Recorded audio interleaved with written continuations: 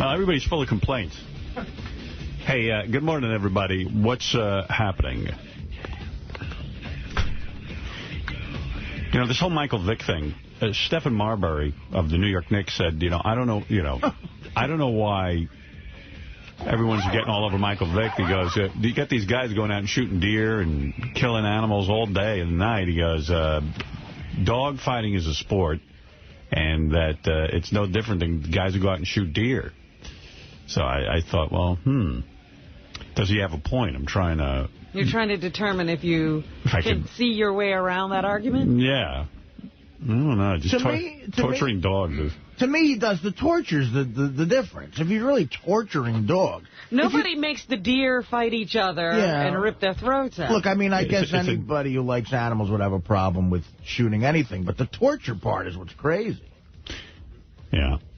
The rape room. There's no rape room for the deer. Imagine when you go out and shoot. Imagine having a rape stand for your whatever dogs. that thing is called. It's evidently, like, the dogs are so aggressive. They're so bred to be aggressive that... You can't even breed them. Yeah, so you put them on a rape stand, and then the other dogs rape them.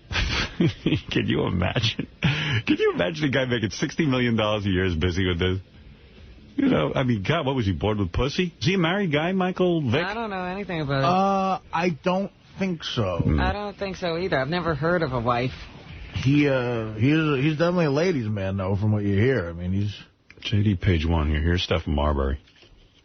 I mean, I think it's tough. I think, we don't say anything about people who shoot deers and shoot other animals. Shoot Diaz. Diaz. I mean, from what I hear, dog fighting is a sport. It's just behind closed doors, and I think it's tough that, we build Michael Vick up and then we break him down, and I think he's one of the superb athletes, and he's a good human being. I just think that he fell into a bad situation. Fell into it. Fell into a bad situation. So did Al Capone. He forgot to pay his taxes. Again, he's missing the point, though, that Pharrell was really smart in bringing out. No one else really... I've been thinking about what Pharrell said yesterday, and it's so true. By being involved with this, forget about the fact that he's a sick person torturing anything. Yeah. He gets involved with gamblers. And if he gets in trouble with them, it could compromise him as a football player. That's what this is all about, Well, gambling. not only that, he was saying that there was going to be a federal RICO indictment if he didn't cop a plea to this. Right. So he had other issues to deal with. Riley Martin was on the air last night, evidently. I haven't heard these clips yet, but I guess he didn't get his paycheck right away. Uh-oh. You know how that goes. Yeah, so... I guess he was blaming me. Doesn't go over well with Riley when his paycheck is late. So a lot of the show is about how... And then, of course, the callers pile on. And Yeah, they just feed the fire. Yeah. Here with me in the studio tonight, of course, is my inimitable co-host, Eric Eron Macaulay. Yeah. And the great Kevin Firehawk, producer, who actually has a job at Sirius. I'm sure he got paid around the 15th of the month, though I have not received my check yet. You understand? They say, wow, the Golden Jew makes $18,000 a minute, but he's going to rob the poor Negro from a few $100. Okay, I'm not mad. I have information to download to the people. I might be getting annoyed with him. I mean, he might have finally gotten under my skin. You really are going to take that personally? Yeah, I mean, come on. So we're going to go right to the calls. This will be Joel from Florida, Riley. Hello, Joel. San Juan, Mr. Riley. Attention one, Joel. I just received... When is someone going to explain to him that everyone's goofing on him? That Quatan's in Why would you want to let Riley know what's happening? And my bumper sticker, and I was listening to Howard today, and he was making fun of people that have bumper stickers, and I kind of felt like shit, after that. So what do you think about that? Look, kid, if you have a Riley Martin bumper sticker, then you should be proud, since Howard has instructed them to withhold my check and not pay me on time, even though he makes $18,000 a minute. I have no respect for them. any of them. Because whatever they say, son, they are reprehensible worm suckers. You understand? He might be dangerous to me. I mean, maybe he's really believing that I actually orchestrated them not to get his paycheck. I don't think so. I think you're making way too much of this. Is he crazy? I mean, I know he's crazy. He's crazy, but he can't do anything. You know, like he can hardly get out of wherever he is. He cannot stand that I have some popularity. He's going to try to starve me even worse than he already was. So anything he said to you, disregard it. It's not worthy of your thought, okay? Sheesh. Next call, Riley. This will be Rob from Indiana. If you put a Riley Martin, of course that guy was yanking Riley's chain. No one's taken a symbol and put it on their car. But if you're doing that, you're saying to the world, I'm crazy as well. You know, I'm on the crazy train. I'm on the crazy train. With Ozzy. Riley, what's up? Hey, Rob, how are you, man? Not bad. Hey, first and foremost, you should be pissed about not getting that check. And secondly, I don't know if you heard this. Well, okay, payday's on the 15th. I say 16, 17, 18, cool. I say 21st, no check. Yeah. Then when I calls in to ask about it, he has Richard and Sal, the super Kojong licking fags to crack on. You understand? I hear you. And all of this, and Howard is behind it. Yeah. Him and that fat water pig, Tim Sabian. By virtue, Mel Commerson. They're all to blame. Uh-oh. Yeah. Uh-oh. Let me tell you, I can take a joke, Tim can take a joke, but Mel really can't take a joke. Now you're messing with the wrong guy. Yeah, you don't want to be invoking that name. Mel can't take a joke at all. I remember when we were on the air at NBC, before I knew Mel, I wasn't working for Mel, and I brought up something about Mel that was negative, or said something negative. I never knew the guy. And I think Donna Fiducia, our helicopter girl, happened to say, yeah, I work for Mel, that's right. Just like that. Mm-hmm. Mel said, when he hired me, he goes, you're not bringing her over. Because she said shit about me. I go, well, I did too. He goes, yeah, well, you I got to put up with. I'm not putting up with her. That's right, was what she said? Yeah, like something like, that's right, Howard. I worked for her. Colonel Rupert had to put up with Babe Ruth shit. And she never worked for Mel again, I'll tell you that. Yeah, I'm sure Robin ain't waiting for her money either. Oh, no. The little Bojangle baboon girl. Right. Yeah. Secondly, Riley, I don't know if you heard... Bojangle baboon. He is a wordsmith. Yeah. What was Tim? Water pig. Golden Jew, water pig, and water pig. Bojangle baboon. Yeah. He's the smart one out of the group. He's teaching us all. Heard or not, but supposedly Bubba the Love Sponge is going to be gone next year. Here's a guy, supposedly he wants to work and he doesn't want to show up anymore. How about you taking that slot? Well, geez, man. They could have been using me to the best advantage that they could. Yeah. But you see, Howard Stern is such a little backstabbing, underhanded, mud-sucking worm until he cannot stand anyone having any popularity other than himself talking about flashing little boys in the park. You understand? Yeah, then to top it off, you're taking a vacation every other week. Yeah, right. Yeah, lazy. And he makes $18,000 a minute, even on vacation, but they're going to withhold Ryder Martin's check. Yeah, they can't hand any of it to you, you know? Yeah. You have a question, Rob? Yeah, the question I have, I didn't mean to get off. Thank you, Iran. Yes. Yeah, let's focus this man. To me, this show's the funniest when he's ragging on us. Oh, yeah. When he starts going into his alien bullshit, it's old. You can't buy that. No. This stuff is real. Yeah, this is real stuff. Now he's got something to talk about. Well, if I'm so worried about his popularity, why am I putting him on the air? Wouldn't I just keep him off because he's such a scary talent? Like what? Well, that's why you're irritating him by withholding his check, hoping he'll quit, I guess. But why would I want him to quit if I'm the one who put him on the air? I'm not going to try to explain Riley's logic to you. It makes you look like even more of a genius if you found a guy like this that no one else is putting on. And, you know, but to me, the show, this money stuff brings him so into reality that he might actually forget his bullshit. Right. He doesn't remember the alien. I like, you know, listen, I just love that he really thinks... You know, we sit there and calculate how to screw him out of money. Yeah, he has directed them. And I love that, you know, That's his megalomania, that you wouldn't, and the top people in this organization are sitting around going, how can we fuck with Riley? And the best part of the show, let's be honest, is that the listeners all call him up and just egg him on the entire night. The guy just now, he was like all over it. Just I mean, that's pretty every good. Button. Riley, I bought one of your symbols, and I put it on my car, and Howard doesn't think that's good. I know. Robin isn't waiting for her check. Yeah, right. I mean, it's perfect. Goes on vacation, lazy. Oh, yeah. Lazy. We are back. People, we are back. You must forgive me if I seem a bit out of sorts. That's because I have not got paid.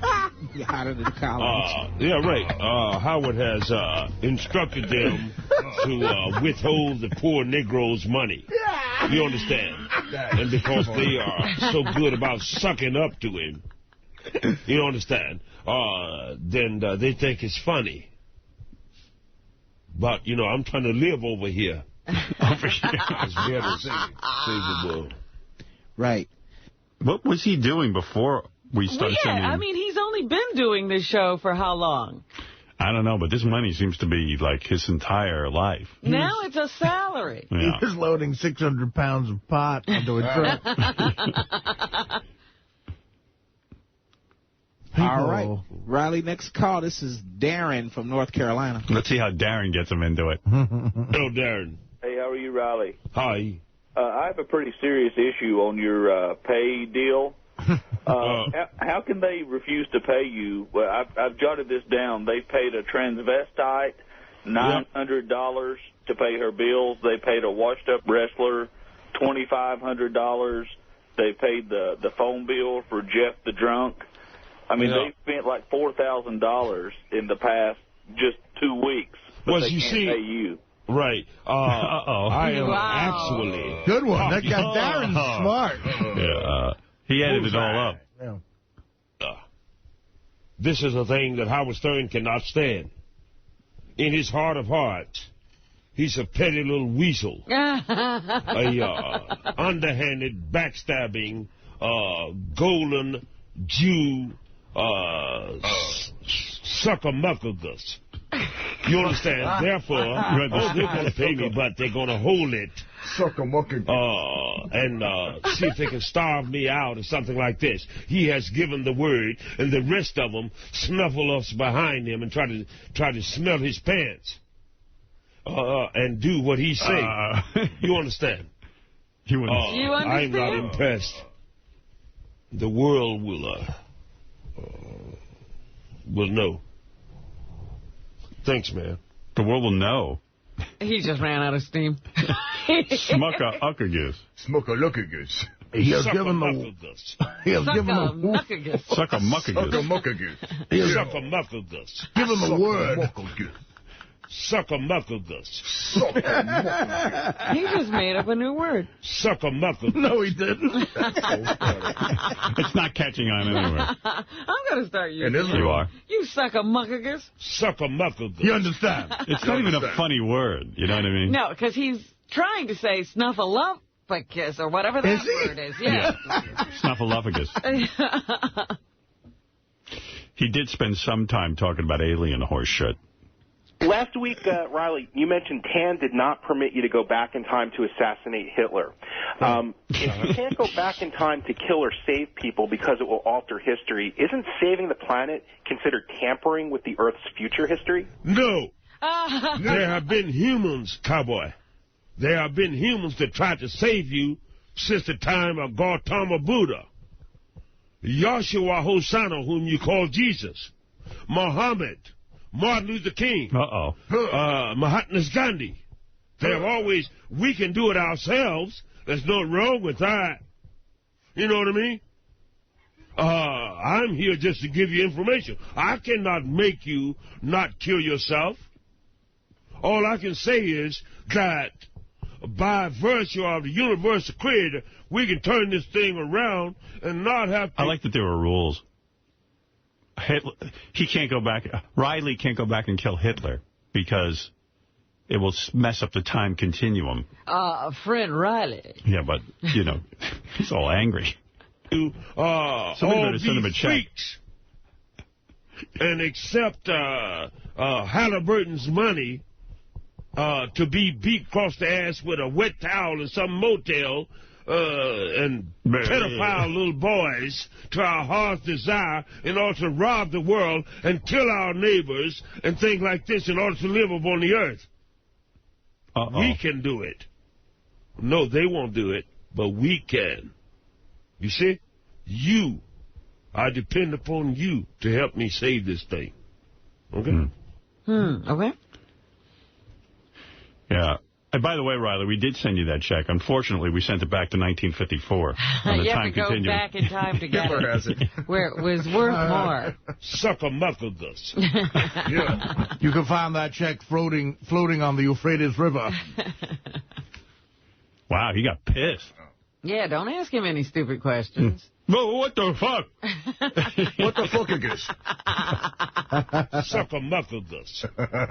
Riley, bear with me on this question. I've been wondering about this. In terms of the alien genes and chromosomes, you have said that the aliens sometimes manipulate circumstances where a certain person with the gene is surreptitiously influenced to meet and procreate with another person carrying the gene, and that this could create a future great person.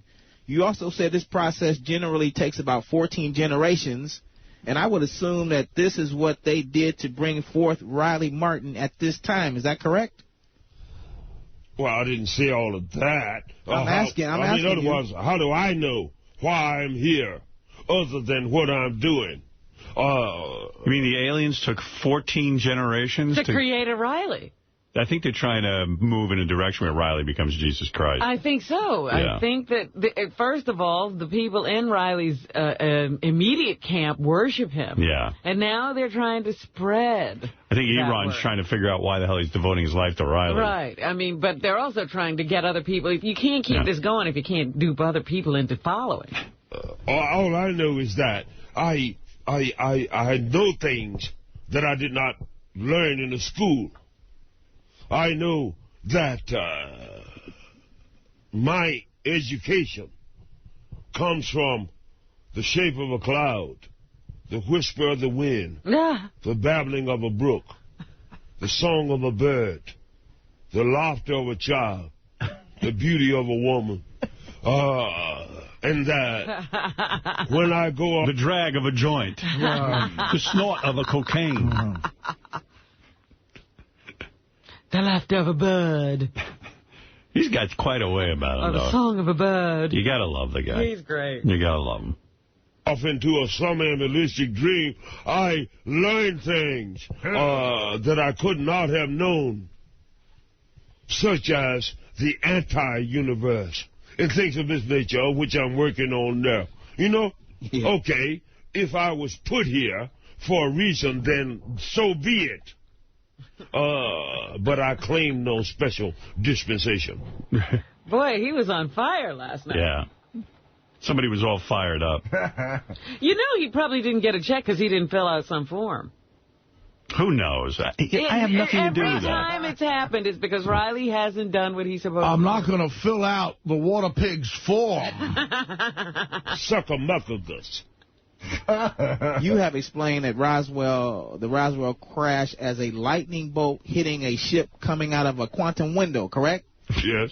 You also say that a ship fell on the Japanese... That Enron's good. Did I say that? Whoa, that was some heavy bullshit. Are you kidding me? Did I say that, Enron? Damn, that was good. I like that. That sounds good. I said that. I'm going to write that down and make it a poster. When did I say that exactly?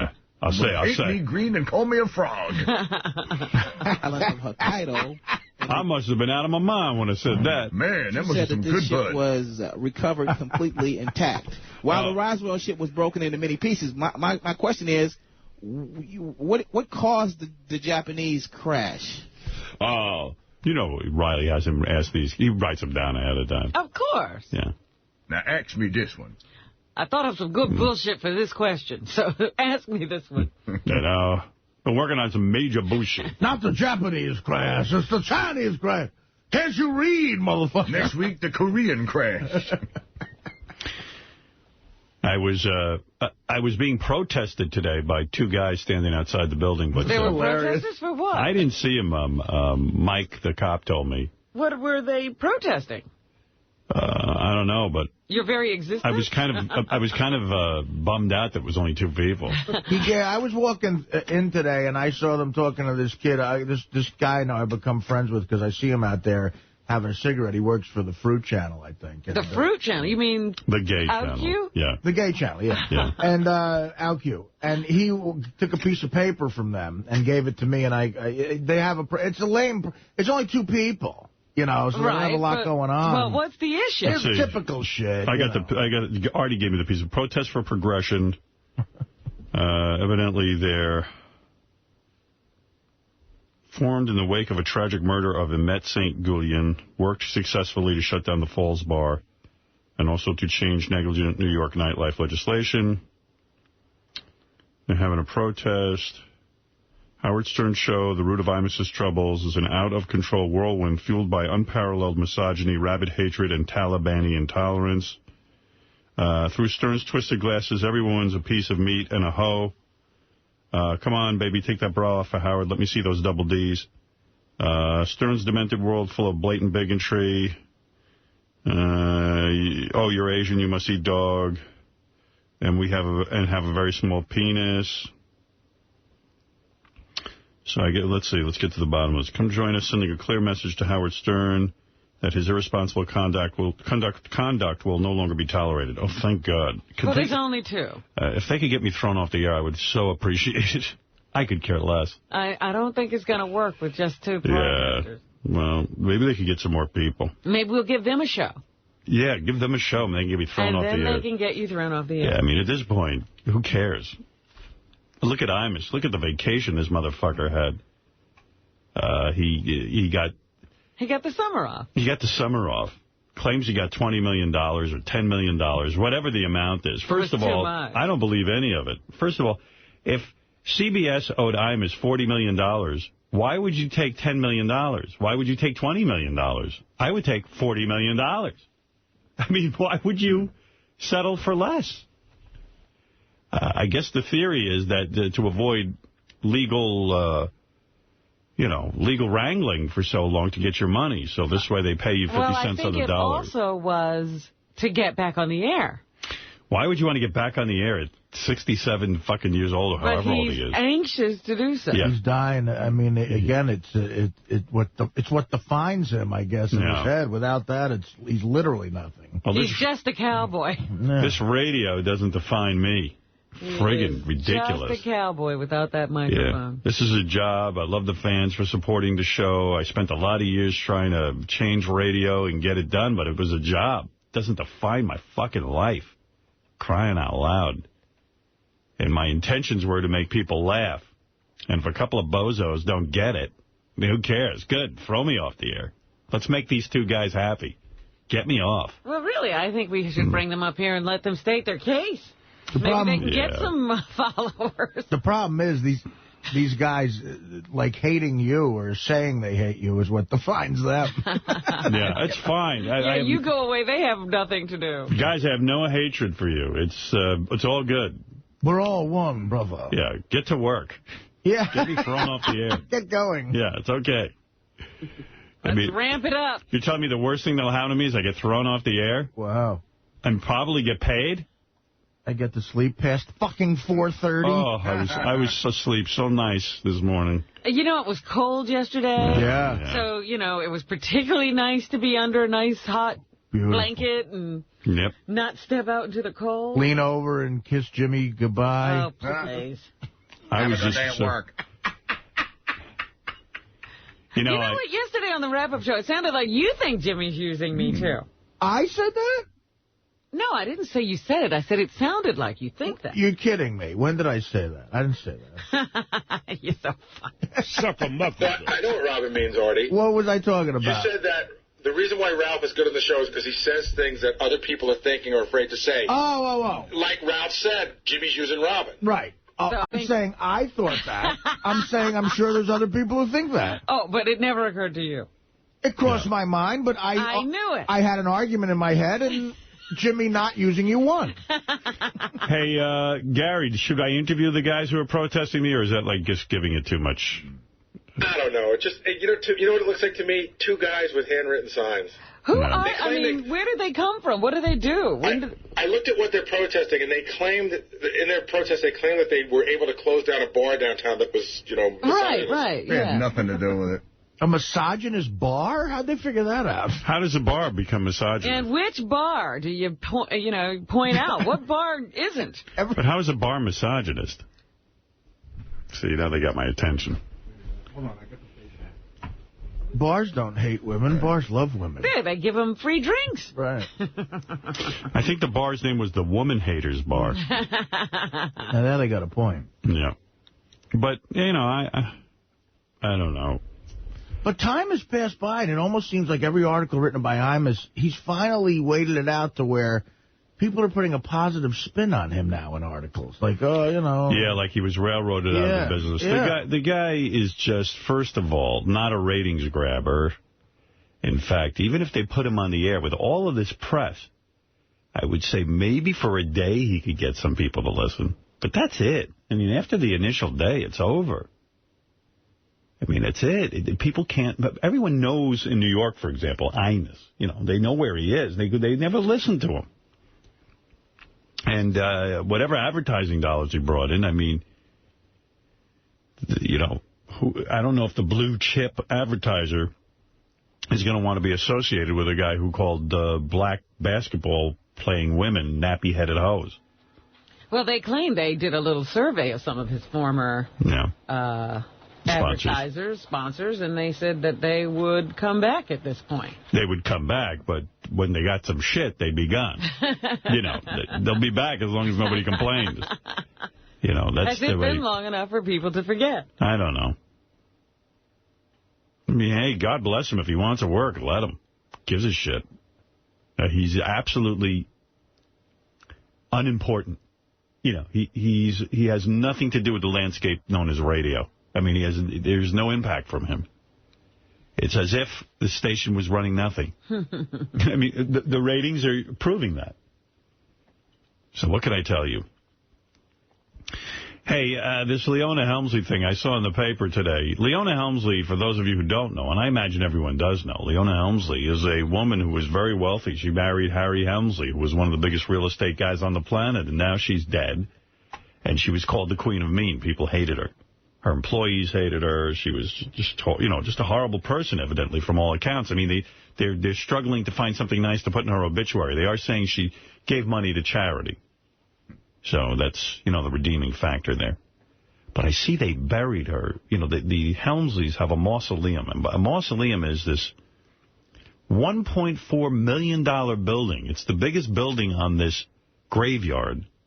And it is this gaudy, big, white structure where Harry Helmsley and Leona Helmsley are, what do they call that, interned? Interned? Actually, it's interred. Interred, right? Like turd, T-U-R-D? Interred. I guess because you're interred when you're married. You are a turd. You become turd. But anyway, yeah, that's where the origin of that word is, interred. From the Latin root turd. From Latin turd.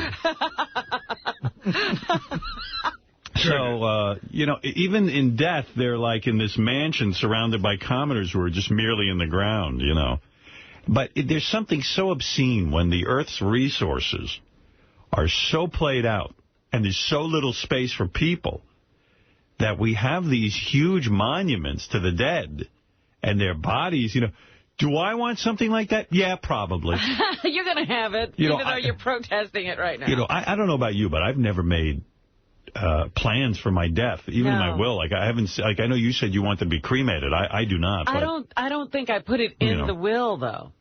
Yeah, like, nobody knows what to do with me when I die. But, I mean, would I want a pyramid? Yeah. Maybe a whole fucking pyramid. Forget forget this mausoleum. I want, like, what the Egyptians used to bury their pharaohs. You want a sphinx and everything? Yeah, a sphinx. From the Latin word sphincter. When you become a turd. When I become a turd, I want to be a sphincter. I really would, I understand it. I believe that my place in history is so important that people should be able to... There should be a Howard Stern library. Yeah, I should be honored. Like a president. Yeah, I think I did something great for show business. I don't know. And for entertainment. And then people can come and visit the library and read your files. Got my files, yeah. Actually, in my will, I did, like, leave, like, my daughter's in charge of my legacy, like, all of my tapes. My archives. Like Frank Sinatra. Yeah, right. I don't know. They don't seem to have much interest in my archives. Well, they could later on. Or my career. You never know. Maybe They'll be the curators of the Howard Stern Museum. Yeah. You need somebody to... I mean, Elvis did it. Look at his daughter. She's making a mint. It's making me crazy. Yeah. But, I do want I mean, but it really is obscene. Would you bury yourself at your library, like, the president? Yes. It seems like I need to be somewhere where I can be worshipped to a degree. That's a little creepy to be buried, like, in the library. It'd be nice. And Marianne from Brooklyn, I know, will visit me every day. That's right. Who's that woman who comes, that old woman with the veil who comes I love Howard. Every year. Here she is again. Every year, every day. And Sal will be there. But I see this picture of this mausoleum, and I really do get upset because $1.4 million to build this thing. Wow. And, wow. And the space it takes up with these two carcasses laying there. I mean, they're dead carcasses. It's like, it's taking up a lot of space. Yeah. And nobody needs to go visit that.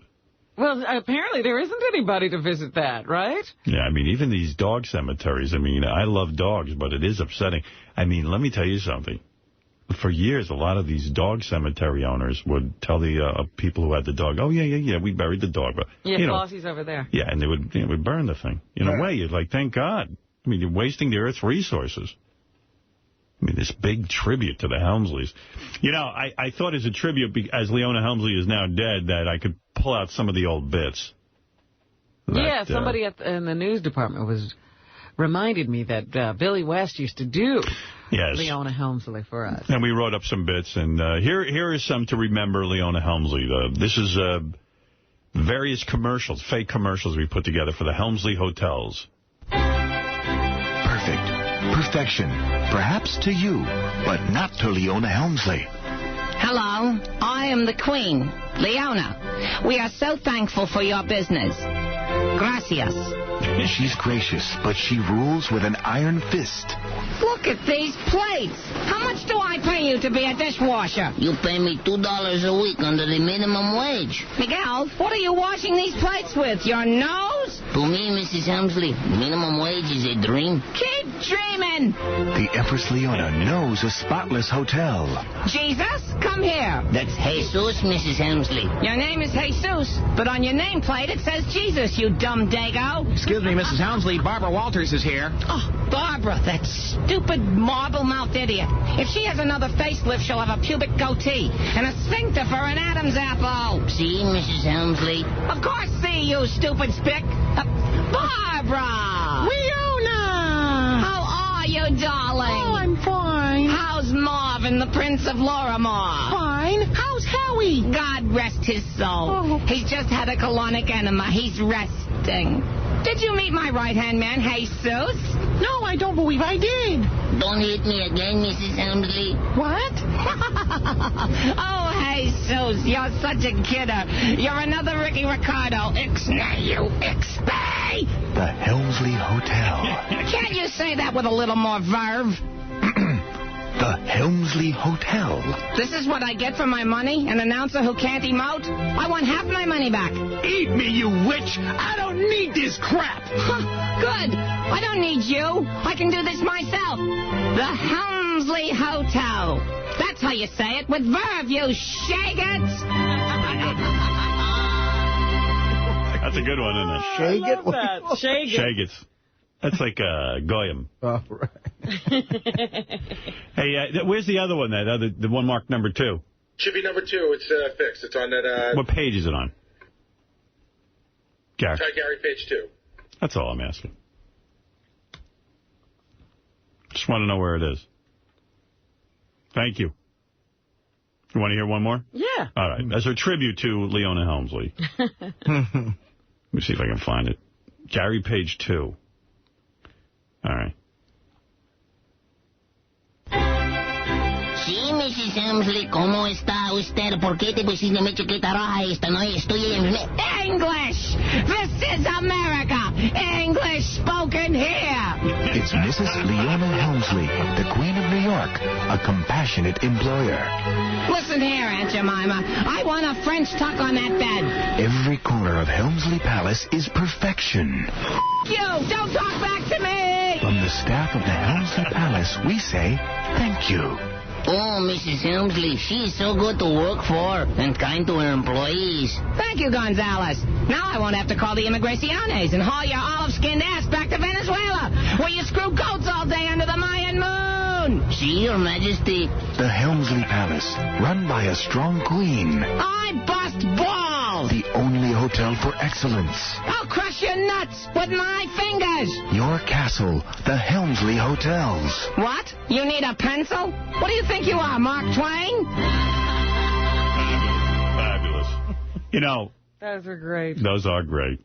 You know, she was a ball buster and really very hideous to look at. And when you read in her obituary that she was a former model, you can't even imagine this man-like creature could possibly have walked the runway.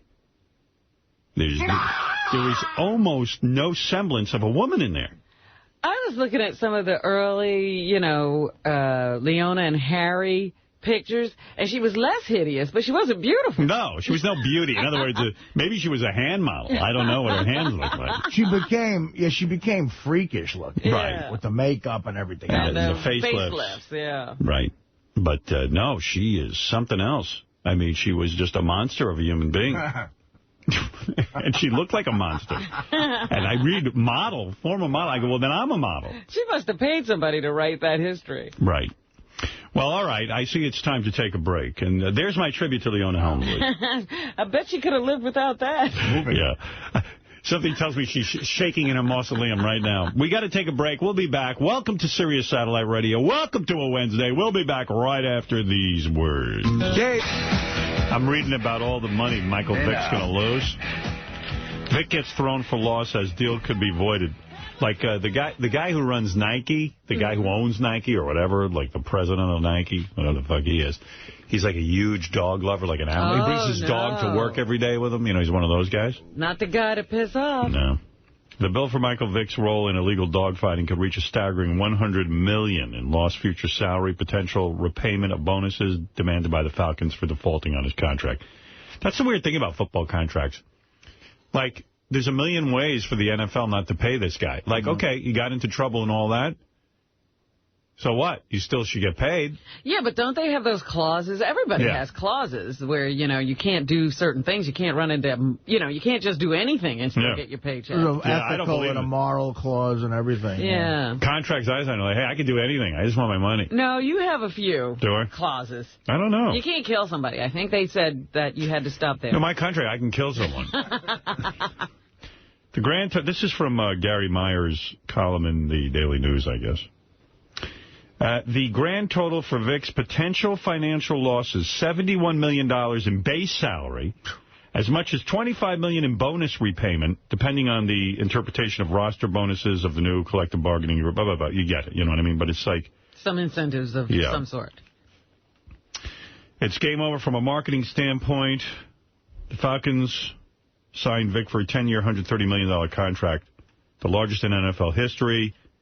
He's already collected about $40 million, including $37 million in signing and roster bonuses. He's busy with dogs. Oh, that's how he got into the business. Had all that cash. Yep. He must have had a great dog fighting business, though, you know. He must have had like 50 beautiful rape stands. And I would hope. Water torture the racks. The dogs were being killed in absolutely luxurious digs. Look, man, I ain't bragging, but I got 50 rape stands. You know, motherfucker, I got $48 million worth of rape stands. You got to see the rape stand Mike got. Shit. Michael Vick's got a rape stand. You ain't never seen one like this. It's diamond made studded. of gold. Before they rape every one of them dogs, they give them diamonds. Yeah. You know how we fight dogs and rape them? Mike's got great equipment for that now. Yeah. He spent $6 million upgrading his rape stand. I wonder if he was so into it that when he got the contract with the NFL, he's like, yeah, now I can upgrade my dog raping. Right. I only had one dog before this contract. I mean, Jesus, how sick I mean, the other thing is, if you're an Atlanta Falcons fan, it's a real sad day because he was their future. Well, they are now scrambling to try to figure out what to do this season. He's not a replaceable guy because he's got an amazing arm. He's not always accurate, but he's got a bullet of an arm. Michael Vick drowned his dogs in Avion water. Vick voided out the last year of his contract. Well, let's see. Vick was due to make $6 million in base salary this year. Rawlings ended its endorsement deal with Vick. Nike suspended his contract. Upper Deck and Donruss are not including Vick's trading card in their release this season. Oh, no. And the NFL is no longer selling Vick merchandise through its online store. I was listening to, Gary played me some tape of Fred McCrary. I guess he was on ESPN Radio. He's what is he, Artie? He's a teammate of him on the Falcons. Yeah, he's on the Falcons, and he's like, you know, Well, that means a lot to him. A lot of the black athletes are coming out and saying, hey, man, you're doing this bullshit. You know, but I don't know. It's tough to defend Michael Vick. I mean, Frank McCrary, he's like, listen to his logic. This is kind of wild. I don't know if any white teammates have said anything. No white teammates have come forward. Dudes, yeah. If you got 9 dominoes and 8 of them fall, what else you going to do? What you're telling me is Michael Vick is innocent of these charges, but has to plead guilty? No, hold on. Don't put words in my mouth now. I didn't say that at all. I didn't say he's not guilty of the crime that's been committed. I ain't say that at all. Okay. Association, probably. Has something to do with it, finance it, probably. But who says he put the dog head in the water? Nobody knows that for sure. If you don't understand dog fighting, I don't. Then, okay, if you don't understand it, then how could you judge somebody? If you understand dog fighting, it's brutal, it's cruel. Never once have I said that it was the right thing to do. Never once. I'm totally against it. The man made bad choices, made bad decisions. You know what I mean? Choices, decisions, and consequences. You know what I mean? Now he got to pay the consequences. But does that mean turn your back on him? Does that mean just beat him in the ground constantly? This man got kids. This man got a mom. This man got a dad. You guys just throwing him under the bus, running him over twice, back and forth. You're putting it in drive and you put it in reverse over and over and over. You ever hear logic like that? He goes, yeah, the guy's guilty, but let's face it. You don't have to be mean to him just because he did something horrible. Yeah. Well, I mean, taking away a guy's job and his what company should continue to let him do endorsement deals? I think this guy has a vested interest. He needs Michael Vick to come back. Yeah, that's true. And so he's trying to say, please don't continue to destroy him. Let people forget while he's sitting in jail. Who's Roy Jones Jr.? He's a boxer. He's a boxer. No, here's what he's got to say. I think he's into cockfighting, isn't he? Yeah. He's into some sort of animal A lot of this shit, I think. Yeah. I'm not saying he's right, but, dude, it's a dog as a human being. You're taking more precedent over the dog than you are the human being. Well, listen. We ruined this guy's career because he made a mistake with dog. Everybody just wants to see him go down so bad that nobody gave him a chance, nobody stepped up and helped. I mean, it's bad because we thrive more on taking people down than we do on building people up. And we're human beings. We should be able to talk about it. We should be able to say, okay, this is what we're going to do, Mike. You made a mistake, we're going to put you on probation. If you make one more mistake like that, then you're gone. It's like, hey, man, come on, those are just dogs. Well, yeah, you're coming from a certain culture where, you know, dogs Animals are just... don't get that kind of respect. Yeah, they're fucking dogs. Yeah. Some people are probably shaking their head. We talk about a dog. Well, I give a fuck what he did to a dog. Right. Anyway, Gary the Retard and Daniel Carver discussed the Michael Vick. Yeah. They got into it? Daniel Carver is of the Ku Klux Klan. We were always interested in the Klan's Well, this is not the Klan. This is Daniel. This is Daniel. That's true. This is not an official Klan statement. And the Klan disavows. And we're always interested in the retard view. Yeah. So here's Gary the retard, and this is going to be bad, I think. This is just one big retarded view is what this is. Okay, here you go. Daniel Carver, the Ku Klux Klan, and Gary the retard. Hello. Hello. Hello. Hey, old man. Hey, Gary. Hey, what's up? Hey, Gary, did you hear about that Michael Vick, the quarterback for the Atlanta Falcons? No, I haven't. He's a nigger quarterback for the Atlanta Falcons, and he makes about $2 million a month, but he's going to jail now because he was letting pit bulldogs fight and betting on them. They shouldn't charge Michael Vick with letting dogs fight because he's an animal himself, and you shouldn't punish one animal for letting another animal fight. That just proves no matter how much money you throw at a nigger, he's still just a nigger.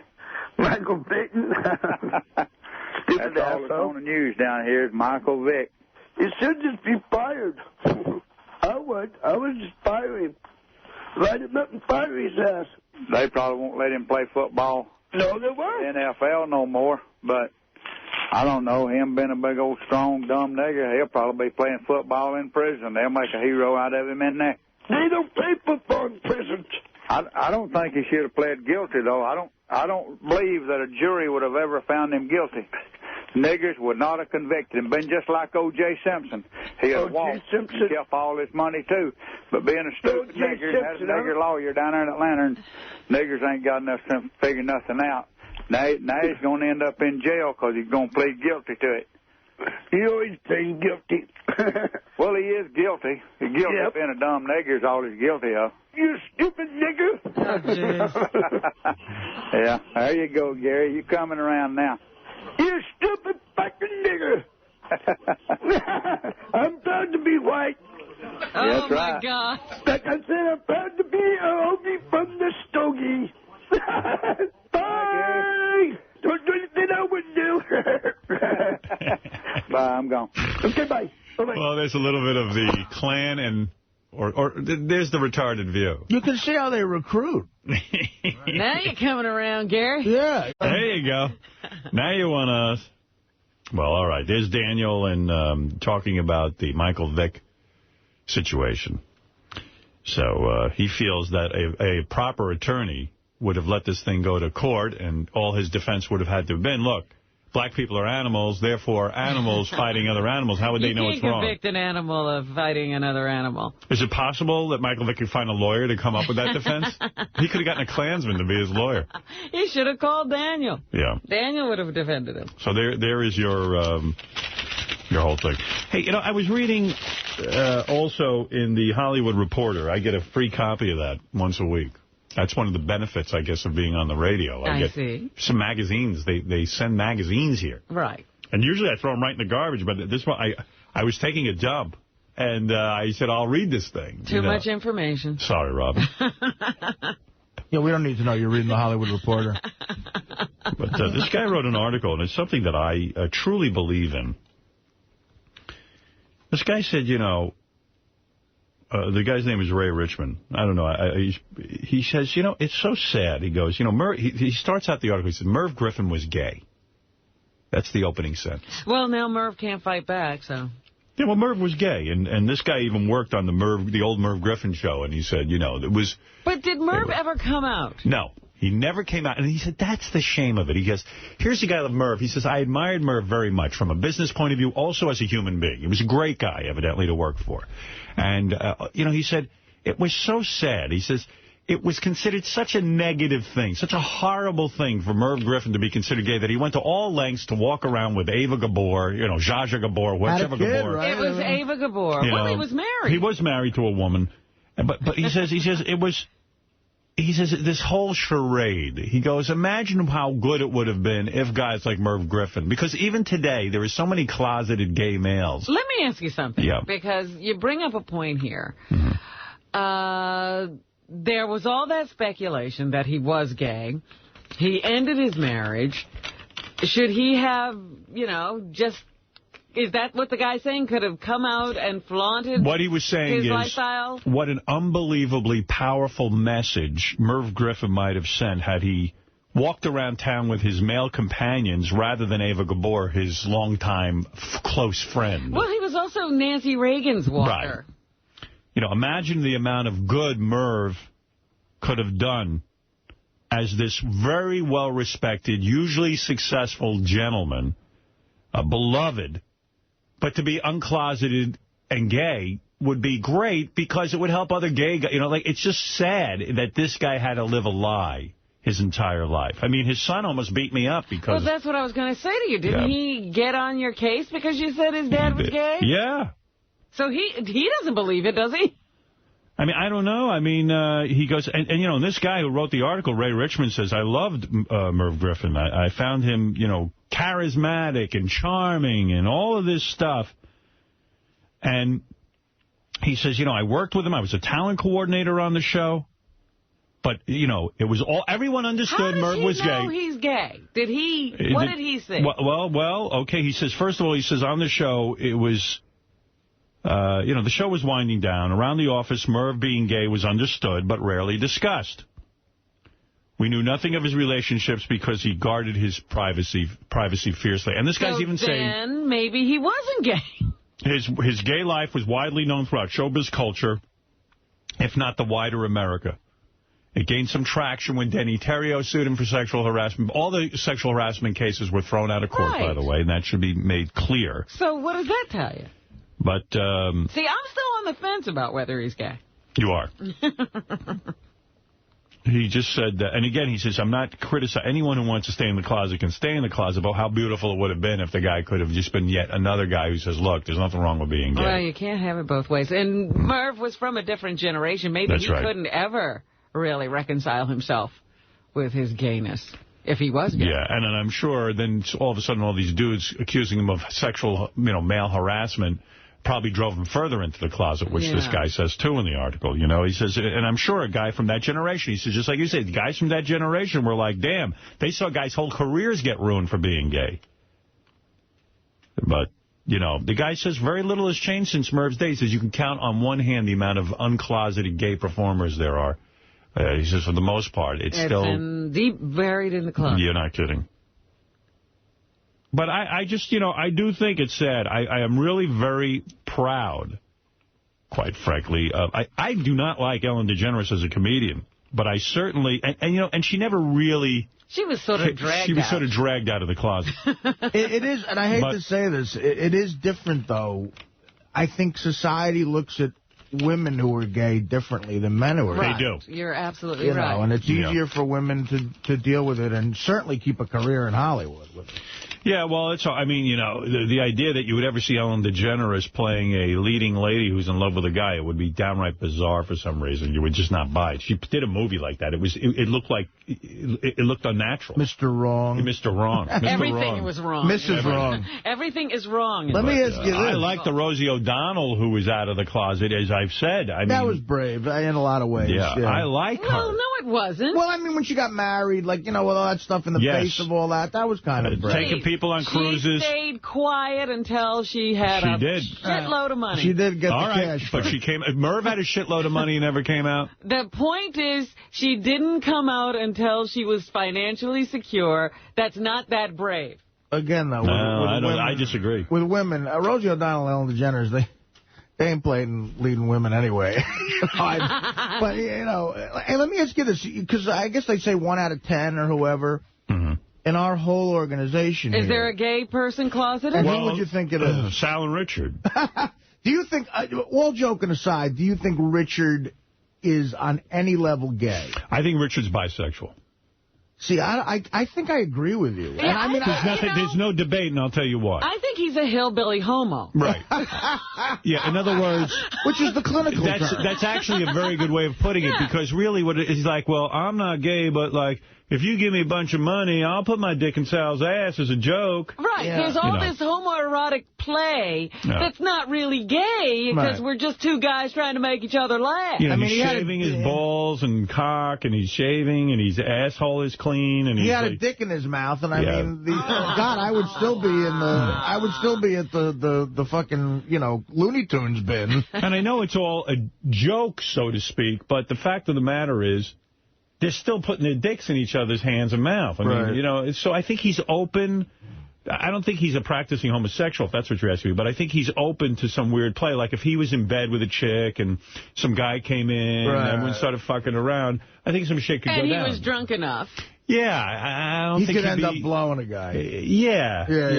I could see that. Yeah. Oh, the whole thing. He could, he'd be squeal louder. Really? Oh, yeah. I mean, I think he could get into it. So I'm not saying he's an openly gay man. He doesn't know it. He's just bi.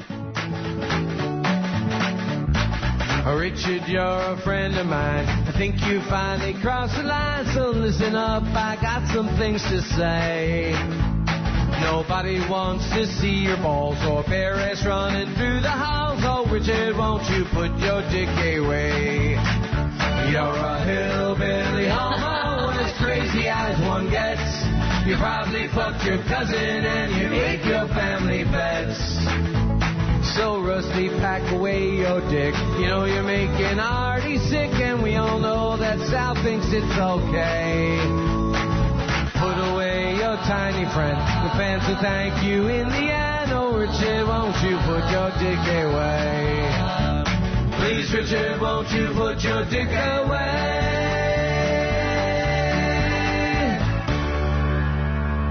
Well, there you go. I have to defend myself on Go ahead, sure. And there's no defense required. I know. I mean, nobody's going to believe me no matter what I say, but I'm not at all sexually attracted to guys. I didn't say that. I said to you that you don't realize that you are bisexual. If circumstances came about, you would play into the whole bisexual thing. But there's been circumstances. No. I've slept in beds with guys. You said to me you would blow a man for $1 million. No, I didn't. No, I did, never said that. How much money would it take to have... $500 million. Okay, you're gay. So there is a price. So there's a price.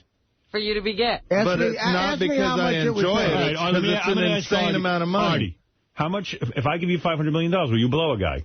You looking for some fucking trouble or something? Yeah, that's the right answer. Yeah, but Artie's got a lot of money. He doesn't need the money. I ain't got 500. There's money in his money, brother. 500 million. Were you kidding me? Did you once tongue kiss Joey Boots off the air? We touched tongues. Yeah. I mean, what are you doing? Goofing around. I'm not attracted to Joey Boots. That's that. Oh, it was just a joke. I'll tell you this. You're joking around, but I don't joke like that with another man. There's nothing to joke about. Touching tongues? It's just goofy. It's like, who cares? Yeah, see, the guys in Deliverance who grab Burt Reynolds and his friends, they aren't gay. But wait a second. They sure fucked him in the ass. When you say it's goofing around, who cares? As a heterosexual man, I care. Yeah, but that's because I can't goof around with another dude like that. But I'm not uptight about gay people. That's my point. I'm not uptight about gay people in terms of their lifestyle. You're not uptight about gay activity. You're not uptight about doing gay stuff. Yeah. No, for a laugh, like touching a tongue. In front of your friend as a kid. That's as gay as it gets. Yeah, no. I beat off in front of a man. There's a gay tendency here. Well, that was, I mean, when you're young, you're curious about, not about gay stuff, but about jacking off. I was never curious about jacking some in front of my male friends. But your friend never told you, hey, you ever tried jacking off when you were a little kid? And my friend asked me to jerk him off. And I was like, I don't think that's right. Well, I didn't touch my friend. He just showed me how to do it. But you tongue-kissed a man. You've had cock in your mouth. You're not a kid anymore, and you're still doing this stuff. Well, because I'm on a goofy show where we do goofy stuff. And I appreciate that. I've been on the show 7 years. Haven't gotten a year, something like that. But you're open to it because you have a bisexual tendency. A leaning. You just can't face it. But I can't You're not grossed out by touching Sal's cock and putting your hands on it and painting it. Yeah, but that's just because it's a fun thing. He's a friend of mine. It's not fun to most guys is what I'm telling you. I know, but it's not a sexual thing to me. Most guys' heads. It is sexual. To have them do that. You're touching a man's penis is sexual. I would never do that in private, though. Here we go. Ready? I didn't ask for that tape. Thank you. Oh, my God. But what I'm saying is, like, the hottest guy in the world, if he was standing naked in front of me, alone in a room, who is the I would walk out of the room. Right. Who's if Brad Pitt was naked in front of me in a room, I wouldn't do anything. But my point is, Richard, you probably could have sex with a man. You don't want to have a relationship with a man. No, I could never put my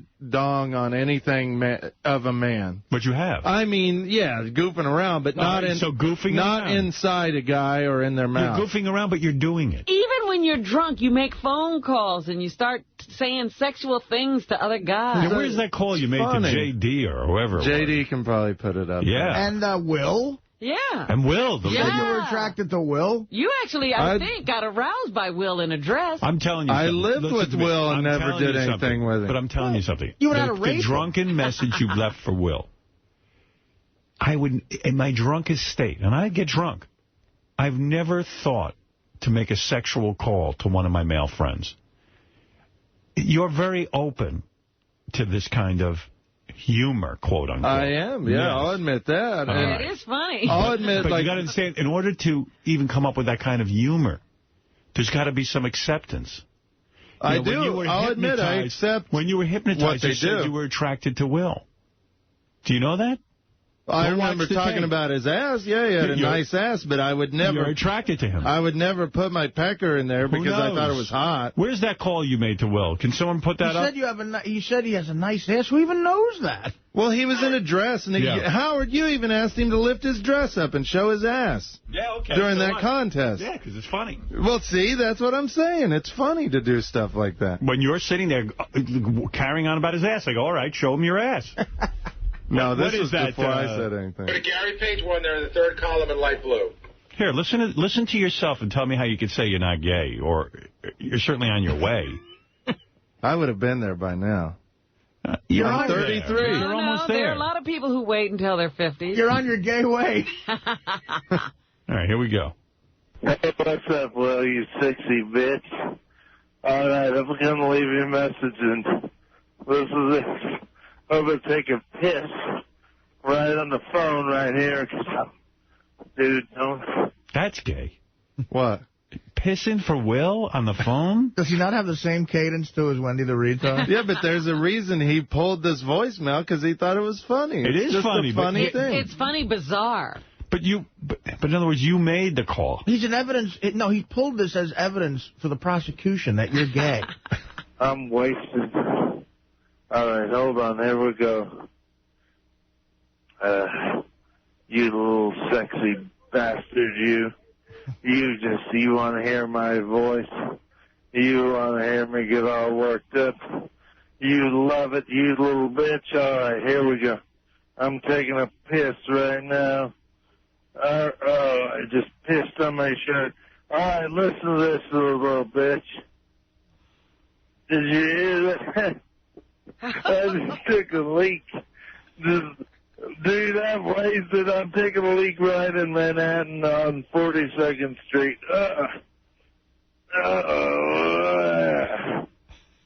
Oh, you love it. You just want to hear me take a leak. You love this stuff. You turn on my hot, sexy, hairless body. Oh. You just wish you could have a lick of this peach-colored hair, Jansen hair. Wow. I just took a leak off my phone, and you just heard it. I hope it turned your ass on. You love it! You love it! Love it! End of message. Maron. Are there people living on that street? Let me tell you something. You play that in any court. That's just gay. You're drunk, your defenses are down, and you're talking about how you basically you're thinking, projecting his thoughts. You want to lick my sack. I mean, what are you talking about, dude? I was That's just gay. goofing around. And you're telling us the kind of body you like, a nice, hairless, peach-colored. Yeah. I know you're goofing around. I mean, if you went to prison, there's no doubt in my mind, within a month, you'd be someone's bitch. I mean, but if I could help it, I'd fight. Offensive. If somebody tried to bang me, I would fight them off. I wouldn't allow that. But it would happen. Unless it was a young, hairless, peach-colored. Yeah. I mean, but don't you think there's a part of you that night who was kind of hoping Will answered the phone and said, listen, I'm feeling the same way. Come on over. No, not at all. Come on over. Nothing he could have said would have brought me over to do anything with him. You know, Richard, it's ridiculous for you to stand here sober and say what you would do. Right. What do you mean? What do I mean? When you're drunk, your defenses are down, you're a different guy. Yeah, but I don't turn gay. I don't know how you black out. You don't know what you do. Yeah, I know. Well, you hot stud, you. Listen to this. I don't care. Because I ain't no holler-back girl. I ain't no holler-back girl. You're calling him hot, and you're singing Holla Back Girl. You're singing Holla Back Girl. I get douche chills when I hear myself like that. You're the holler back girl. You're ain't no holler back girl. Ain't no holler back girl. Yeah.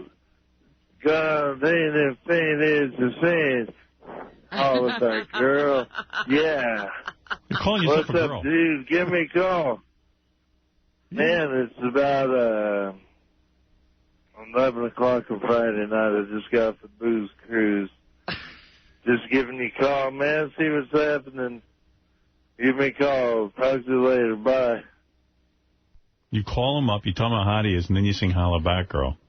Well, what does Will think? Does Will think that I'm attracted to him? Yes, he does. Yeah. He's scared. You're giving out all the signals. I would, I just could not imagine like rubbing a man's face with the facial hair and just nothing about a guy turns me on. Just jerking him off might be funny. No, right? No, come on, holding the cock and rubbing it and watching it come. Come on. If you gave me $20 million and we did it on the air, it'd be funny. All right, but I'm not going to do it in private. You're messing around. Maybe there's a girl there too, and you just jerk the guy off. I could see you doing that in 2 seconds. If you were it's just your hand.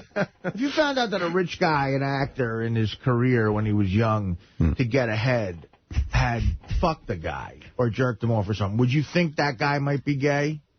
Yeah. Well, that's what you're saying, Rich. You're saying you'd be willing to have some sort of gay encounter for money or...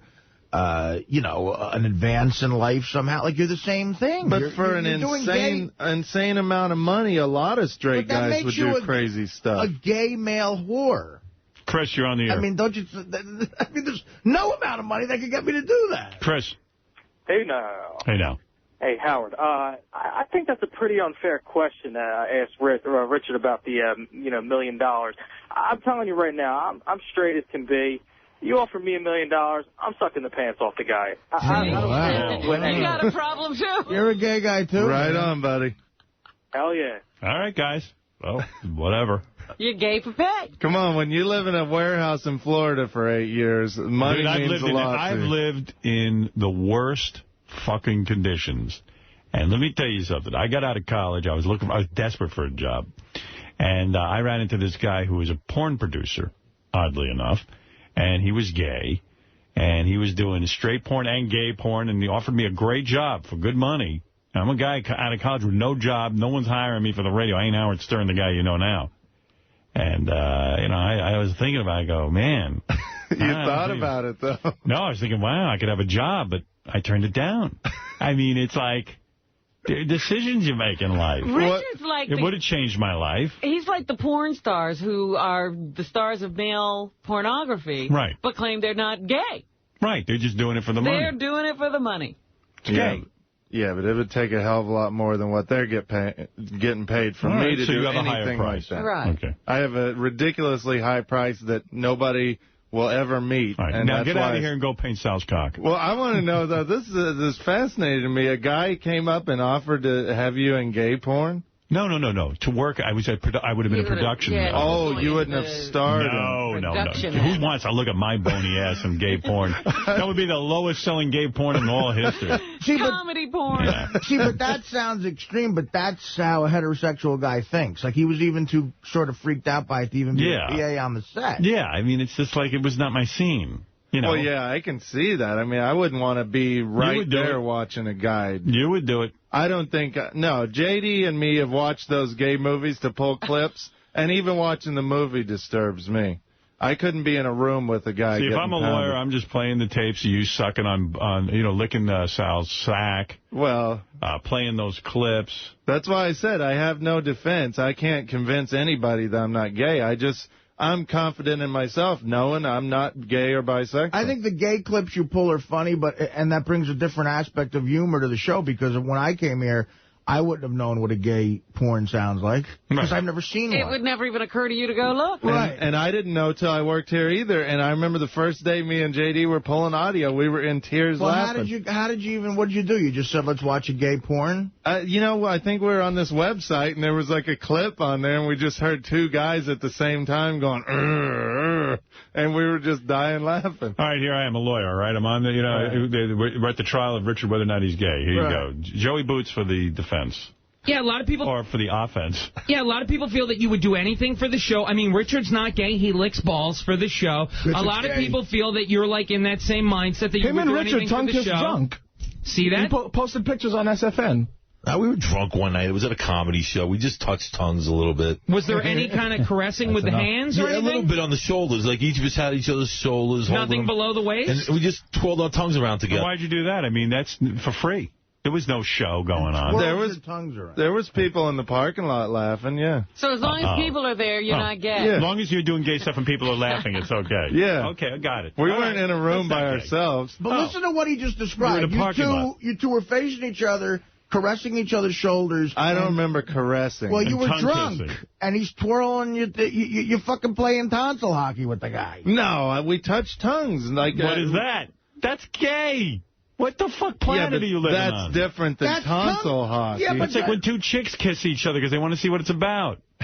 This was a tap of the tongues. Whatever. Why would you do that in a parking lot? It's not even like you have the excuse of being on TV for the show. Richard, when you're making out with a chick and she slips you the tongue, that takes it to another level. Then you're you're in on some level. She's attracted to you. She wants to at least make out with you. You guys skipped the beat and were right to tongue. But we didn't kiss. Who started it? Who initiated? Like, who leaned in first? I think I did, but he sat there with an inviting mouth, and he opened it, and I went in first. And then you didn't, like, pull your balls out and try to get them licked or anything? No, I don't even think this has ever been brought up on the show before. Was this before or after Richard licked Sal's balls? No, this is way before. It was probably about a year ago. November, December 2005. He remembers the date.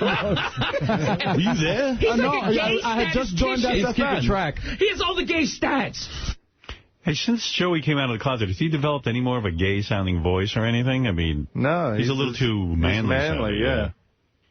Hearing him say inviting mouth, though, that's you were standing there with an inviting mouth. Yep. See, now, if Howard's playing that again, like for the prosecution, okay, that's one. And then, if someone could even ask about you, was this before or after Richard licked Sal's ball? I mean, it just doesn't look good. I know, I have zero defense. I'm just coming in to say... Myself, I'm confident that I'm straight and not in any way bisexual. All right. Well, you've made your statement, and fair enough, sir. Okay. It's on the record. But and also, consider it on the record. I consider myself a friend to the homosexuals. Absolutely. Because I'm not offended by anything they do. I'm not offended either. It's just something I don't do. It's just something I'm not into sexually, but I defend their right to do it. Absolutely. But you're already... You understand on a whole different level, though. Yeah. But I think in a weird way, me and Sal are breaking down walls for helping out homosexual people. You absolutely are. We're bringing this out in the open, you know, things like that. So your definition of straight includes leaving dirty phone messages for guys, tongue-kissing Joey Boots,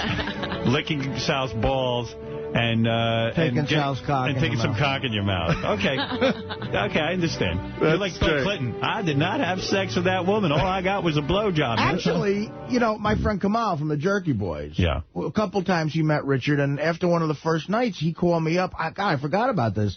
Completely distressed, saying that dude is gay, man. He got drunk. He kept trying to grab my ass. He was grabbing my ass all night. Wow. I was goofing around with Kamal because he's. he really got freaked out though. Yeah, but dude, that's why I did it, because it was funny. Everything's funny. Well, there was cameras there. I think we have video of that because it was on my birthday. Oh yeah. But he was. But you know what? He said I was laughing at first, and then it was like really weird. But it got weird. It went too far. Yeah. To me, it's funny, a guy that considers himself real manly, like you, Artie. Whenever I think I've seen Sal try to do gay stuff with you, like grab your ass, and it's funny how upset and weirded out you laugh. get. Yeah, it's funny that your mind goes to that type of humor. Yeah. Yeah. It's just, anything to make somebody uncomfortable is funny. I hope you think, like what we're doing to you right now. I hope you think Sal in intensive care is funny as well, because that's what's going to happen. It would be. D, you're on the air. Oh, man, this is San Francisco calling. Guy's gay. Yeah. There's a guy from San Francisco. Sorry, 13 years living in San Francisco. I know gay when I see gay. This guy is so gay. I mean, look, taking Sal's cock and not, like, ripping it off of his body and shoving it down his throat means you're gay. Right. I agree with the guy. This is okay. Yep. It's the 21st century. You can be gay. Yeah, just come out of the closet. That's what I'm saying. See, and that would be better for gay people. You've somehow talked yourself into going, we're helping, giving out a message. But Say you're gay. I think he's bi. Honestly, you're bi, and that would help. He's open to all different types of people. No, me and Sal, even like for fun, when we were in San Francisco in January doing comedy, we went to some gay bars just to like. Who does that? Because we just wanted to see what it was like. And I know this isn't helping my defense. Aren't you afraid you might get? You're kind of famous in a little bit of a way. Aren't you afraid of someone seeing you and like? I think at this point nobody would be surprised if they saw me and Sal walking into a gay bar. Exactly. But that's why we did it, because we wanted... This is the worst defense I've ever heard. In other words, you go to San Francisco, which, by the way, is one of the most beautiful parts of this country. I love San Francisco. Yeah. So you go to San Francisco, and by the way, there are tons of hot chicks in San Francisco. I swear to you, when I did a book signing in San Francisco, there were 25,000 people. It was the only market this happened in. Beautiful. Most of them were women. Yeah. And every one of them goes, oh, God, there's so many gay guys here. Yeah, they can't find guys. And if I tell you models, looking women, model-looking women, I mean gorgeous, looking for... So you get to San Francisco, and you and Sal look at each other. You're staying there in a hotel, you're doing a gig, whatever, and out of all the things you do, great restaurant, let's go to some gay bars. That's what occurred to you. When you're in San Francisco, one of their landmarks is their gay bars in the gay section. Okay. Landmarks. And so we went to this bar called Moby Dick's. And we were like playing pool and looking at like all the guys were around and stuff. Yeah, you were looking at all the guys. We were like just touching each other, goofing around, and we just wanted to see how people would react to us. But they're gay. They're not going to react anyway. Richard, again. Wait a second. So you went to the gay bar and you and Sal touched each other and fucked around with each other to see how people would react. Yeah. I see. You're definitely not gay. Yeah. What if you saw two guys across the room doing that and they said to you, we're doing what you're doing? Would you believe them? Yeah, if they were, like if they were laughing like and stuff. G-list comedians who might be doing it for a laugh. Well, I mean, and it was real funny because, gay men must have been like, wow, let's see how gay... You were like, how do gay men react to us acting gay? I mean, well, how do you think they're going to react? They're going to think you're gay. Yeah, the only way that's funny is if you're doing it in a straight club. Right. Yeah, we didn't want to get beat up. Clearly, you've done it in a straight club, too. You've done it everywhere. By the way, Howard TV is putting together a special called Richard and Sal's Gayest Moments. It's a compilation of all their gay moments together, which will, take on new meaning after this conversation. Yeah, but again, you said no one would be surprised if they saw me and Sal walking to a gay bar. Now, to me, if I was in a gay bar, I would want people to be surprised, like, wow, like, man, I can't believe this. No, I want to see how they react when I do gay stuff with Sal. Yeah, I mean... Can we do a bit where Artie walks into all the gay bars in New York City? No. No, he won't do it. Gay Ramon, you're on the air. Hey, Howard. Yeah. Hey, Richard, ever since you and Sal have been doing all this gay bullshit, Howard, have you noticed they don't call me to do anything for your show anymore? We don't need you. We got gay guys. They're fake faggots. That's what they are, fake fucking fags. But Ramon, do you really believe that we're sexually attracted to men, or we just do it for a goof? Oh, you're doing it for a fucking goof. You ain't fucking gay. See? He agrees. I don't think they're fully acting on it, but I think they have gay tendencies and they're bisexual. Even when Sacha Baron Cohen and Will Ferrell kissed at the MTV Movie Awards, that was funny, and they're not gay. Okay, fair enough. Thank you, Gay Ramon. Thank you, Howard. All right. They ripped you off, probably. Well, no, guys. I don't know that Will Ferrell is going around, to gay bars.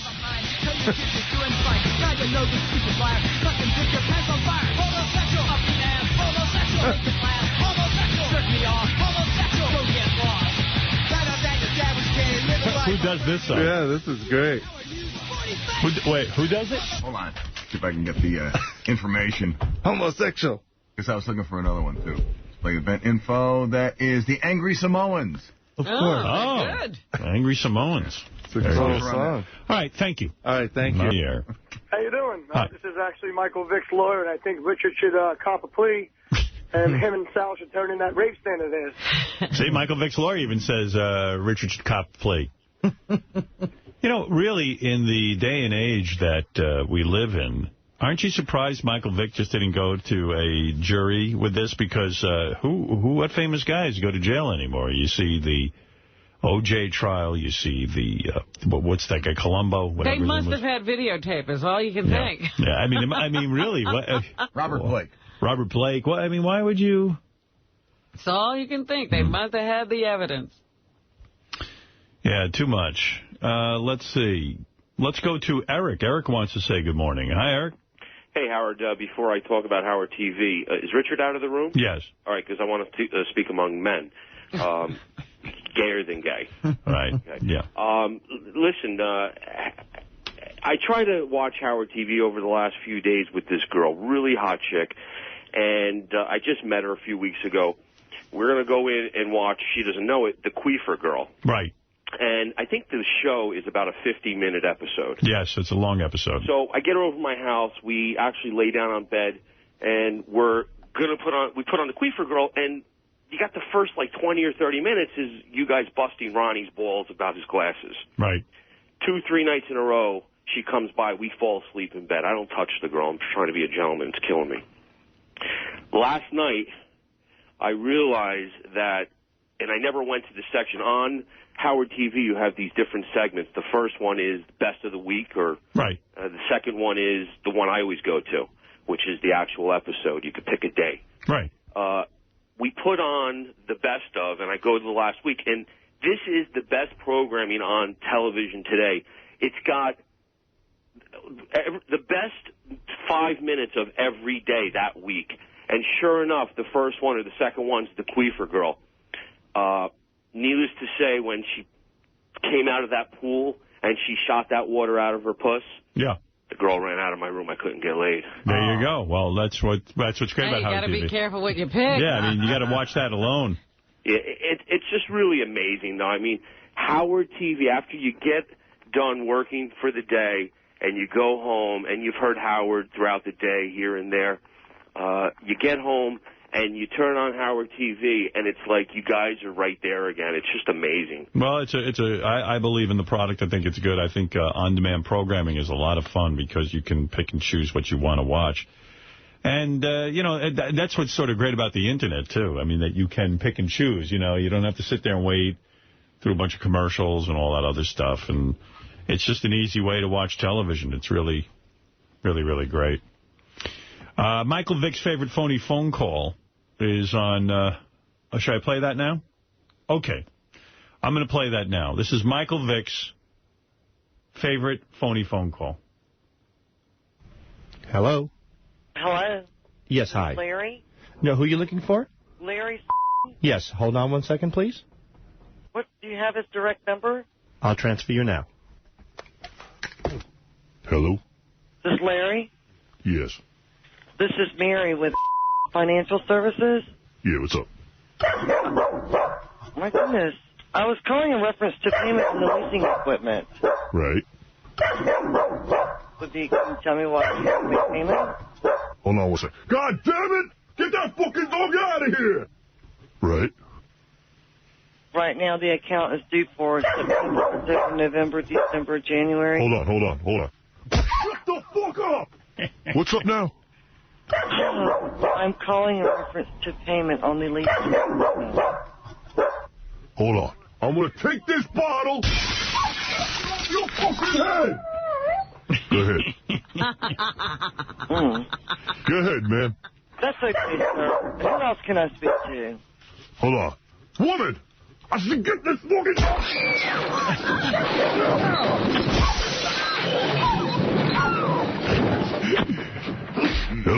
Hello. Hello there. Yep, there's his favorite phony phone call. Joe, you're on the air in Saginaw, Michigan. Hey, Howard. Hey, now. I know it's kind of off topic. It's from earlier in the show, but those two guys on the street downstairs, I think it would be radio gold on 2 points. One, they're angry with you, so it would be confrontational, and two, they're either crazy, which would be, funny. Comedic conversation there. Anyways. All right. Well, maybe we'll bring him up. We'll see. Thank you, Larry Gilbart. Thanks, Joe. Joe kind of faded there. I don't know what happened to him. He had a list, and he, I think, forgot it. He didn't write it down. Get angry with you. It'd be a funny thing there. Can't just have everyone up here who's angry with me. There'd be too many people. I mean, yeah, come on. We'd never run out of gas. That's right. I didn't know anything about this, but, the state fairs, that's why the New York Times is great. They always have these articles, and they cover shit you never think any paper would cover, but they're saying that, most restaurants now and most people in general have learned that when they cook their food in oil, they shouldn't use that trans fat oil. Trans fat is something that's really bad for you. Like it's some sort of oil fat that gives you cancer and all kind of shit. I thought it was reused, like... No, it's not reused. What is it? What's trans fat? Explain that to me. I was just going through my head, and I'm trying to remember what a trans fat is, but I think it's like lard and, heavy, that's the fat that congeals, that will go solid and most places have banned oils with trans fats from all the fryers, And the thing is that, like, the state fair now has banned trans fat and a lot of... because they, like, deep-fried Oreos. Oh, my God. Deep-fried Oreos? Yeah, listen to this. Everything is fried. First of all, I don't care what you're frying in it. They think they're doing something healthy by getting rid of trans fat. Yeah, if you're still deep-frying your Oreos. Let's see. Sounds good. This is unbelievable. They're saying, it causes heart disease and all this. But the state fair has always been a place where you could get potato curly fries, ribbon fries, French fries, of course, and then you can fry Snickers bars. Listen to this. They went to one stand where this guy goes, they're interviewing. This is a slice of heaven, said Ryan Howell, 31, as he cradled his combo plate, which for the record consists of one battered Snickers bar, 2 battered Oreos, and a battered Reese's peanut butter cup, all deep-fried in oil that is trans fat-free. Can you imagine? I mean, and they think they're doing something healthy. Can you imagine taking a Snickers bar, which is delicious, and someone dreamt up to fry it in oil? Yeah, it almost sounds like you're ruining it, Well, that's what I told you when I went to that restaurant and they had, like, vanilla fried lobster. And they said it tasted like a Krispy Kreme donut. I'm like, then have a Krispy Kreme donut. Right, go all the way. I mean, but the fact of the matter is that it's unbelievable that these state fairs are frying Oreos, Snickers, Ho-Hos, Reese's, and Milky Ways and thinking they're doing something healthy by not using trans fat.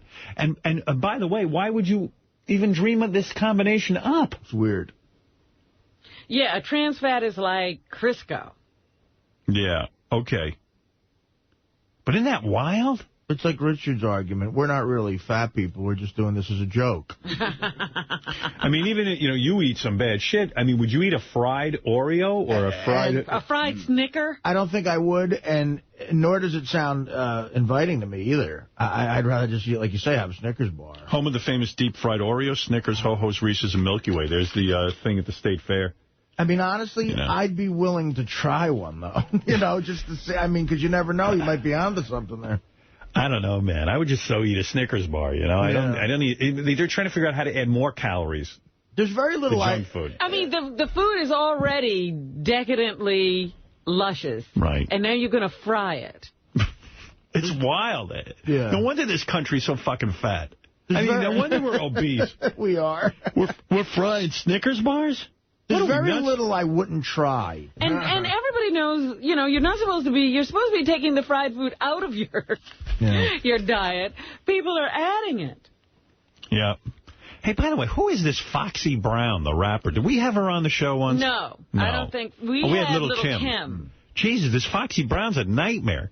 They keep letting her out of jail, and then she goes and beats up other chicks, and she's always in fights. I mean, like, what the fuck is she, a terrorist? I think that is her career now. Wow, Foxy Brown. And the New York Post covers her. She should become a boxer. You would think she was the first lady of the United States.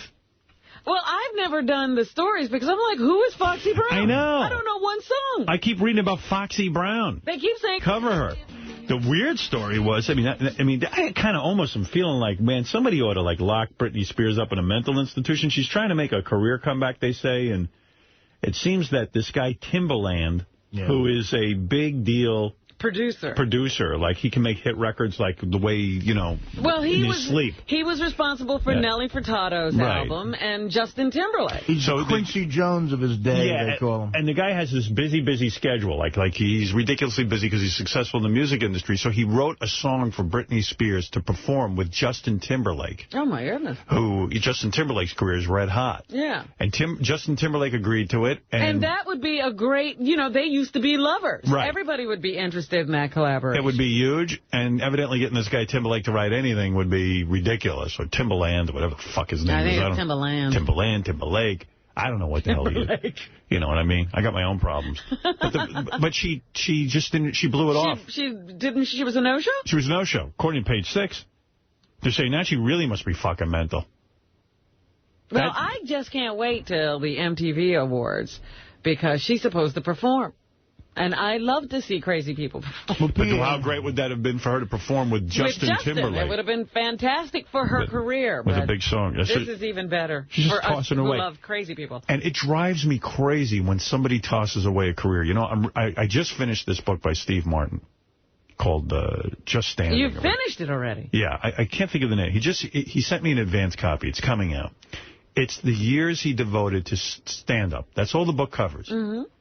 When you read how hard this guy worked, you know, he makes the argument, he goes, I was never really that talented. He goes, I had to work my ass off. Up until the time he was 30, I mean, this guy, he was ready to give up show business. I mean, the amount of work that went into... It just wasn't happening, huh? The way he created Steve Martin and the angst and the horror of the road, I mean, his career, I mean, it was a nightmare. When you read his book, it is so unbelievably inspiring.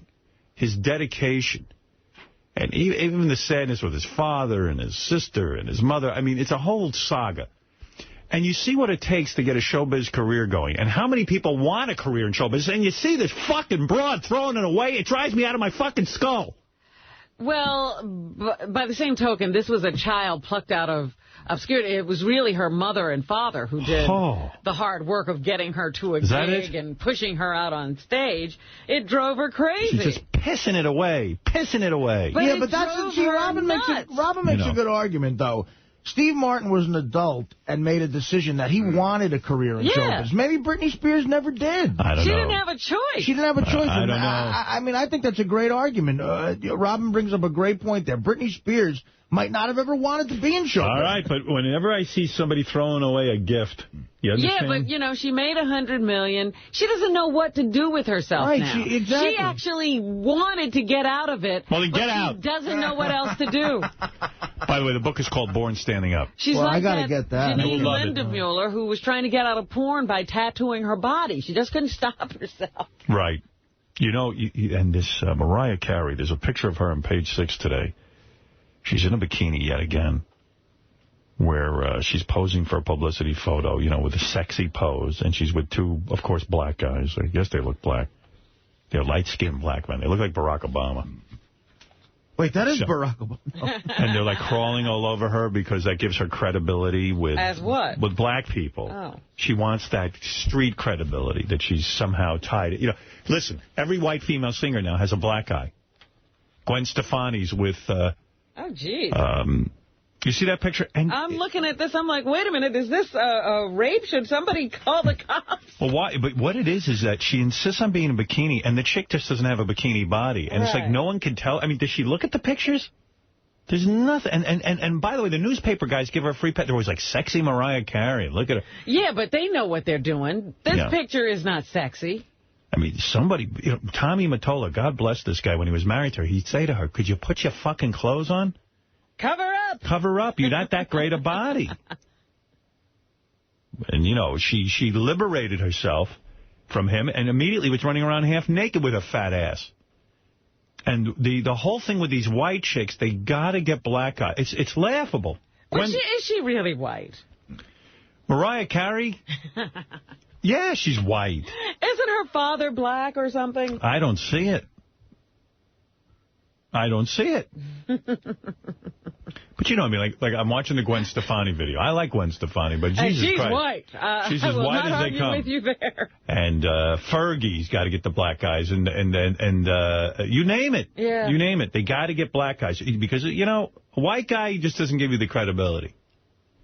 It's got to be a black guy. Every fucking video. God, somebody needs a black guy for a change. And the black guys don't appear to do much in the songs except stand there and repeat the chick's name. Yeah. Mariah, go Gwen, lamb chop, whatever. Years in the rap world, there was one guy in rap groups, and his job was like every 3 minutes just to say Brooklyn. Brooklyn? Yeah. See, I could have done that job. Brooklyn! If I ever have to take a publicity photo again, and believe me, do this pose. I'm going to be surrounded by black guys crawling all over. I want you to do this pose. Oh, these girls are so desperate for, you know, the approval of these black guys. But these guys don't look that black. They're black. They're Hispanic. Oh, I see. Well, maybe you got a point there. I don't know. You might be right. All right. We got to take a break. We'll be back right after. Oh, and Lisa G will be here next. I am late again with Lisa G. It's Robin's job to tell me to get Lisa G in here, and she doesn't do it. My fault. I love when you forget her. Are you having a beef with Lisa? No, I'm not. I love Lisa, but she's, well, quite frankly, she's, you know, not responded to my advances. All right, we'll be back right after these words. Hello? What happened, Fred? Oh, almonds? Yeah. Live at Sirius. Almonds live at Sirius? Oh, missed that? Where was I? I got to run to keep from hiding. I got to run to keep from hiding. And I'm bound to keep on riding. Boy, you sound good. Here at Sirius. This is a road hardened band. But I'm not gonna let them catch me, no. I'm not gonna. I used to be able to play this on guitar. Used to be? Yeah, my roommate in college, Lou, he'd play lead, I played rhythm. I see. And would go on for hours. We would jam for hours. Just this one song, though. Yeah. And the vocals didn't sound like this. And I've got one more silver dollar. That's a cool song. Not gonna let it catch me, no. Not gonna let them catch the midnight. Lisa G is here. Lisa, come on in and let's hear from the Howard 100 News team. Yes, the Howard 100 News team working 24 hours a day to find out everything that goes on in the world of the Howard Stern Show. Lisa? Hello, Howard. Hello, Lisa. All right, we got a lot going on today. Yes. We speak to a Stern fan and CEO of a women's apparel company who wants to donate $1,000 to start the Whack Pack Relief Fund. So all of you don't have to dip into your own pockets to rescue everyone. Oh, dear. Bad idea, but go ahead. They'll never get out of trouble if there's a relief fund. There's a relief fund. That relief fund, it's a bottomless pit, that relief fund. Here, $5. Is it tax deductible? I suppose. Well, let's find out. I need relief. I'm homeless, I am. I'm sitting on the border, I am.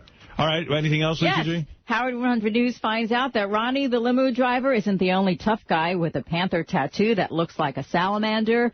We have discovered that Tony Sirico's character on The Sopranos, Paulie Walnuts, has the exact same tattoo. Oh, look at that. There it is. Yeah, well, you know, Ron, he's playing a jerk-off. Yeah, that might not be real. Yeah. I think it's not real. All right. And anything else? That looks like a...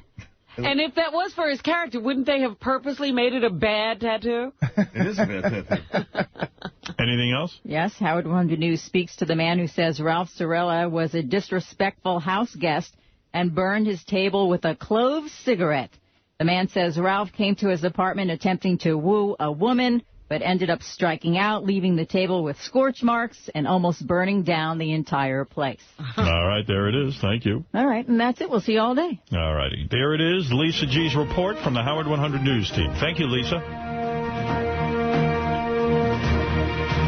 This is Still weird. a lot of speculation as to whether Ralph will ever go back to Sam Simon's house. Says he won't, but we'll see. He said they're taking a break from one another. A little cooling off period. Let's see here. This is, Chris sent me this. This is weird. This is from Craigslist. There's a woman offering a free Sybian. It's unused. It's in new condition. Why is she just giving it away? She claims she's embarrassed. Her ex-boyfriend got her this just before they broke up. She says, I never used it because it reminds me of him. Truth be told, I just want it gone. As I am more than a bit conservative, and this was one of the many reasons we're not seeing each other anymore. I'm also too embarrassed to sell it, even though a casual friend of mine tells me it's expensive. She also suggested this site to post a free ad. Oh, please help me come get it. So she claims that she will give you a free Sybian for someone who wants one. And from what I understand, they cost about $1,000 or $2,000. Right, you should put that on eBay or something. Yeah. This is weird, too. I got a copy of this. Somebody sent it to me. The Pulse of Radio, formerly Launch Radio Networks, reports Van Halen may have restored... Oh, this is interesting. Did you know this? When the new Van Halen started, on their website, they took Michael Anthony's pictures. You know, like the covers of albums and stuff, or whatever, on the back of albums. And they removed Michael Anthony's photo. That's crazy. So I guess someone started complaining, and then 2 days later, the official Van Halen site put Michael Anthony's photos back in. He returned. And now they say they've taken his name off of some of the songwriting credits. Uh-oh. An email to the site from a Van Halen fan explained on every single Van Halen song, with exception of 3 new songs on the Best of Both Worlds. Credits have always gone to Eddie Van Halen, Alex Van Halen, Michael Anthony, and the lead singer who was featured. During the credits of the film Superbad, which features the song Panama, there's only 2 people credited. It's David Lee Roth and the two Van Halens and David Lee Roth are credited, and no Michael Anthony.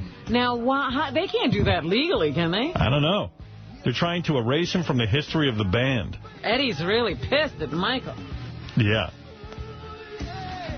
Let's see. ASCAP okay, Anti-Music checked the ASCAP database and learned that Anthony's name has been removed from the songwriting credits of the album 1984, on which Panama originally appeared. Anthony was reportedly forced to sign a reduced royalty contract in order to take part in the 2004 reunion tour with singer Sammy Hagar. Wow, that must have been a comfortable conversation. Boy, he's got to be pissed. Yeah, he never even tried to do that when he got upset with David Lee Roth. A furor erupted online last week after photos of Michael Anthony at the band's official website were either removed or replaced by an image of guitarist Eddie Van Halen's son, Wolfgang, who will play bass on the group. So they took the albums and they stuck Wolfgang's picture. They photoshopped them in. That's pretty funny. By the way, on our website, everyone is going Photoshop crazy. There's a beautiful picture of what Robin and Jimmy Florentine's wedding might look like. Oh, we have a wedding picture. Did you see this? No. It's fabulous. It's up on howardstern.com. Can you see it, Robin? There it is. There it is. Hey, Artie. That's funny. Very nice. At least I think it's a Photoshop. You two didn't get married. Look how gorgeous the two of you look getting married. Here you are. That's funny. Look like a happy couple. They really do. You make a nice-looking couple.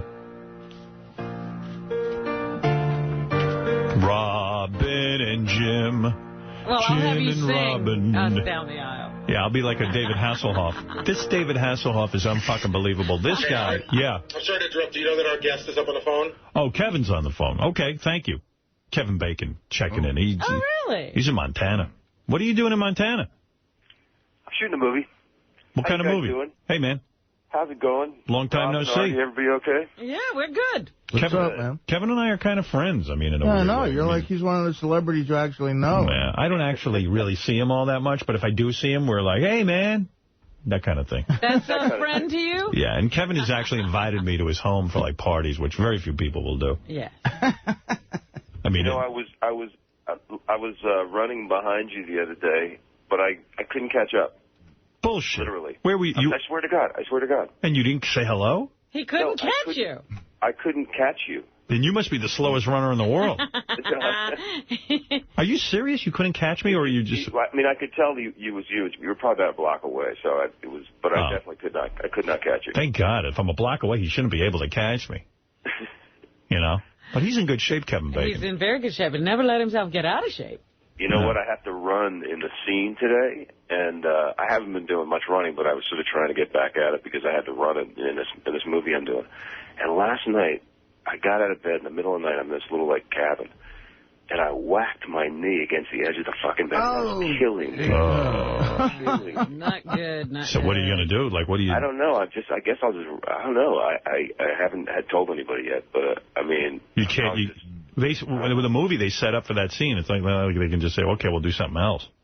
Yeah, they don't... It's like, we're only here for a few days, and everything is they have to shoot that. That's there's nothing else they can shoot. Hey, how is Montana? I hear that's a really beautiful part of the world. Oh, it's spectacular. I mean, I had never been... I shot another picture out here, but I'd never been to this part of it. It just blows your mind. And what do you do up there? Kira's not with you, is she? Nah, she's still working. She's finishing up the show. Yeah, this Kira got into a TV show on cable. I love the show. I've never seen it, but it's great. I understand she's now making $250,000 an episode, and it's considered the #1 show on cable. Yes. I mean... It's huge, and she's getting other actresses work. They're now looking for anybody with a name they can put in another show. Kevin, are you, shocked by this? You know what? She just kind of said, let me try this one, and I said, you really got to do it. She was really resistant of it because, we live in the city, and she didn't want to move out to L.A., and it's 6 months of the year she's out there. I said, the kids are older now, and it's going to be great, and, you never know, because television is cutthroat, man. I mean... It is.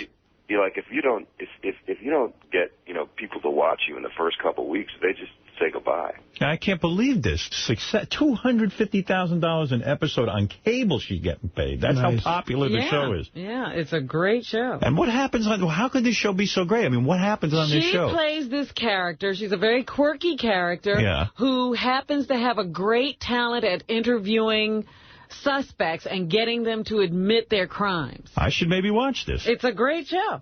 Hey, you know what? I'll send you the one that I directed. I directed one a couple of... Oh, yeah? Yeah, let me see that. Which one did you direct? You know the one where they get shot up in the car? Oh, yeah. Oh, yeah, I didn't like that one. No. No. It just happened, that's all. Yeah, it was just like last weekend. Yeah. I'll send you a copy of it.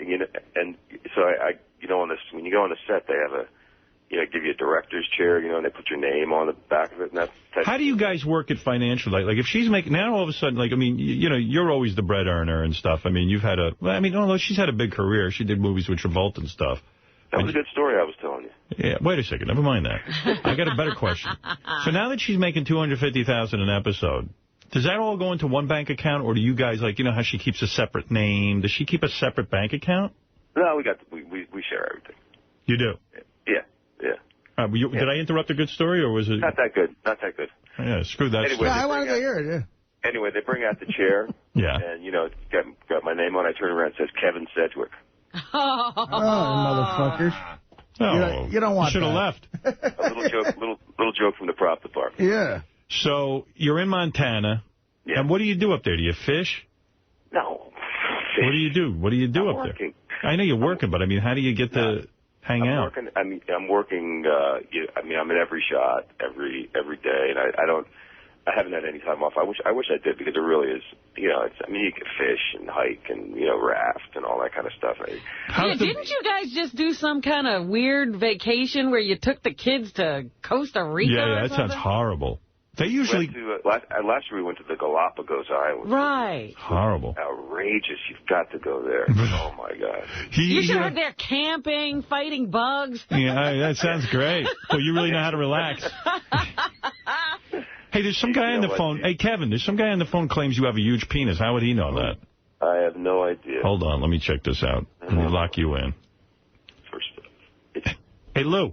Hey, how you doing, Howard? I got Kevin on the phone. How do you know he has a huge penis? It was all over the Internet. They were saying he had this huge fucking dong, and I'm thinking that's probably why he couldn't catch you. He's probably tripping all over it. It's in a movie, Howard. Your penis is in a movie? I believe it's in Wild Thing. It is. Yeah. It is full frontal nudity. And is it big?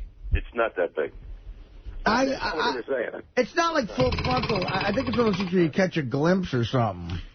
Mine looks like a little egg in a bird's nest. Oh, that's why you were ahead of them. You know,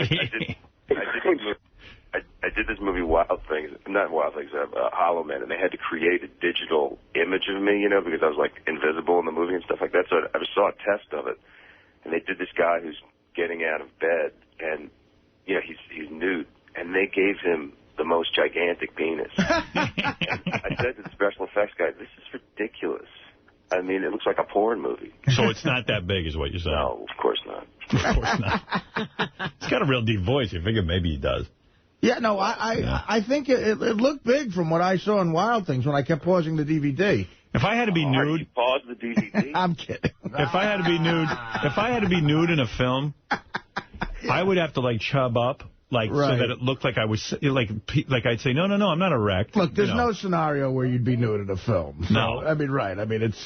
But when I'm naked in front of chicks and stuff, like, I never let Beth see me unaroused. Like, I'm always a little bit aroused. When, like, all of a sudden... She's never just caught you coming out of the shower. No. That'll never happen. I'm always, like, semi-aroused. And then I run to see her and I go, you want to see my penis? I do. You got to worry about the scenes where you go skinny dipping in the cold water. Yeah. You know, you've built up a nice career. I was thinking about all the films I've seen you in. And even, like, you know that one that I really like where you get your feet beaten in prison? They punch you in the feet. Remember they break your feet?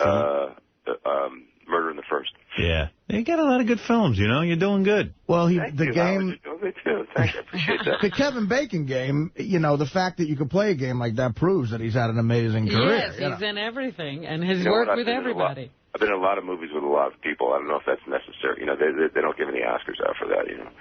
So now you're promoting a movie, which I haven't seen yet. It's No, I haven't. Death Sentence, opening August 31st in theaters everywhere. Now, this sounds like a good plot. This is where you're a father out for revenge on an attack on your family. Why is somebody attacking your family? It's just a random act of violence. I'm out with my son, and we stopped for gas, and it's like a gang initiation. Oh. And so he bumps off one of your family members, and then you seek revenge?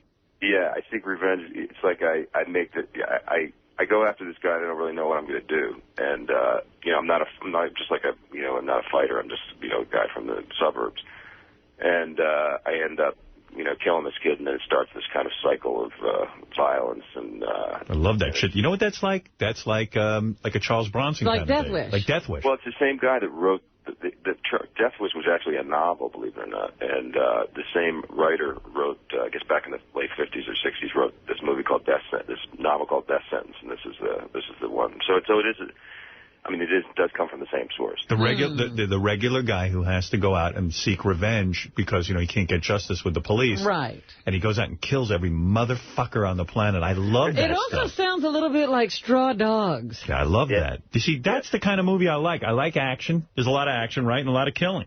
I really think you'll like it. I'm not just saying that. It's really a cool movie. It's the same guy that directed the very first Saw.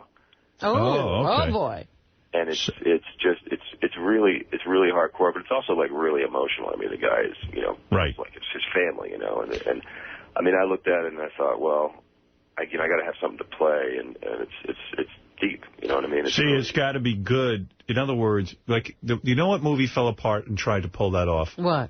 What was that comic book movie where the guy plays like an Avenger, his whole family's wiped out? Oh, yeah. What's that called? The Punisher? The Punisher. Yeah. The Punisher fucked up because they didn't make you really believe, like you didn't feel that bad for the dude. Mm-hmm. Like if your kid gets killed and we see it and you feel really like angry.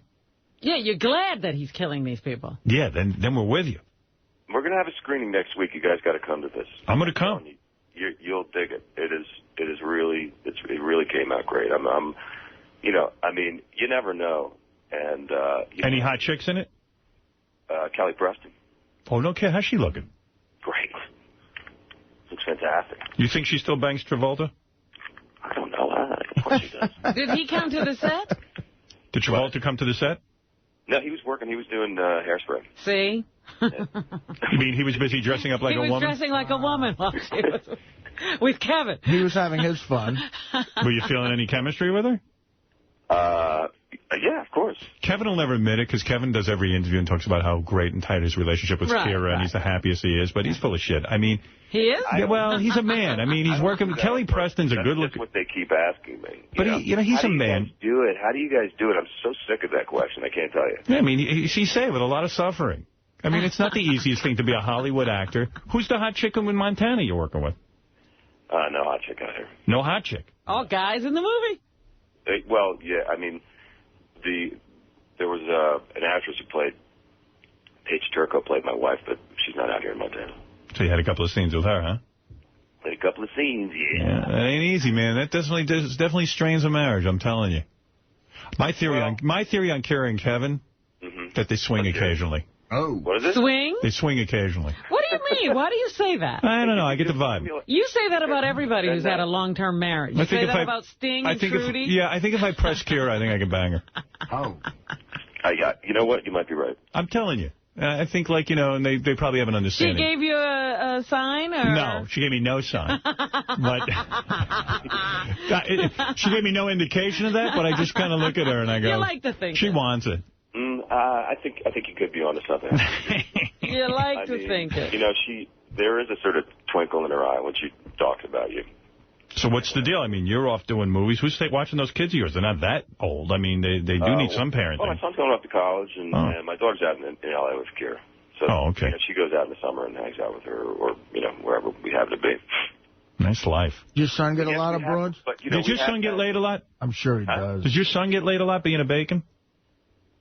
I don't know. I bet he gets a lot. You don't talk to him about this? I try to...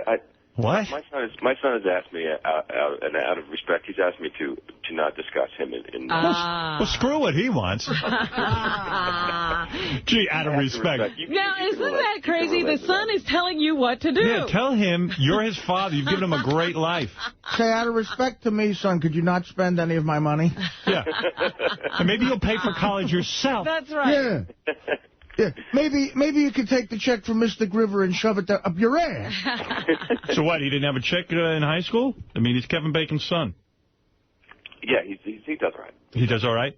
But, I don't think I wouldn't expect him to trade on that. He doesn't abuse the privilege? No, I don't think he does.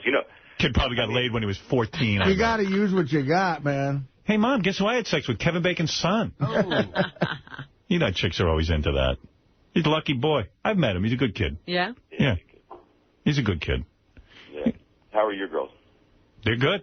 Why don't you marry your girls off to his girl? Oh, what a great showbiz marriage. Yeah. All right. Great. I'd be proud. I'd like to say that my daughters were having sex with Kevin Bacon's son. Better than some schlub. You're going to have him do all of them? Like when guys will meet me, I'll go, whose son are you? Yeah. They go, no one. I go, well, then get out of here. Keep moving. Let me think about it. Emily Bacon. Deborah Bacon. Ooh. Oh, God. Bacon. Ashley Bacon. Ashley Bacon. All right, listen, Kevin's movie, it sounds like a winner. Death Sentence. Yeah, I've got to see it. So come next week to the screening. All right, we'll come, then we can talk it up. Yeah. Yeah. Better than the DVD. It's just going to be like a small thing, Okay, we'll definitely come. All right. August 31st, theaters everywhere. Also, for info on Kevin's charity network, whatever that is, go to 6degrees.org. Oh, you're into that 6 Degrees thing now. I took it. Yeah, I decided to take it and, give it a spin, and it's pretty cool. I realized that I've done a little something when I can be in the Kevin Bacon game. How are you in it? All right, so I figured this out. I was in Lost and Found with Martin Sheen. Martin Sheen was in Apocalypse Now with Lawrence Fishburne, who was in Mystic River with Kevin Bacon. All right. Nice. Very nice. I tell you, one of the first places I ever heard about the Kevin Bacon game was on your show. Yeah. Oh, really? Oh, and you were so angry.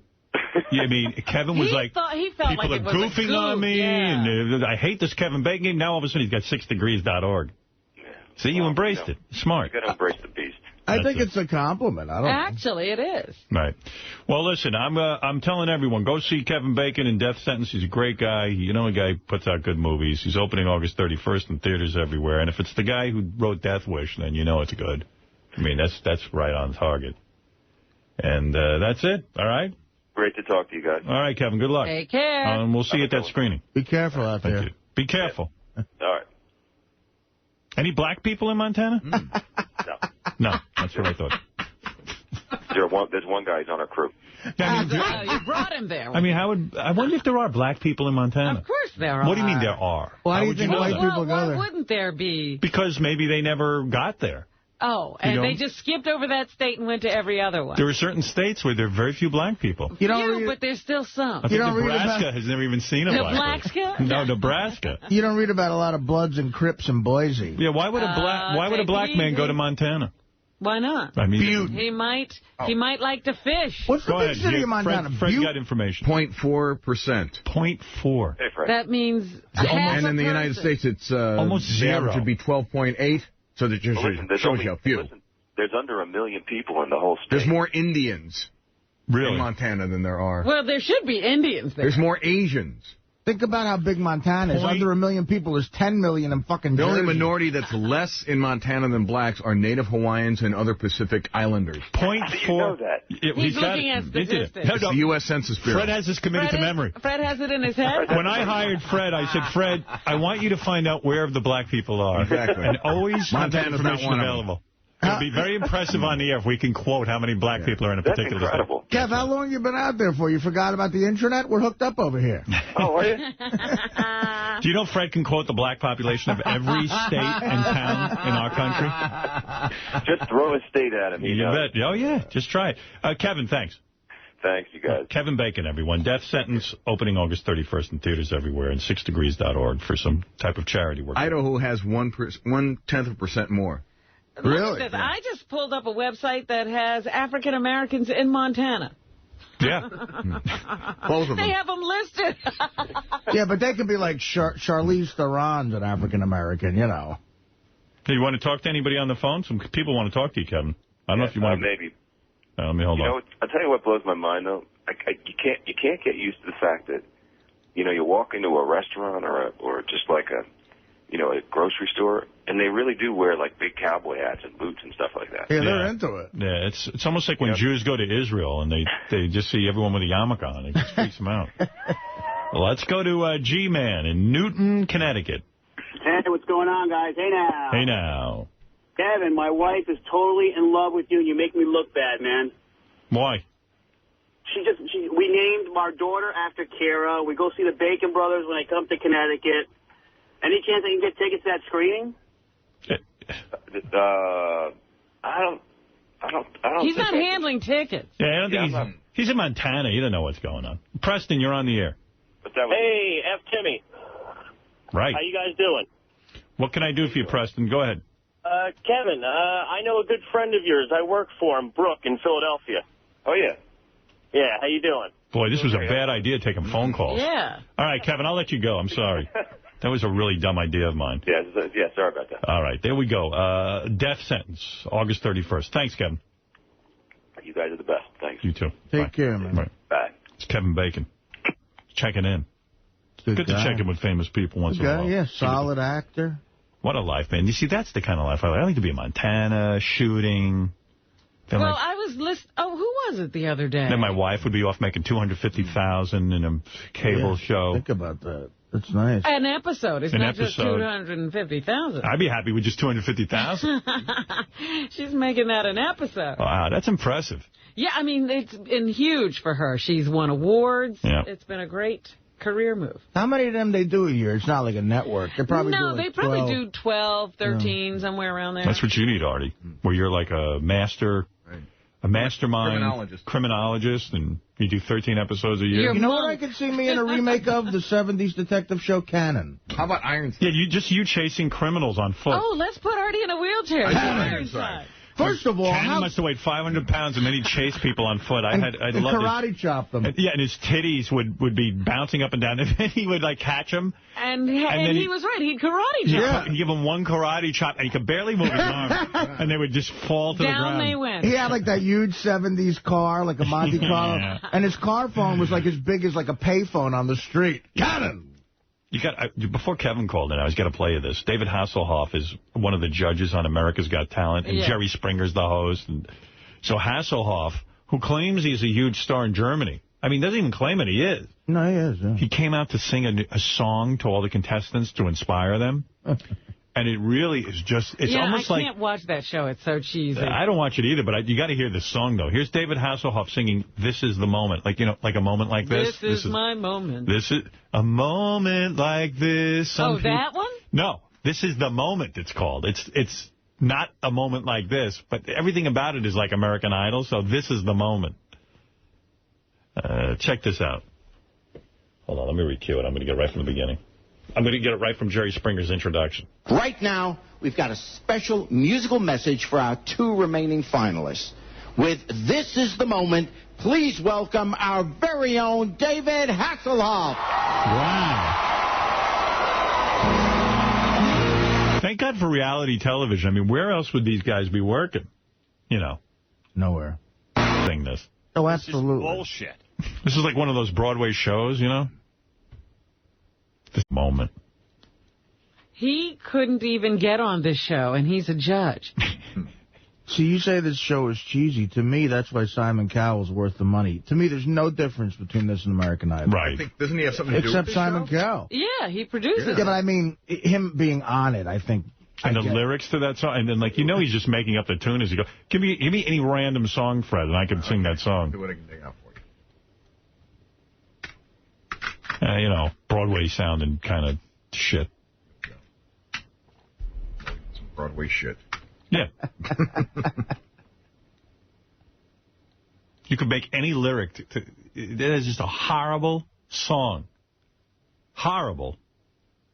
I mean, shameful. Go ahead. Okay, it's rolling. All right. It's not rolling. Why am I not hearing it? I don't know. Thank you. Jerry Springer would be introducing me at this point. And here he is. It's 8:28 a.m. on a Wednesday morning. That's the time that everything comes together. Yes, it is Wednesday.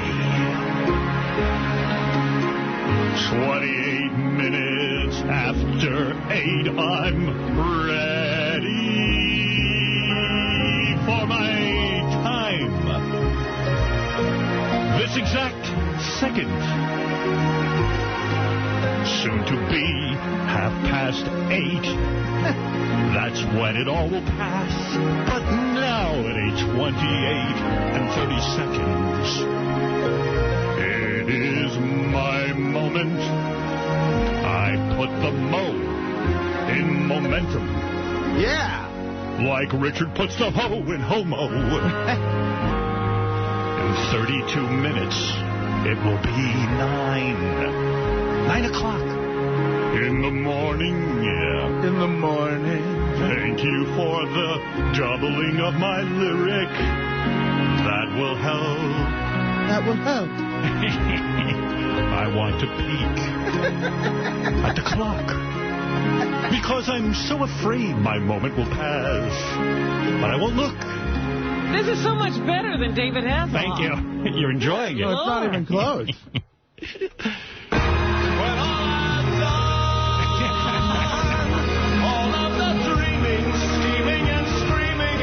Become one. This is the day. See it sparkle and shine. This is the day I get drunk and eat a hamburger off my kitchen floor. On the internet. While my poor daughter takes me in horror. The Hasselhoffer. Don't hassle the Hoff. One of my favorite showbiz stories ever is that the night of his enormous American pay-per-view special, the night he was going to prove to America why Germany is right in loving him. The OJ. And we were wrong. The OJ race happened. The OJ fucking white Bronco thing happened. Let me, by the way, just mention a few programming notes. Thank goodness for that. Just in case you were wondering. Wednesday, August... You want to sing them? No. Wednesday, August 29th, there is a Billy West Spotlight that's going to happen. Because of the Leona Helmsley stuff I played this morning, I thought Wednesday and Thursdays are going to be some encore presentations of that. Also, you should know that the Labor Day weekend, airing on Howard 100, the tapes blow out. Whatever that is, it's called the tapes blowout. Also, there's going to be a music countdown on 101. It's some big music countdown that John Hines involved in. Again, concerning the music of our show and voting. And maybe John will explain it when he comes in. Because I'm not even sure I comprehend the enormity of it. And I have no idea what the tapes blowout is. But that will be on Monday, September 3rd, Labor Day. There is a whole bunch of special programs, Robin, even too long to mention here that are coming up. I see this lineup. It's beautiful. Yes. In the email, do I need to take a break or can I do the email here? It's 8:20, 8:32. And Fred is looking at the time. Yeah, we probably should break. All right, let me play this tape. He says we should break. break, I will. Break. Before I die, I will break. I will break you Nice, and me. I'm not in the mood to sing anymore. Night time sharpens. Also, when we come back, remind me to tell you why lawyers are just so great. I mean, really? Yeah, I mean, really. I mean, you found something great about lawyers. I mean, there is no, all right, I'll get into this. Actually, you called me on a morning where I love lawyers because my lawyer did something got me out of a jam yesterday and did something so great. Yeah. So, of course, I love my lawyer. Well, my lawyers are great. But the lawyers that he was fighting, I hate. Right. Hey, did you and your manager break up? Yes, we have. You're kidding. Well, I feel you kind of drove the wedge right on the air. Did you talk at least? What I did on the air, you're right, wasn't professional, and I apologize to him. I'm sorry about that. But it was a long time coming. We grew apart. It was a mutual thing. It's like a divorce. It is. I mean, listen, I've known Peter. In 1993, I was doing comedy at Caroline's, and he was a commercial agent at William Morris, and he walked over and saw me perform there and signed me there commercially, and that really led to everything. Through him, I got a Budweiser Did you talk commercial. to him, though, when you got... Yeah, no, we spoke, and we... did you ask him why he wasn't calling you anymore, or did he... Well, again, we both have our own story. He went... I mean, look, for a long time, while he was in New York, I was his client making the most money, and, I mean, for a while, I paid the fucking phone bill at the place, he went out to California, and he's become enormously successful. He represents a lot of very successful writers, and he merged with this guy, Paul Young, who's a really, bright guy, and they formed Principato Young Management. And they're doing great. And to me, like, my end of it is that, he sort of wasn't paying a lot of attention to me. Right. And not nearly enough to, with my sensitive needs. And I felt sort of put on a shelf, and my career is complicated right now, and I didn't think I was getting the attention I needed. And so will you sign with a new manager, or will you just... Right now I am managerless, and I'm going to see what that's like. Do you have an agent? Well, that was the other thing. I've been at CAA for a long time, which is a major, powerful agency, and right now, that relationship might be in question, too. I might be doing some house cleaning, as they say. I see. But that's not official yet, because, anyway, I love Peter. He's a great guy, and he's a successful guy. You should work with him if you have the chance. It just wasn't working anymore for us, and we have now, after 14 years, parted ways. Are you going to be friends? Yeah, it's fine. I mean, look, we heard a rumor that Peter resigned by letter, but... he did, after... After that tirade? I received a letter that had a little bit of an angry twinge to it. I can't blame Peter. I mean, I'm sure he was. Yeah, it was my fault. That wasn't professional to do. And I responded to the letter. Who is in charge of your empire now? Teddy? It's Teddy. We're going with him. What about the room are you replacing Teddy with J.D.? Is there a lot of shuffling going on in the Empire? The assistant position right now is fine. Right. All right, so that's the only position you're satisfied with. Listen, I have a great lawyer, Jared Levine, and I have a great stand-up comedy agent at the Endeavor agency, Conan Smith, and they're my two main guys. All right. Well, I'm glad you've straightened that all out. If you need to contact Artie. Yeah, Conan Smith or, call Teddy or Jared Levine. Yeah. But, Peter, good luck, Peter. I love you, and good luck with everything, and I'll be going my own. No hard feelings. No hard feelings at all. He's a good man. All right. Very good. All right, we're going to take a break, and when we come back... Yeah. We just wanted to know. Yeah, well, there you go. We have closure. It's sad. It's a sad day in show business. We're going to save this clip for when you trash Jared Levine in 8 years. Jared's a good man. Congratulations, Artie. Feelings. So what is this on? This is that Cats thing. The Cats.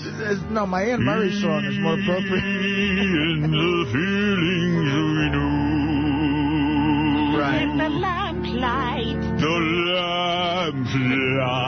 is blazing red.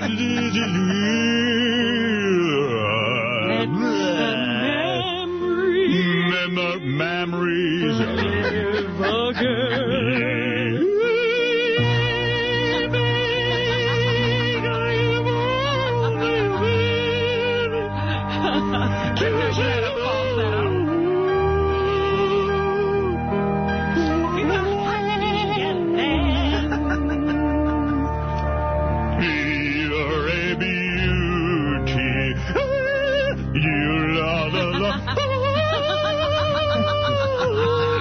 This is bullshit.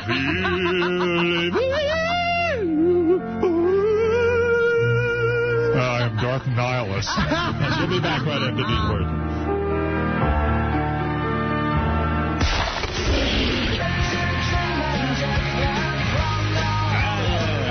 Good stuff. All right, should I have Greg come in for this? Greg now? Greg Fitzsimmons? Greg Fitzsimmons is here. What's going on? Very famous comedian. Nothing. I mean, he's just coming in to hang out. Oh. I thought this had something to do with him. No, he has nothing going on. Greg, come in. Tim Sabian's busy having a conversation with him. I think it's Artie. Artie's not coming in. Artie acts as if he shouldn't be here. I said, hey, come on in. I see we're busy with Tim Sabian. Because Tim needed some FaceTime with you. I'm trying to talk to Tim about, I used to do a radio show for you guys with the hopes of it turning into something. Yeah, I don't like the microphone placement on you. 1 second. Hold on. I hate this whole situation. It's never right. Yeah, that's good. Now it's good. Yeah, good. Go ahead. Yeah, see, we're trying to get a radio show going. Yeah, you're good on the radio. Yeah, I just talked to Tim about what's going on with that. And, that's why I like this. What did he tell you? There's no money, right? No, I didn't even, I didn't talk about the money. I just, because every time I try to get new guys here, it's always they have no money. I'm a huge fan of Greg's show, by the way. I love the show. He gets other comedians on, and they talk about stuff instead of just being, I don't know, they just talk about weird stuff that's going on in entertainment. I just find them to be very funny. Boy, Gary is different on the air. What do you mean? What do you mean? I'm kidding. He loves Greg's show. Yeah. Okay. No, but I'm getting a lot of emails. People going, what happened? We had like eight weeks in a row, did great, and then they said, we love it. We got to figure out what's going to happen next. Let's ask Tim. Tim, what's going on with Greg's radio show? You never heard from him again after Never heard from him again. Well, it happened because everybody went on their summer vacation, and then it just sort of is laying there like some kind of a stillborn fetus. Tim, here's our new segment. Be honest. How you feeling about Greg? And I think his show is great. Yeah. We'd like to do something with him. I have to sit down and talk to the powers that be about you doing a show. And that's the power that is. Well, I'm all for it. I mean, yeah, he's all for it. We're all. You're like it's like the Wizard of Oz. Don't pay no attention to the man behind the curtain. No, we want to be able to pay you. We want to be able to pay you. Yes, that'd be great. Yeah, see, that works better. That might work. I would love that. This is not a charitable organization. We want to pay you more than Riley Martin. Greg is sounding a little bit like Riley, like you don't make all the decisions. No, well, it's not about Everybody's perception is that I do make the decision in the sense you that... are serious. I do want the person here. Yeah. Like, I got a call from a guy the other night who, was inquiring what might be available. He was under the impression Artie was leaving. Somebody already wanting Artie's chair. Was it a comedian or a radio guy? No, comedian. Danny Bonaducci called you directly. No, not Danny Bonaducci. Wait, without any details, that's not that I care. He heard that you were leaving. Was I looking for... a comic called you directly, or your agent? No, me. Really? Wow. And said, is Artie's job available? And I said, as far as I know, Artie's staying. Artie's with us. So. And he was on the show yesterday. What a bold move. Hey, look, that's a ballsy move. You got to be like that in life. No, you don't. But calling you directly is a pretty ballsy thing. I mean, don't you think? Well, yeah, he was just kind of saying what's going on. And if Artie's leaving, can I throw my ring in the, can I throw my hat in the ring? So whatever. So I said, nope, Artie's staying. I said, as far as I know, Artie was kind of having a bad week and just kind of bummed out and not sure what he wanted to do. And I said, Artie's the guy. So he says, oh, well, what's going on? What else is going on, around Sirius or the channels? And I said, listen, I want to come clean with you. I said, you'd be great, I'm sure. I mean, I didn't know. I've never heard him. But he said, as far as I can tell, there's no money. It's a guy you never heard. Well, I've never heard him do a show. A radio show. But you know his stand-up. So Andrew Dice Clay wants to do his first radio show here. Not Andrew Dice Clay. It was not Andrew Dice Clay. Can I just tell you a quick story about him? I was at a club recently, and the MC, before they bring up the headliner, always has to do a big announcement about, like, the big gigs they have coming up. Right. They go, September 21st, very big announcement. We were lucky enough to get him. He's doing a very limited national tour. September 21st, right here. Andrew Dice Clay. Crickets and tumbleweeds, followed by one person clapping, and then the whole room laughing. And they said preferred seating is $45, and all I could think is that the seats near the exit? Are you saying that he doesn't have it anymore? Oh, come on now, What are you Howard. saying? I don't understand. I'm saying when VH1 offers you your own show, don't you stop and go, wow, are things that bad? So, anyway, listen to what I'm saying to you.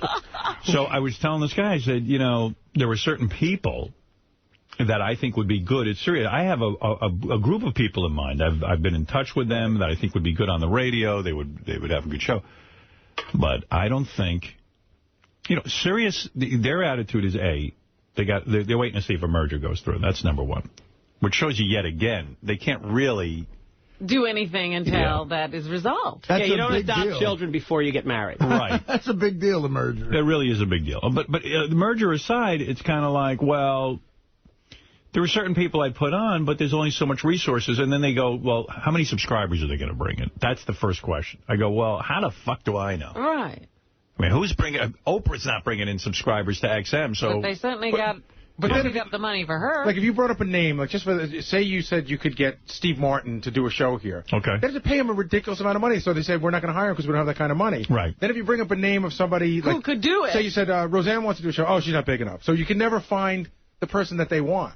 Right. Well, it's got to be somebody who can really drive subscriptions. So anyway, yes, I would very much like for you to do a show here on our channel.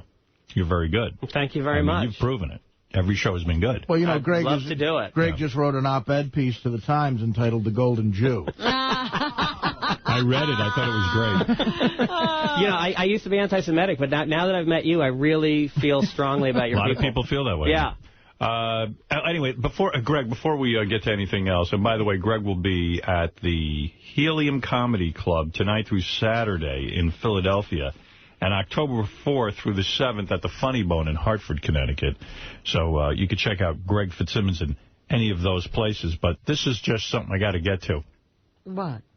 So after Sal was on the radio and, couldn't answer one history question, couldn't even figure out World War I and the Civil War and the Revolutionary War, Gary comes to me and he says, look, I want to give Sal the citizenship test.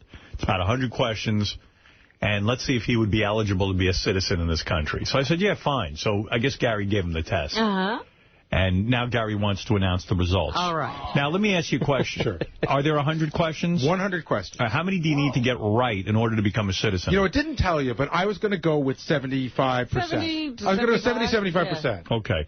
So he would have to get 70% of the questions correct. That is correct. Because this is a country of C students, so that makes sense. All right, based on what we heard Sal saying the other day on the air, what do you think his score is? I don't even know the answer to this. Do you think he got 50%?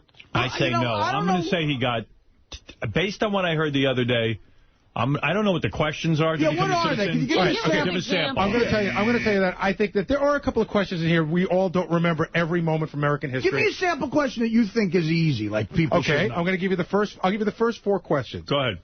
What are the colors of our flag? All right. How many stars are on our flag? Okay. What colors are the stars on the flag? And what do the stars on the flag mean? My God. Okay, so those. But then it gets harder. Like it says.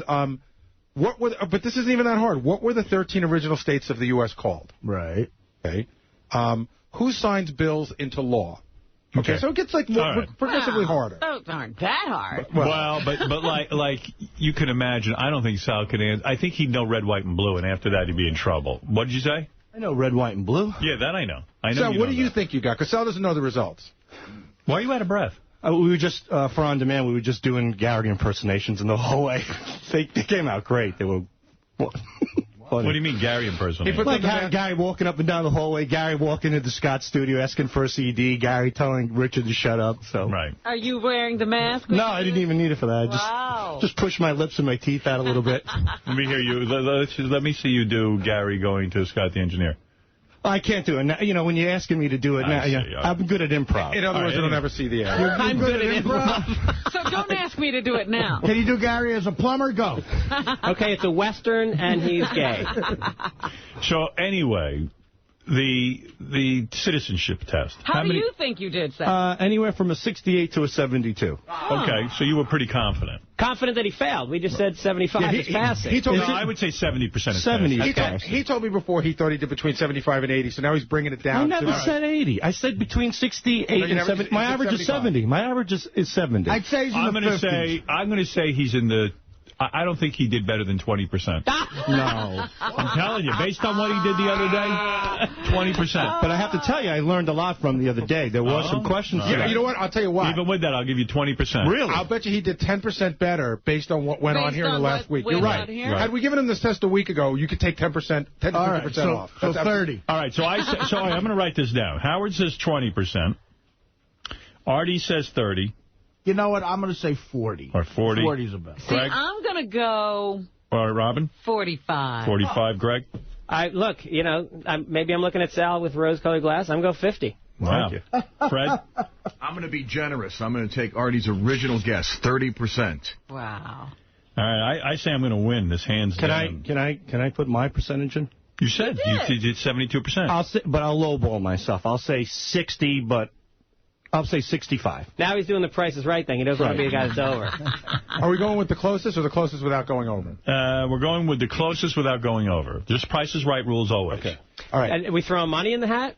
Oh. What are we doing? Are we putting a pool together? I think we should put $20 in the hat each. All right. And the winner takes all. Takes the winner takes all, but I think we should make a VIG and put in some kind of a SAT prep class for $20. Just the money. I'll put my 20 in right now. Everybody get 20. My wallet. I like a little action on it. Sal, what's your answer now? 30? 25. Here's my case. Sal's even entering his own pool. Here, well, all right, you know what? Give it to Gary. Here, there you go. Here's my 20. I guess my wife's not getting a manicure. Here's my 20. Oh, you shouldn't. Why? So she could scratch her backs on her emotional friend? Whoa. Fast turn, Howard. Scumbag. How's that going, man? Beats me. Emotional friend. I haven't spoken to him, so I don't know.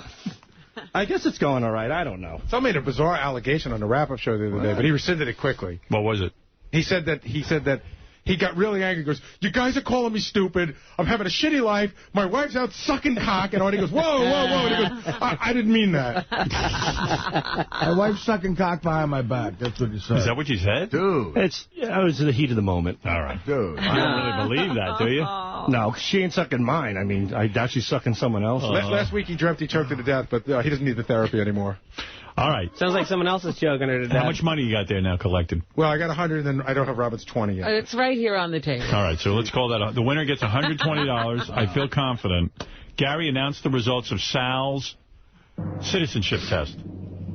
48%. That means me. Nope. Craig Fitzsimmons. No, I went 2 points over. Robin's 45. I'm sorry, Robin, you win. Wow. Keep my 20 right here. Wow. Rob, I said 40. Motherfucker. Damn. 40. That's under 50%. It's not bad. I know half of. I know 50% about history. You don't know 50%. 48. I know 48% of things that I wasn't alive for. Okay. And I would have won had we not done that test beforehand. I highlighted some of the answers. Okay, so now I would say that it would be very difficult for anyone in this room. That you have to. It says name the original 13 colonies. Right. That's a tough one. And Sal got a lot that were right. But he also included California and Arizona as 13 of the original colonies. Give me some other ones that he got wrong. Okay, let's see. Think Northeast. No, I don't even know what Northeast don't is. Think you'll get into trouble. Okay, according to the Constitution, a person must meet certain requirements in order to be eligible to become president. Name one of them. Okay. You have to be a citizen. That's an easy one. You got to be 36 years old. What did I say? What did I write? Sal said must have been employed in some form of government. Well, technically that's true. You have to. No, it isn't because Schwarzenegger is governor. He is a citizen, but he wasn't born here in this Your in this first country. government job could be president. Okay. Yeah. You have to have political experiences. No, what I'm saying. You mean they could just take any moron off the street? Howard can run for president tomorrow. Generals have run for president. They had no political experience. And Eisenhower didn't have any. Eisenhower was a general. But I don't know this. That's the past. That's history. Oh, so you got it wrong. But it's a fair assumption. You should have some political experience. Oh, come on. I think it's a fair assumption that I can get you to mow my lawn now. You think to be president of the United States, you have to have political experience? I would hope so. If you're a cook, you should have some culinary experience. If you're president, you should have some... Oh, come on. What country do we... Oh, you're laughing at me now because you're saying that it's stupid. You're a moron. Okay, so you're saying it's stupid that somebody shouldn't have... No, I didn't say they shouldn't You're laughing over the fact that somebody... To be the president of the United States... You should. You don't... You have to be 35 years... Right, you have to be 35 years old to be a citizen. You're an idiot.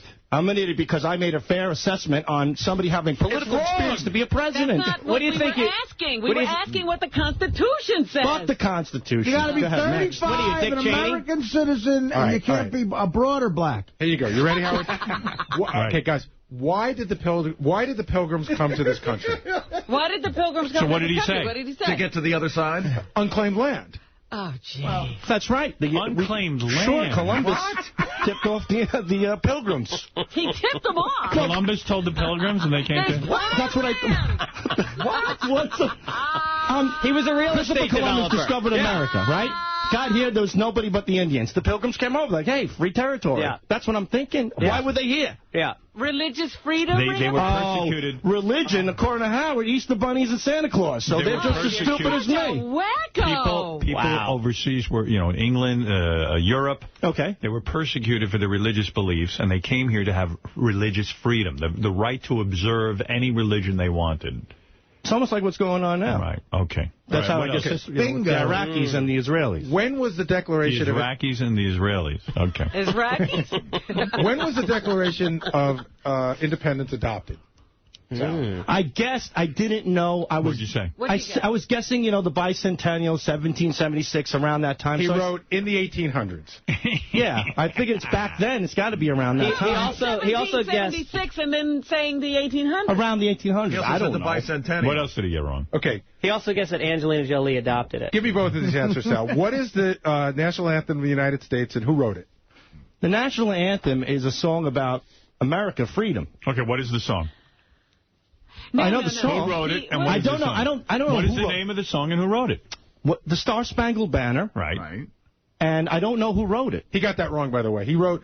He must have gone and asked someone afterwards. No. He didn't know the name of the song. In answer to the question, I misread the question. What is our national anthem? He wrote a song defending our freedom. Yeah. And who wrote it? He wrote unknown. No, what is the national anthem? Not what's the name of the song that represents the national anthem. Holy No, Howard, I misread the question. You don't even know how to take a test. I misread the question. I misread it. You didn't misread. You don't understand. I know it's a Star-Spangled... No, I didn't. I know the Star-Spangled Banner.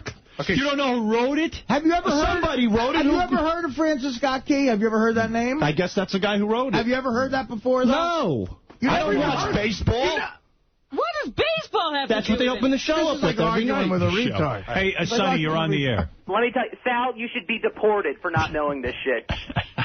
Oh, shut your mouth.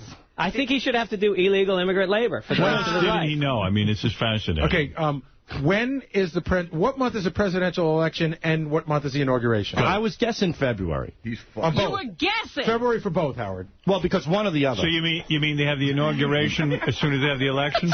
He's thinking of President's Day. It's happening. Like, you don't know what's going on around you. I don't need to know. I work here. That's all that matters. All the time, Sal. This is not history. This is every 4 years. Sal, how could you possibly try to be a comedian? Oh, don't go there, Artie. Don't go to the comedian.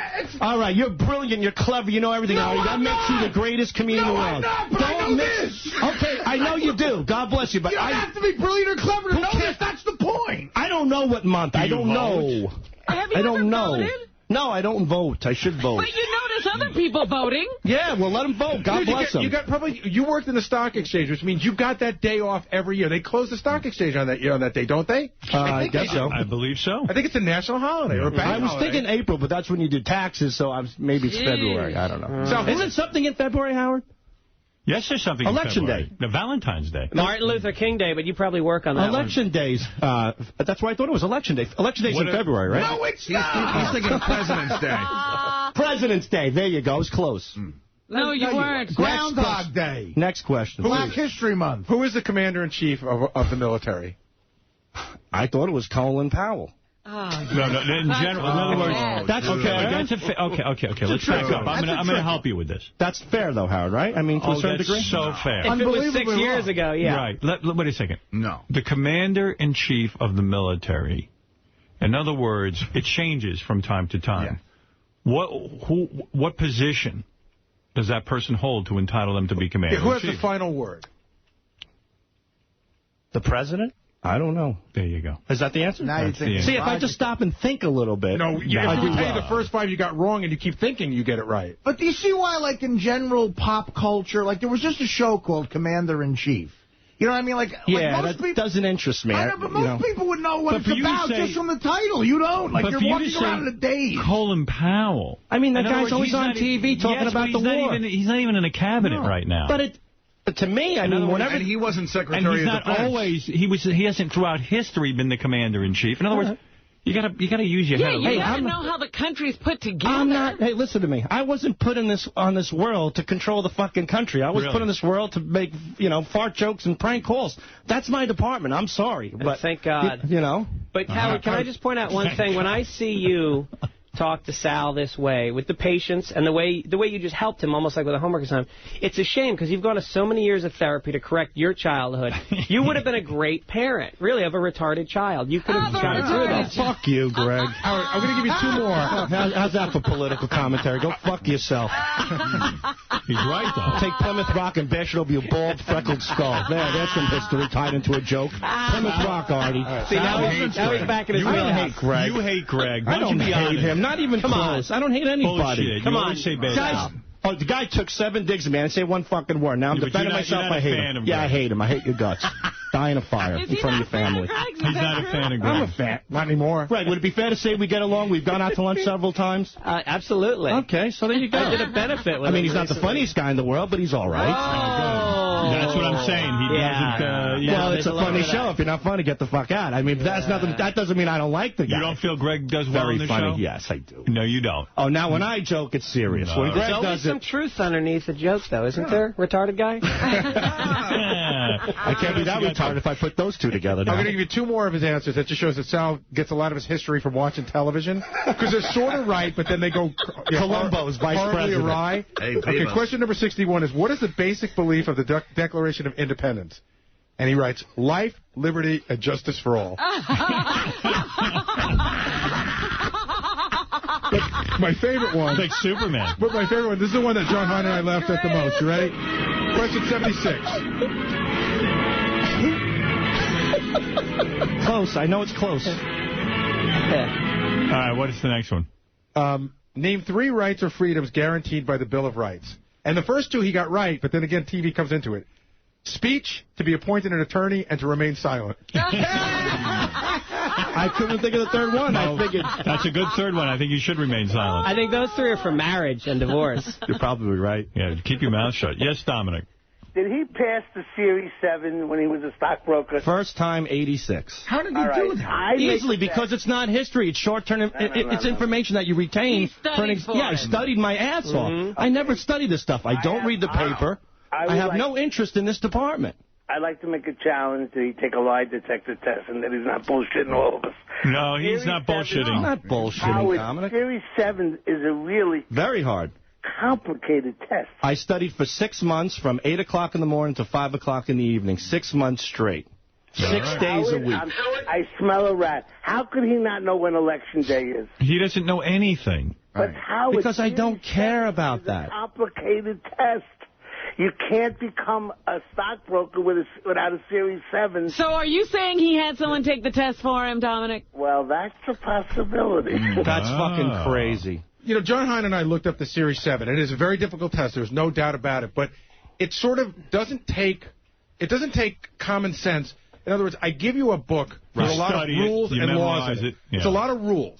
And if you can memorize the rules, but it doesn't really take common sense. You just have to know what's in the book. That's why I say memorization to me is not a sign of intelligence. Does anybody not know Election Day, including Beetlejuice? You call up anybody, they would know election. Well, that's the ironic thing. The game Sal plays with these whackbackers, I mean, he should be playing himself. Well, all right, thank you, Dominic. All right, well, listen, Sal, you've had a rough morning. You took the test, you got a 45%. Robin won some money. And your true feelings about Greg. Thank you for being so stupid. Look, I'll take... If I take a history exam, I'll do fine. It's just something that doesn't... No, you should take the Series 7 again. That's the next test. Let's see how he does now. You should take a course in comedy and shut the fuck up.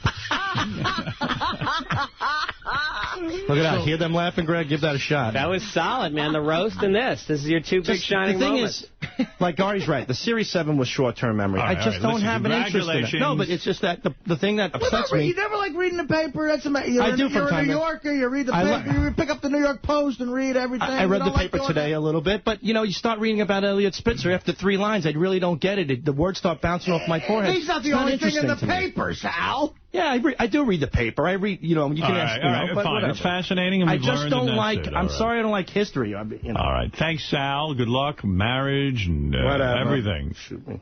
Shoot me. I get so upset about it. The clothing was coming off. He was heating up. All right. There you go. There's Sal Governal. He doesn't have an interest in it. Why does it upset him when we point out he had no interest in it? Alan? Yeah. But do you care about that stuff that Sal did in the wrap-up show yesterday about Sam, while we're on Sal? That is funny. Well, it goes into what he said about Greg, too. I think Sal really has a resentment for people who work in comedy who he doesn't... I don't know. Greg is very successful. Greg is a television writer. Right. Didn't Andy Dick just approach you to do some sort of television program? How many people are approached by Andy Dick? Who are straight. That shows you. We wrote for Ellen. Wrote for Ellen DeGeneres. Won 4 Emmys. 4 daytime Emmys. He's a great stand-up. Well, thank you, Robin. I appreciate that. My goodness. And by the way, Friday night, I was just talking to Artie out there, Comedy Central, it's Howard Stern night. They're doing my Artie Lang night. Entertainment Weekly, pick my half-hour special as a thing to watch Friday night, and it's the night his beer league show is on. They put me on, obviously, because of him. Well, Artie Friday night on Comedy Central is hosting the whole night. Right. So he's part of the whole wraparounds to even your special. Oh, that's great. They're gonna air in that they'll air a Greg special, they air a Nick DiPaolo special. They're gonna air a stand-up special that I hosted at midnight called Live at Gotham. These are all repeats. I predict their highest ratings of the summer. Friday night. Wow. And then Artie. In their secret stash, they call it that because it's uncensored. They'll air Beer League. All right. So, Super. Very nice. You know, I noticed on Comedy Central, I was watching the roast of Flava Flav. And now I didn't see that. I heard it was great. I thought it was good. Funny. Yeah. I thought it was really strong.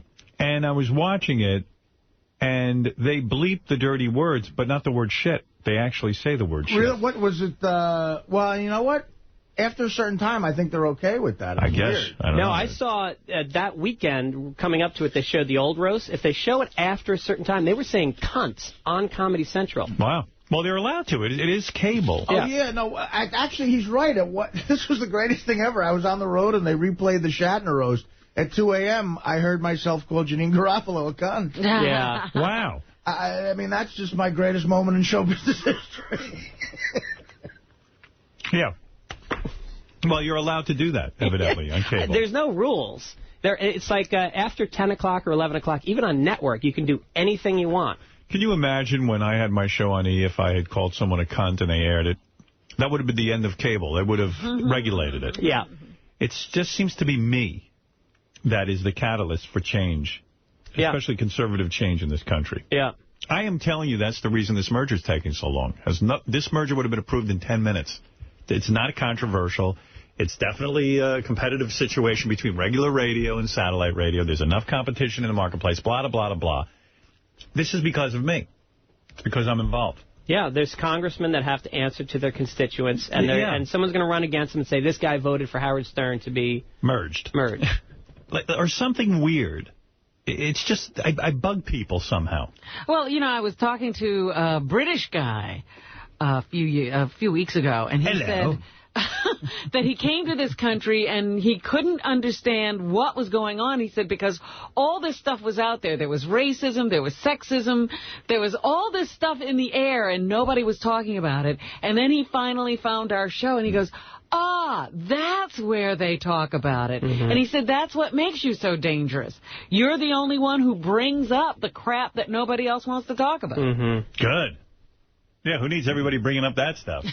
Well, he said he was going crazy because he said there's all this stuff going on and nobody says it. Yes, so true. Our listeners are writing a lot of email. I will get to email. I will get to the news with Robin. Greg Fitzsimmons is here. He's up to a lot of stuff. There was a couple of things I saw you wrote, Gary. Oh, you're going to be on the Pat Cooper roast? Yeah, the real Friars Club roast with the closed doors, no TV cameras, the actual traditional roast. This is the traditional one, huh? Yeah, they're going back to that. I'm doing that too, bro. Are you really? Yeah, I'll be that's great. Well, you mean they're not going to film it or tape it? No, I think that they did it with Comedy Central for a lot of years, and then I think that the Friars Club wanted to go back to putting on their guys because it sort of became... like pop culture. Well, yeah, they bring in people that didn't actually know the person being roasted, which again, the Flavor Flav roast I thought was really good. And those are people that didn't necessarily know Flavor Flav, but that's a different kind of a roast. This is people that I know. I've known Pat Cooper for 15 years. These are people that know him. And will you bring up everything on the roast? Absolutely. You talk about his family life, his his various fallings out with people. Will you talk about that?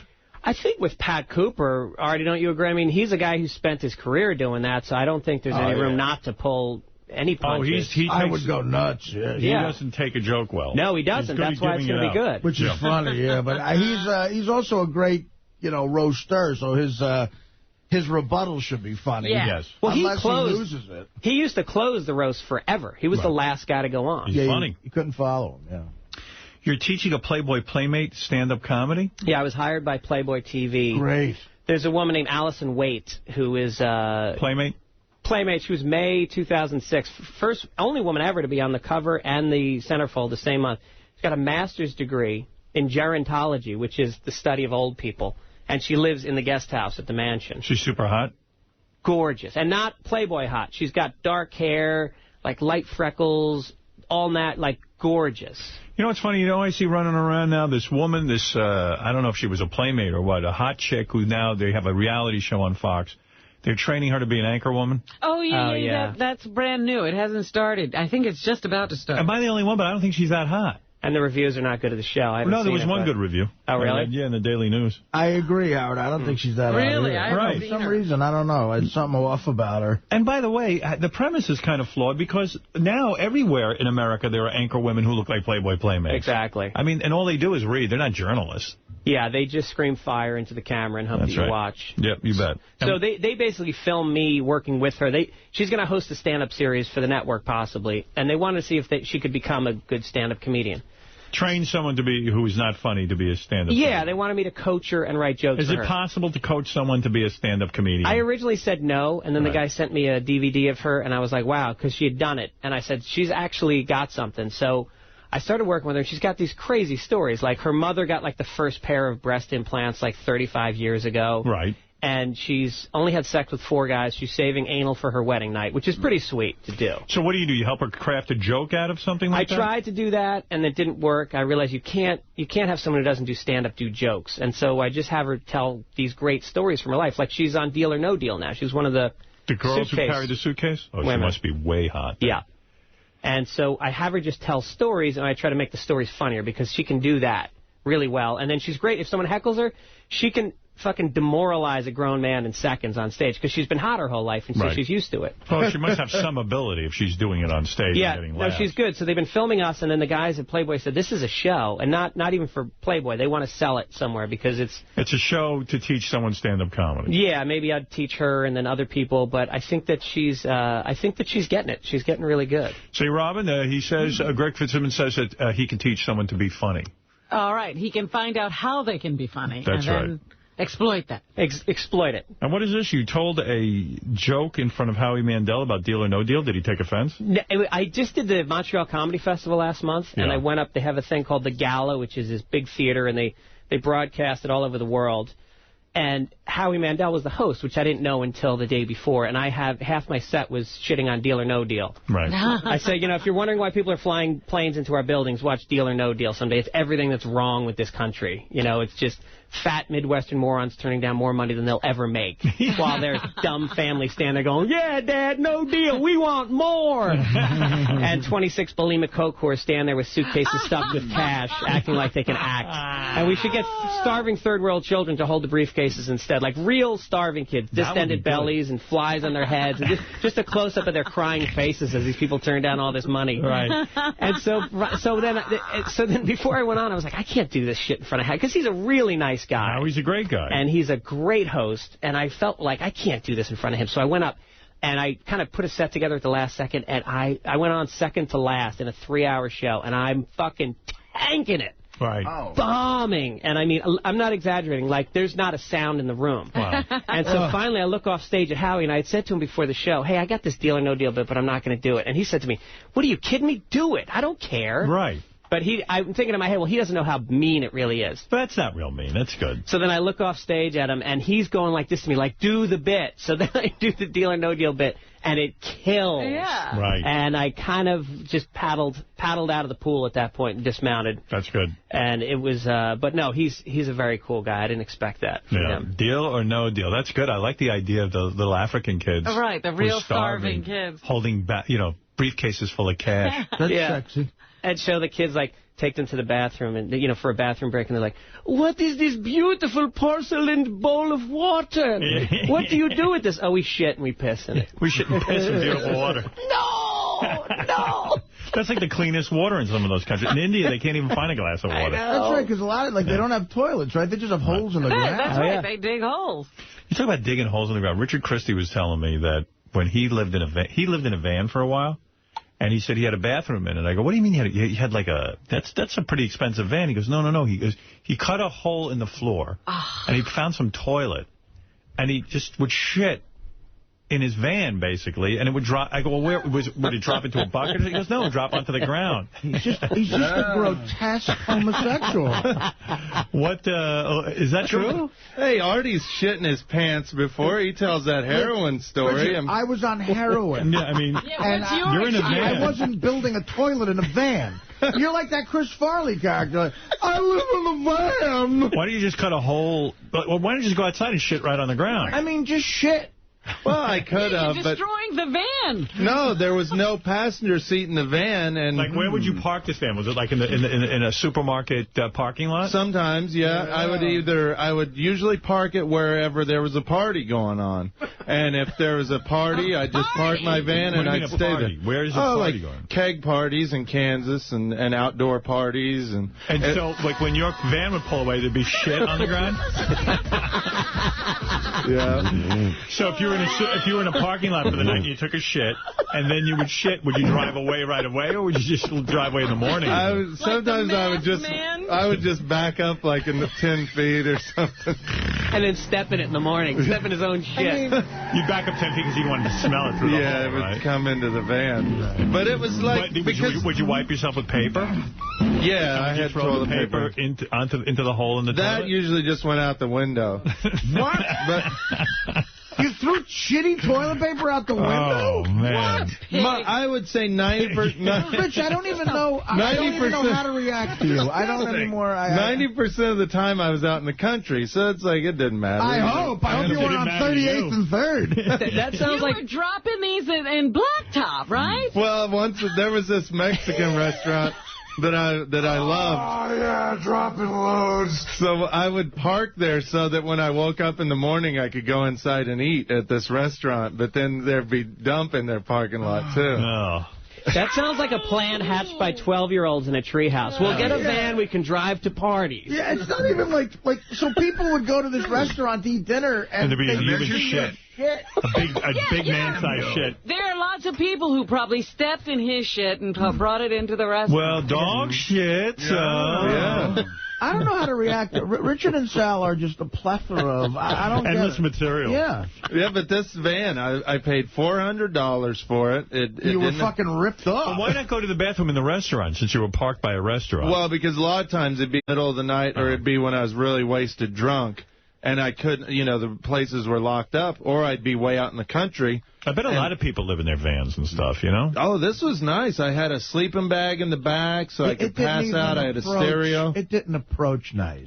Well, it got nowhere near I mean, nice. not nice, but nice for a guy who loves to go out and party and doesn't want to drink and drive. Nice for a billy goat. To me, the fascinating... You know what? There's no way to clean yourself. Yeah. Where's he showering? Nowhere. There's no showering. Stupid. He's not showering. Well, in my defense, I didn't get laid till I was 19. This was when I was in high school. I wonder why. Well, this was in high school, and I just didn't care. Near you? What girls huddle together by the locker and go, God, I'd love to fuck the guy with the shit van. Yeah. You know that van with flies buzzing around it all the time? Why doesn't he ever get laid? All right, well, there you have it, an exclusive, the shit van. From. I'll have to dig up pictures of it. I have pictures of it. To me, the fascinating part is the energy that you've expended to adjust to your alcoholism that you could have actually focused on just quitting drinking. Yeah, I mean, think of that. And this was when I was like 18 or 17, and I wanted to be responsible, didn't want to drink and drive, so I bought a van specifically that I could shit in and sleep in. Who do you think is more intelligent? Richard or Sal? It's got to be Richard. I think Sal's hit rock bottom. I don't know. No, I think Sal's the smart one in this pair. Yeah, that's a great question. I mean, I'm weird, but I did good at school. Yeah. Yeah, but Sal's always the one devising the schemes that wind up with his cock in your mouth. Yeah, that's true, too. I've come up with a few. Good point. There's a few where your cock is in him. Yeah. I love Richard. Yeah. Nah, I've come up with a couple plans where his cock's in my mouth. E equals MC mouth. All right, thank you, Richard. What is that? I have pictures of the girl that Greg's teaching comedy, the Playboy girl. I thought we had her in here. Favorite. Really? No, she hasn't been on here. She's way hot. Oh, gorgeous. man. She looks funny. You should Look bang at her. her there. How about a TV show where you bang her? Jeez. Well, the first time I met her, when I got the gig, I had her come to my house while my wife and daughter were home so that they could meet her and everything would be cool on the up and up. And so I'm just trying to get her to... she invited us to the party, the Midsummer Night's party. How tall is she? When I was out of town. She's like 5'6", I guess. Mm-hmm. And I just want her to get us to the mansion so that, I want to have a three-way with my wife and somebody in the grotto. Mm-hmm. An Asian woman, perhaps. When you bring her to your house, you have to act all disinterested in her and she's, she looks like a little girl to me. Well, it's funny because I know that you're not going to believe this, but I'm not really that attracted to her. All right, you can leave now. All right, come on. she's really hot. Yeah, all right, that's better. She's really come hot. on, look at that. Look at this girl. I mean, she's really not your type. Gorgeous. Yeah. I really do like her. You wouldn't want to bang her. She's very cool. Yeah, Let me see that other one. I like that other one. Yeah. Go ahead. Go beat off to that. And I had to tell her to wear panties because she would get on stage at these clubs that we would go to in mini skirts. Yeah. No panties. And she'd step on stage and give half the crowd a crotch shot. You know what? Then people want to see her. She's the hottest thing I've ever seen. Yeah. What clubs would you go to with her in L.A.? The Improv in Hollywood, the Improv down in Irvine, and now I'm going to in the Brea, and we're going to start taking her out to these coffee houses. She got a boyfriend? She just started dating a guy in Vegas. He manages the Palm or something. He's a pretty big player, I guess. All right, well, there you go. All right, so anyway, I had to do this rap real quick, and then we'll get to news and all that. But this is why lawyers are so great. Gary gave me a clip from 48 Hours, And, they have DNA evidence against the guy. And what's the story on DNA evidence? DNA evidence is it's solid. It's almost irrefutable. Hard to argue. Like when they do a pregnancy DNA thing, they know that 99.75% that it's your fucking kid. Right, it's your kid. There's no room for error.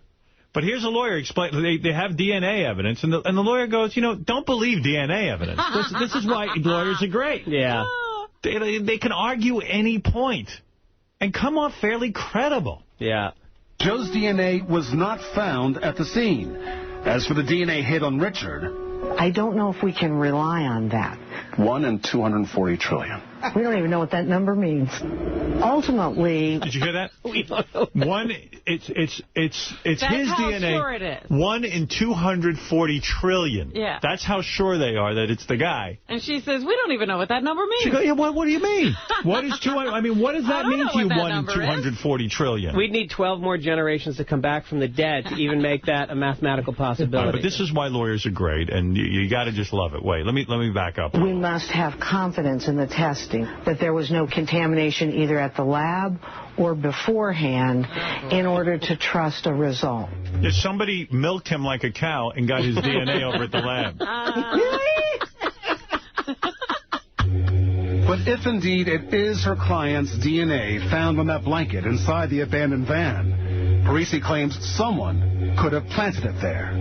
Certainly there have been cases where DNA has been planted. But we're talking about someone's semen. Right. And there are cases where that has occurred. Somebody's semen. How do you plant somebody's semen at the scene? Okay, blood, yeah, maybe. Maybe. It was planted. Semen. You're talking about the shit that comes out of a guy's penis. How would you plant that at the scene? We're talking about somebody's jizz. And has been planted on evidence? That's exactly right. Parisi claims there's another possibility, that Hirschfield might have been wandering in the area and found the van. He had the misfortune of stumbling upon this van on the night that Sabrina Gonzalez and John Riggins were murdered, and somehow just left his bodily fluids on this blanket. That is not beyond the realm of possibility.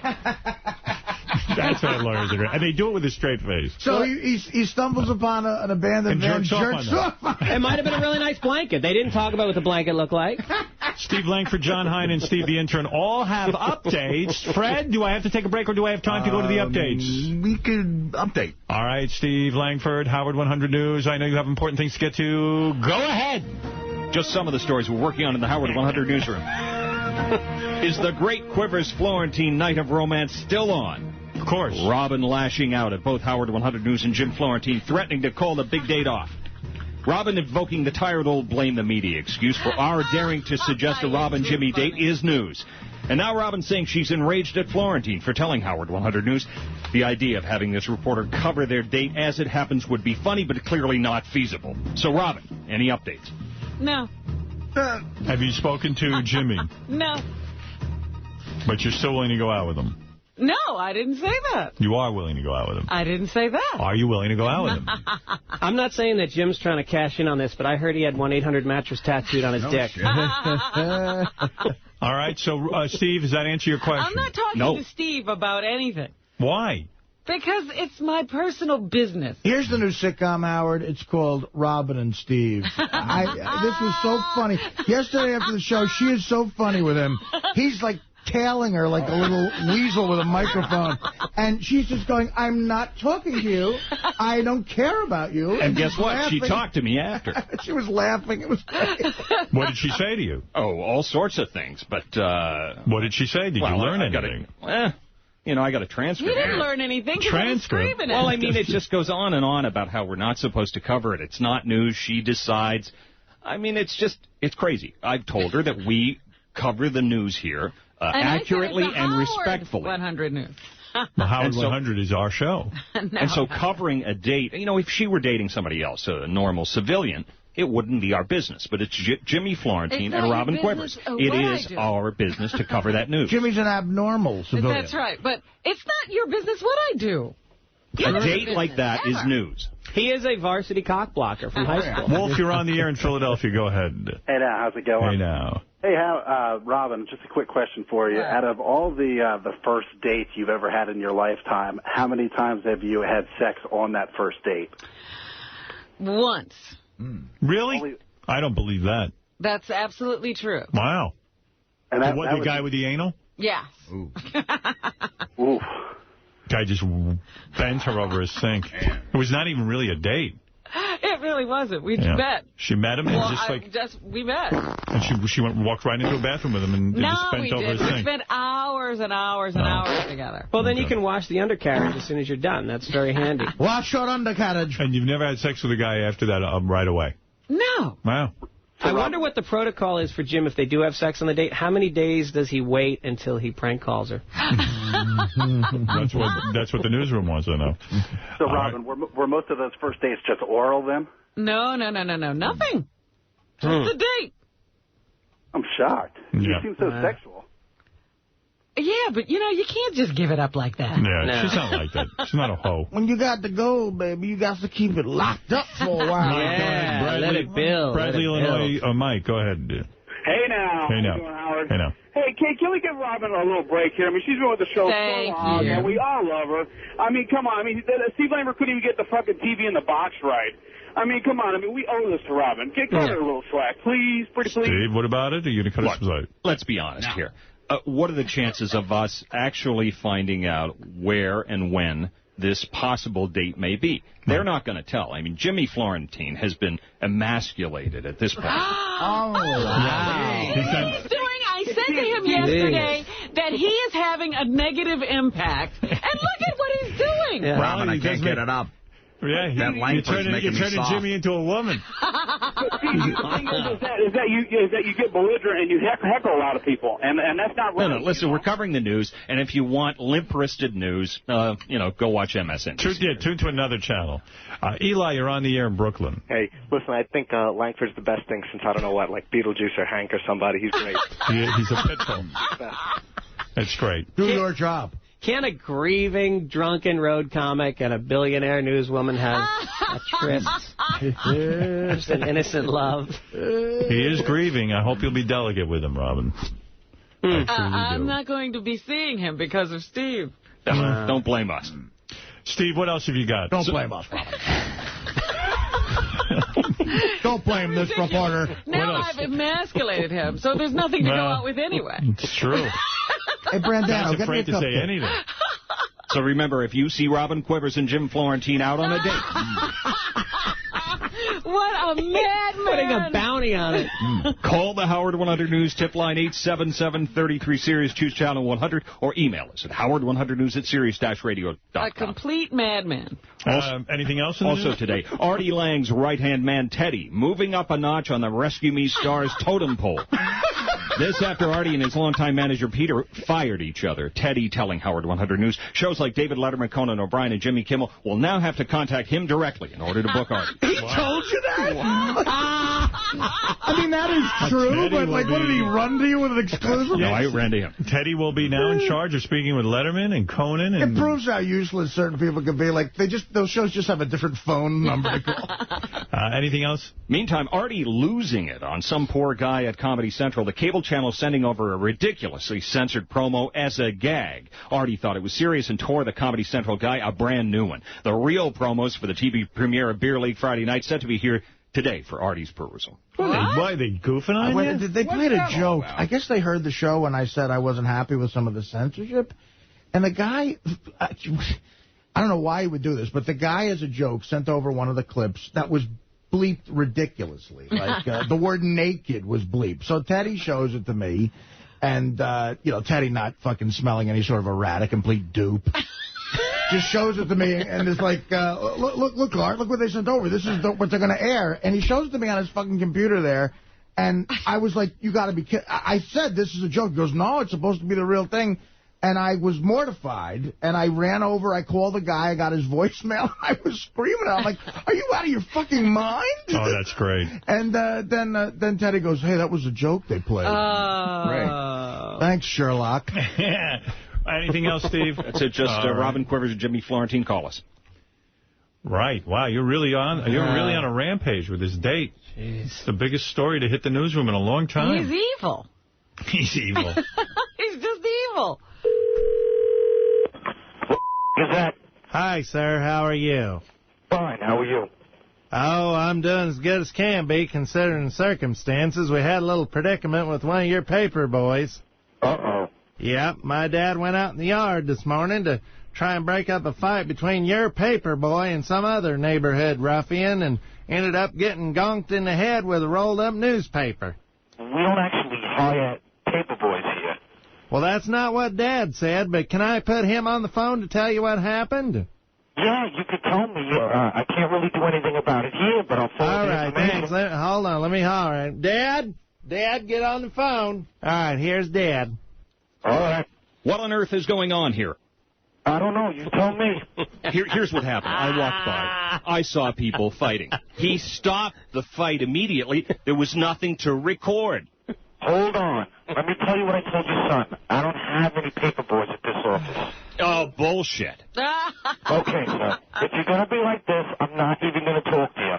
But we mail our papers every Wednesday. This is bullshit. Sir, you're wrong. I mean, come on. I'm not going to deal with this if you keep trying to insist we're something that we're not. I'm doing the job that you should be doing. Sir, I'm doing my job. I'm dealing with you, and we do not have paper boys. You're not being truthful. No, sir. I'm being very truthful. You do not know what the hell you're talking about. You told your guys to cool it. I didn't tell my guys anything. We don't even have paper boys here. Weasel. What was that? Wuss. I'm a wuss. Come down to my office and say that to me, sir. I don't take my orders from you, pal. And I don't take them from you. Certainly not you. You don't get it. Oh, I get it. And if you come here, you're going to get it. Oh, bullshit. Steve Langford on the phony phone call routine. You told your guys to cool it. Let's go right over now to John Hein. Johnny, you got the wrap-up show, 11 o'clock today. It's the show everyone is talking about. And what do you have for us? Well, Kevin Bacon couldn't catch up with you running down the street, Howard, and he called in from working on a film up in Montana.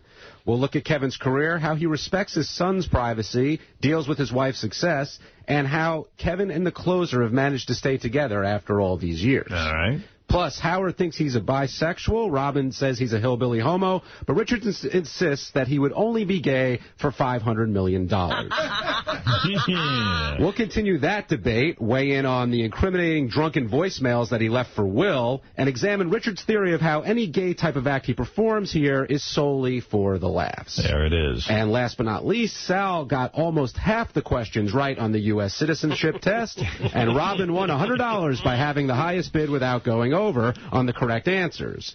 We'll talk about how the test was administered, how tough the questions about the 13 colonies, national anthem, and commander-in-chief really are, if Sal is Greg Fitzsimmons' #1 fan, and if Sal should finally be deported based on how he performed. All right, Johnny Hein, wrap-up show, 11 o'clock. We look forward to it. I listen to it every single day. Now it's time for Steve the Intern. And what's going on with the Intern show tonight? Tonight is the last week for these group of interns. So tonight they're all going to be up there. They've kind of held back. Is this the best-looking crew of interns so far? I saw some of the women yesterday. I said goodbye to them. Smoking. Hands down. I have to say, some of them look like they're right out of the pages of a magazine. Is that correct? Why was there no intern beauty pageant? I don't know. I don't know what happened. I think the answer is we can't even get good prizes. That's the answer. Yeah. And then we tried to put one together, and they were all leaving. Oh, I would have put up a prize for this. I would have. I really would have. Those chicks in bikinis, oh, my God. Guy, why'd you come to me for that shit? Can you make it up to the intern show at 7 o'clock tonight? We'll try to throw something together for you. How about a prize a night with Artie? A whole romantic evening. But you have to go out in Richard Christie's old van. You could watch Beer League with me Friday night. That's right. Be there at Artie night. Is it hard for you, Steve, to work back there with these hot interns? Do they ever come on to you? Do they ever... Yes, it is hard to work back there. Yeah. Have you ever had romance with any of the other interns? No, I haven't. You haven't? No, not one has found you attractive. No, they have, yeah. I work very closely with the interns because we're doing the intern show. So, yeah. Yeah, what?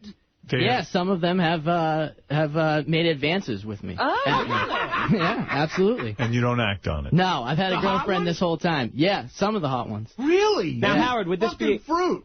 Would this be against company policy for him to engage in... Well, he's an intern, so... I mean, yeah, he's getting paid for the intern show, but I don't know. Would I be allowed to go there and bed one of them down tonight? Oh, you think you could do that? Because they're not... No, but I'm saying. I mean, because they're not interns anymore. Right. Yeah, I guess so. Hypothetically? By the time Beer League's airing on Friday night, I think it's all right. You check with Tim Sabian on that one. Like I have a shot. Well, if you bring a gun. No, but I'm saying, no, seriously, Art, I don't know the answer to that. Like, really? Would you be able to go out with an intern now? Because they're done. Why I mean, not? technically, yeah. Yeah. I think that while they're working here, theoretically, Artie could somehow influence their grade, but once they're done, they're done. But when does grades come out?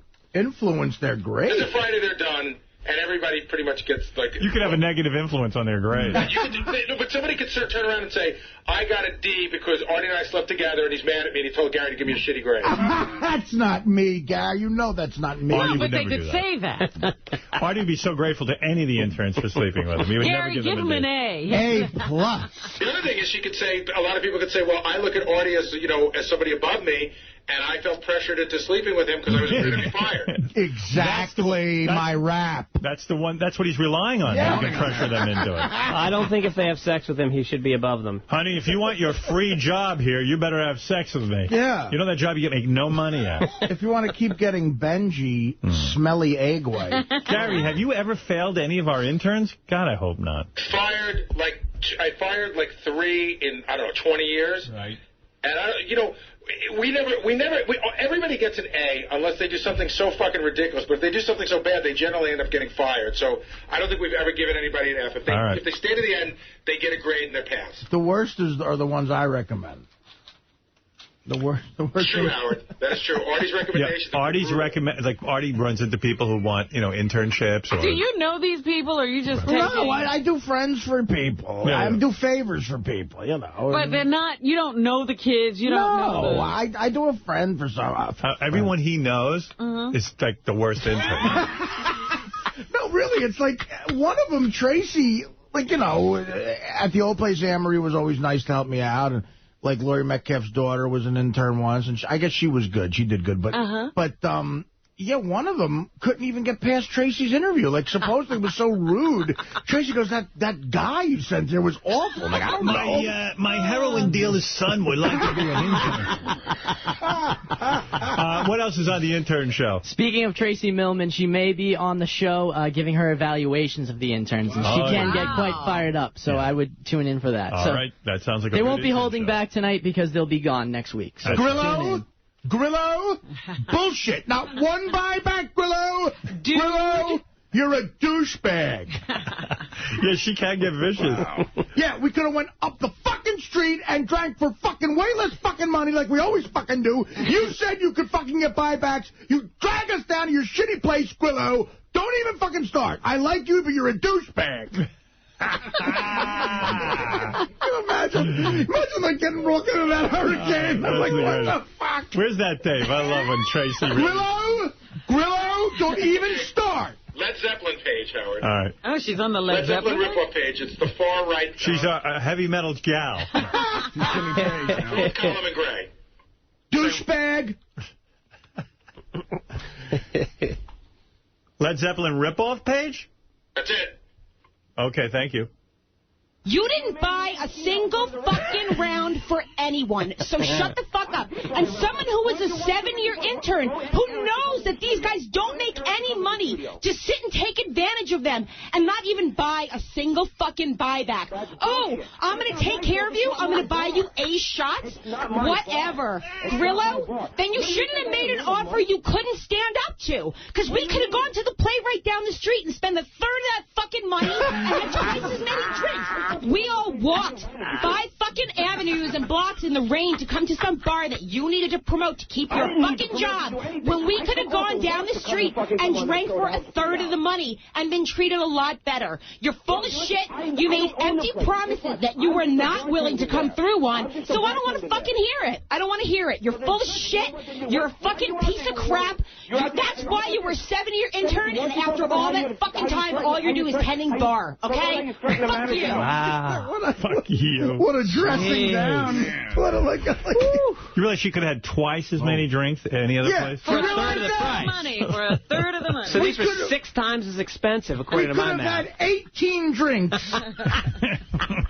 Can you imagine coming early with her?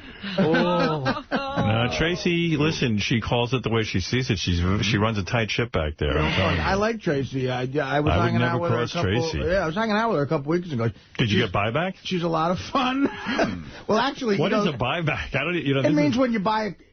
Technically, the rule is you buy 3 shots at a bar, you get 1 back. I see. That's in New York. She's complaining that she didn't even get a buyback. Right. Wow. Nothing creates more anger than not getting a buyback in New York. Buyback, it's law. Buyback is something, that's a term you would know if you have a drinking issue. I really have never been, I don't think I've ever been to a bar. Really. I believe that. A couple of times, maybe for a party or something. But in college, you said you'd go to a place, Zelda's, you said you'd go hang. No. These are the kind of bars that have, like, 4 troughs of boiling meat as you're drinking. Turtle races on Thursdays. Well, Tracy and Grillo got into it. And Tracy's a fun girl. And she took some of the interns to see me at Caroline. So when I saw her there, I was like, oh, my God, listen, what do you need? I'll get you free stuff. Like, I want to make sure comped everything. You're taken care of. Right. Yeah, well, who wants her yelling? And I said, if you do yell, could you do it on stage? Because it's the funniest thing ever. Grillo, not 1 fucking buyback. We had to walk 5 fucking avenues in the fucking rain to go to a bar that you needed to promote to keep your fucking job. That's why you're a 7-year intern. You do nothing now. You're a bartender. You're a piece of shit. I hate you. You're a douchebag. Fuck you. Grillo, no. Not 1 buyback. Fuck you. You're a douchebag. Fuck you. We do have Grillo's rebuttal. It's not nearly as entertaining. Whatever asshole fucking engineer was there, turned my mic down. Yeah, and that's what happened. Steve, the host, was, had a hard time controlling it. But I heard that shit today, and I'm extremely pissed off. Because, you know what, it made it seem like that fucking bitch got over on me, and that's not the case. Fuck you! Because I had a lot to say, and the shit was turned down. And I just heard that today, and I'm just dumbfounded. You're a piece of shit. You're dumb. Wrong. I'm a nice guy. I did a fucking nice thing. I brought people to the restaurant. Maybe they were under like a different impression about what was going on when we went there. Regardless if I told them I was taking care of them. I don't know what people made me think taking care of is. But if I was to take care of them, those fucking ungrateful interns went and ordered top shelf fucking liquor and ran up a $300 bar tab because they were taking advantage of my kindness. So when my boss saw that they ran up such a high bill, he can't comp top shelf liquor. Okay? So when I found that he couldn't comp the top shelf liquor, which you don't do that. When someone's offering a hand, you don't make them give you all this goddamn fucking, give you all this top shelf shit for free. It doesn't... What the fuck is he talking about? Top shelf. He's the exact opposite of a lawyer. Well, I think Tracy buried Grillo in that argument. Yeah, because she managed to get that angry but be eloquent the entire... She didn't miss a beat. No. Right, and he hands with the mic up or down. Grillo's going down. I think Grillo does better in an argument when the mic is down. Yes. Yeah. We're going to take... Yeah, I think he did well there. Let's take a break. When we come back, Robin will do the news. 5 fucking avenues. Greg Fitzsimmons is here. And by the way, tonight Greg is going to be at the Helium Comedy Club. He's going to be there tonight through Saturday night.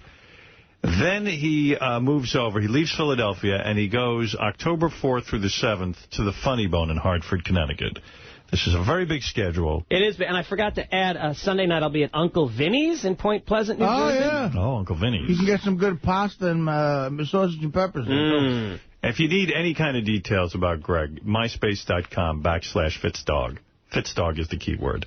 All right, we're going to be back right after these words. Hey now, hey now, hey now, hey now. Yeah. All right. I said, are you going to be my girl? I was just listening to Jenna Jameson did an interview on TV about how she removed her breast implants, had them removed, and that seems like a real good idea. Because she wants to start a mainstream modeling career. Oh, I'm like, well, now's not the time to be doing that. You got to do that when you're a little younger. You know. Who told her that was possible? Now might be the time to start a porn career. Right.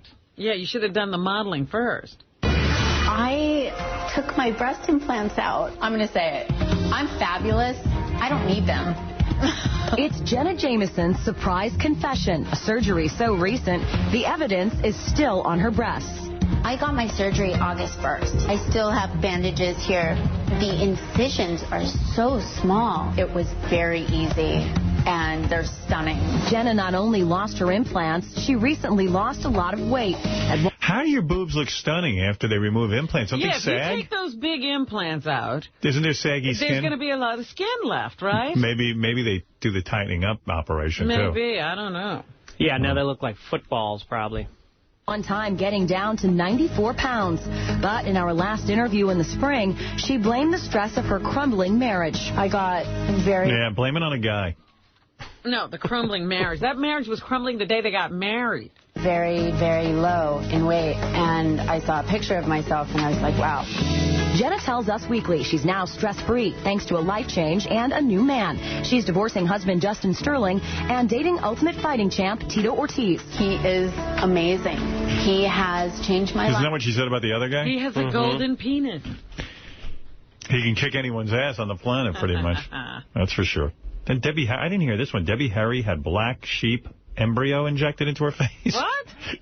Debbie Harry from Blondie. What are they supposed to do for you? Black sheep embryo. Debbie Harry still a blonde bombshell at age 60. Oh, come on. Give me a break. And she's first to admit... How old is she? Wait, 60-something. Come on. Debbie Harry still a blonde bombshell at age 62. Hardly. So why did she pick black sheep? Yeah, what's the difference? She should pick blonde Maybe sheep. She was the black sheep in the family. Ah. We interviewed Debbie, but her only comment was... And she's first to admit her ageless beauty required more than good genes. It's facing, the end, I mean, aging is a scary thing. I have had some surgery. I've had some facial surgery, which, of course, I think is essential. Besides plastic surgery, she also tried a non-traditional anti-aging method you won't believe until you hear it. They made injections from the embryo of black sheep. Have fresh cells. And, well, it's perfect. What? I don't know. It's called cell therapy, and Debbie says she's tried human growth hormone as well. Oh, boy. I bet she's going to get a bunch of sheep that are anti-abortion protesters in front of her house now. HGH, human growth hormone? Isn't that like what bodybuilders take? They take it, but a lot of older people are now trying it to see if they can improve their muscle mass and their energy level. She had that song, Die Young, Stay Pretty, remember? Well, she didn't do that. She didn't take her own advice. I believe, what did she say? That facial surgery is mandatory? It's essential. Essential, great. Ay vey. No, you know what? I hope none of those Taliban guys are watching Entertainment Tonight. Because they'll be back here bombing buildings again. What shows are those from? Entertainment Tonight? You guys don't give me just this TV clip. All right. I don't know. Whatever. Debbie Harry. She's going to grow wool on her chin now. They're from the Insider, Howard. Insider. Okay, there you go. Black sheep injection. Okay. I never heard of that one. I'm looking into it as we speak. Anything to preserve me. Robin, what's in the news? Particularly black sheep. Greg Fitzsimmons joining us today.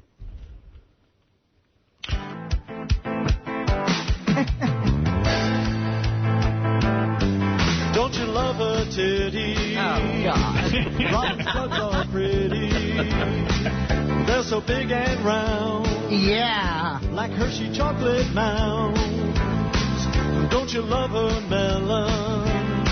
Her hooters just keep swelling. They must weigh 50 pounds. Why are you watching me, Wilder? You look good. I I swear to God. She lost a ton of weight. It's like and plus with this quarantine, there's just a glow with you. The Florentine glow. No, and then you walk by in the hallway, and I was like, look at Robin's body. You look fucking good. How much weight have you lost now? I told you, it's about 40 pounds. You didn't lose any since yesterday? Not since yesterday, no. Did you get some kind of a black sheep thing? But your face looks good. I didn't know about the black sheep thing.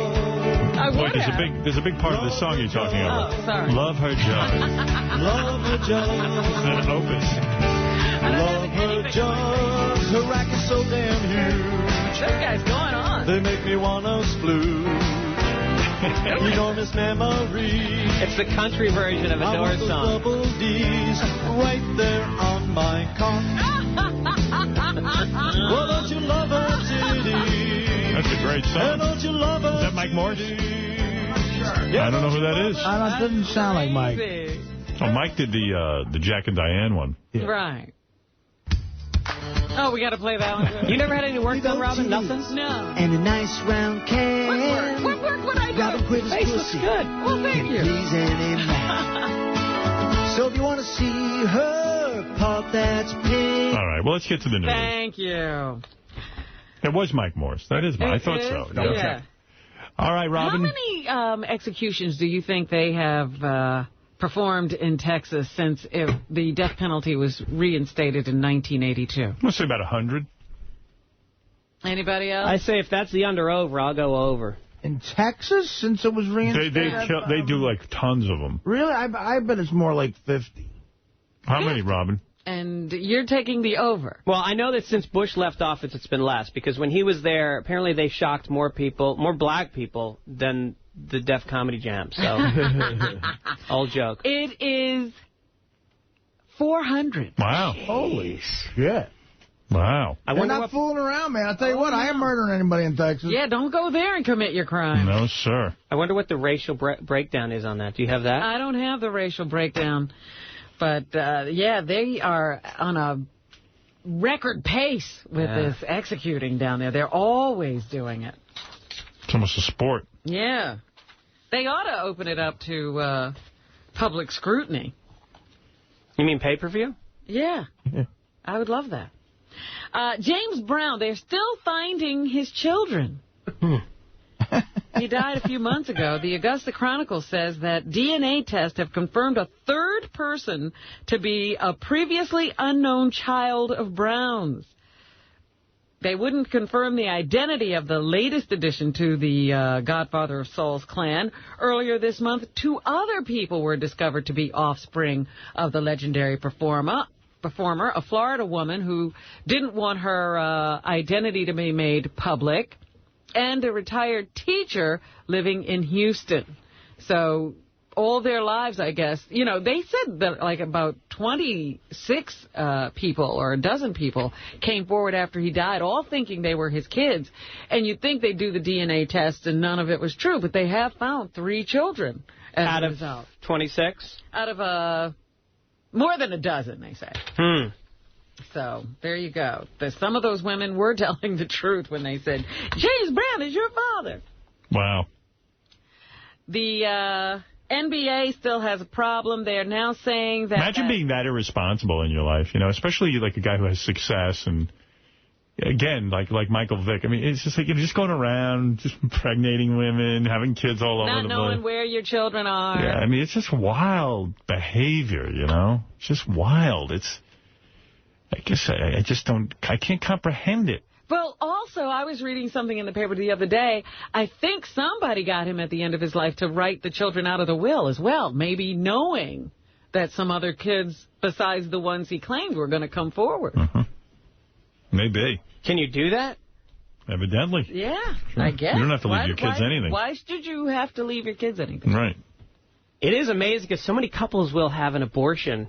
Like, they'll even control how many kids they're having in their married relationship. And then these guys go on the road and are just spewing semen left and right. Right. It's all over the place. It's a crazy thing. The NBA having a real problem. The former referee, Tim Donaghy, who was convicted or pleaded guilty to some gambling problems involving the NBA Irish. and shaving points during games he officiated, is now said to be ready to name as many as 20 other league officials who may have been involved in gambling. Wow. Uh-oh. That's bad news, 20 other officials. Wow. Well, Henry Hill said it. He goes, come on. And we said, do you think he's the only one doing it? And he went, oh, come on. He starts laughing. Oh, yeah, no way. That demonic laugh. There's no way. I like when he said Jimmy Burks gave his girlfriend her ex-boyfriend's head in a box. As a present, as a what? Was it a wedding present? A wedding present. So, Howard went, boy, that guy's kind of hostile. And he went, you think?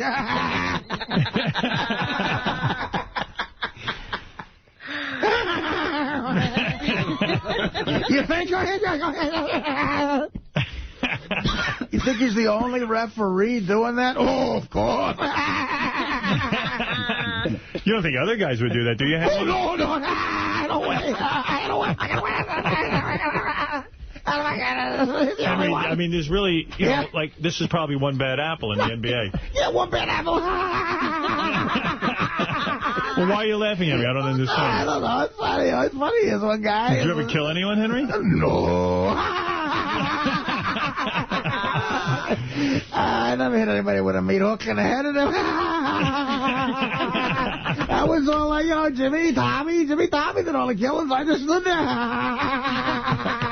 So you never, it was true in the movie, like you said, those guys would kill, but you never wanted to. I was like the voice of reason. I just stood there. I said, boy, you guys are crazy. Right, like you once said that you put an ice pick in somebody's neck. Right. I just fucking around. You know, I have a few drinks and say you put an ice pick in a guy. What the fuck, I'm fucking around? Who would do that? You know, Jimmy, Tommy, they were crazy. They would go, I would say, what are you doing killing a guy? You're not so against the law. Do you think it's possible that in other sports they could actually fix a game? I'd say definitely not. No way. Henry, is it true that you placed a bet with the mascot for the Utah Jazz recently? Absolutely not. I don't even know the guy. Where are the bodies, Henry? Where are the bodies? Where are the bodies? I don't know. Everything's laughing with you. Everything's fine. Robin, what else is in the news? Me and Tommy are gone now. Paulie, they're gone. How much do you think that record-breaking home run of Barry Bonds is worth? Oh, $2-3. $1 million. I'm not asking Henry Hill. $1 million. $1 million? That's right. Well, the guy who has it can't afford to keep it. So it's going up for sale. He says that circumstances are such that he has to move the ball. 3-1. Wow, he made a statement. What do you think it's worth? I wouldn't. It was worth nothing to me. Yeah, I mean, I wouldn't pay a dime for it, but these maniacs, they buy everything. Hey, Howard, you hear I'm painting now? I want to what am I painting? You gonna paint a ball? Oh, yeah, I'm a good painter. This is the most historic baseball to ever be publicly sold. And it's going to be very interesting come September 15th what this ball could possibly bring. That was somebody who's an expert, Dan Emler. 3-1 is the guy who owns the ball, Matt Murphy. Oh, page 1. Number 3 or 3-1? 3-1. Okay. It's such an important part of baseball history that I wanted to keep it, but I'm young. I don't have the bank account to afford the financial incurrences that come with keeping this major part of history. What kind of finances are required to keep a baseball in your house? Well, if you don't have any money and you could make a lot of money possibly by selling it, wouldn't you have to Absolutely, sell it? But I mean, that was just a kooky statement. Well, maybe you have to insure it. You got to insure it because someone could break into your house. Well, that's what they do. They get insurance for it. Absolutely. Put it in a safe deposit box. Yeah, that makes sense. I'd like to see how much money they get for the syringe that he shot with before hitting that home run. Is that going to be in the Hall of Fame, too? You know what would be worth more money to me? Because, first of all, if someone can prove they have the first home run ball he ever hit, that would be amazing. Really? He probably has that. But also, the last home run he ever hits, that's going to be a valuable ball, too. People forget about it. I think more valuable than this one. Well, Dan Emler is trying to gauge how much it could be worth. 3-2. All right. We've been quoted, we think this is a $500,000 baseball. Again, it's an auction. Anything can happen. All it takes is 2 people that really want it. $500,000. Yeah. You know, it is such worthless junk to me that it's beyond my comprehension to think that anyone would care about owning this thing. And did you hear the guy's story, the full story of the guy who caught it, Howard? No. It took about luck. A real San Francisco Giant fan who's been going to games there forever has got to be pissed. This guy is a Met fan from this area. Yeah. Was flying, I think, to Hawaii on vacation, had a 3-day layover in San Francisco, went to the game, and caught the fucking ball while he was wearing a Met shirt. He was wearing a David Wright shirt, I think. That's great. A fucking New Yorker got it. That's great. He is hoping whoever buys it will either donate it or allow the Hall of Fame to have... Oh, yeah, we'll allow it. I mean, don't you like 50 of those balls at home? Yeah, I got a bunch of them. Sell me one right now. Yeah, you know what? Look at this. Pete Rose's home run ball. Yeah, thank you, you fucking jerk off. Is it true that you have the balls of a guy who once owed you money? Well, not me, though. We've been talking a lot about Michael Vick, and people are still weighing in with their opinions as to whether this has completely ruined his career or if he's going to be okay. Here's a sports agent. He'll be fine. No, I mean, yeah, he'll be fine. Eventually go back into football. Sports agent Lee Steinberg says he believes Vick can redeem himself. 110. Hold on. 110. This is not an easy job. At this moment, it appears absolutely cataclysmic, and the country is horrified. However, if he were to serve time, go through his suspension, and be truly repentant, you have a cheerful Michael... I always said that word was repentant. It's repentant. Repenitent. Repentative. Is there a word repenitent? I'd have to look it up. Because I heard this guy being interviewed on Fox News yesterday. He kept saying repenitent. He said it over and over? Yeah, twice. Rhinoceros. Snuffleupagus. Sometimes you just assume people are smarter than you, and they say a word and you assume it's a word. Sometimes they could be bullshitting. The country also loves a second chance. Right. So he thinks he can pull it back together. He says part of the problem is that, Vick was messing around with dogs. He'd have been better off if he'd assaulted a person. Probably have done better if he had assaulted a human being than a dog. That's true. He has hit a nerve throughout the country. He really has, though. I mean, it's just despicable. These poor dogs are getting raped and drowned and shocked. Yeah, what's that about the rape chair? Rape stand. What is that? And he had a lot of money, so he probably had a really expensive rape stand. What is it? It's for dogs, they're so vicious that they won't mate, so it's a special place to stand where he puts them so they can be raped by other dogs. All right, there might not be a word repentant. Wow. I tried to put it into a search, and it says, do you mean repentant? Yeah, it's repentant. He goes, if he is truly repentant. Howard is on the air in Jersey City. Yes, Howard. Hey, how's everybody doing? I was just got a question for Robin, maybe affecting Jimmy's chances on the first night of sex. Robin, when you had that one night stand or whatever you had, was the guy white or black? He was black. That is more Shoot your theory down, huh? Yeah, shot that down. Did you lose your virginity to a black man or a white man? A black man. Wow, that's 2 down. Yucko the Clown, you're on the air. Hey, I know Robin hasn't talked to Jim. I worked with him the other night, and he's not feeling too well. What's wrong? He's got jungle fever. Thank you, Yucko. Yucko the Clown. How long did it take you to write that? 3 hours into the show. All right, but it worked.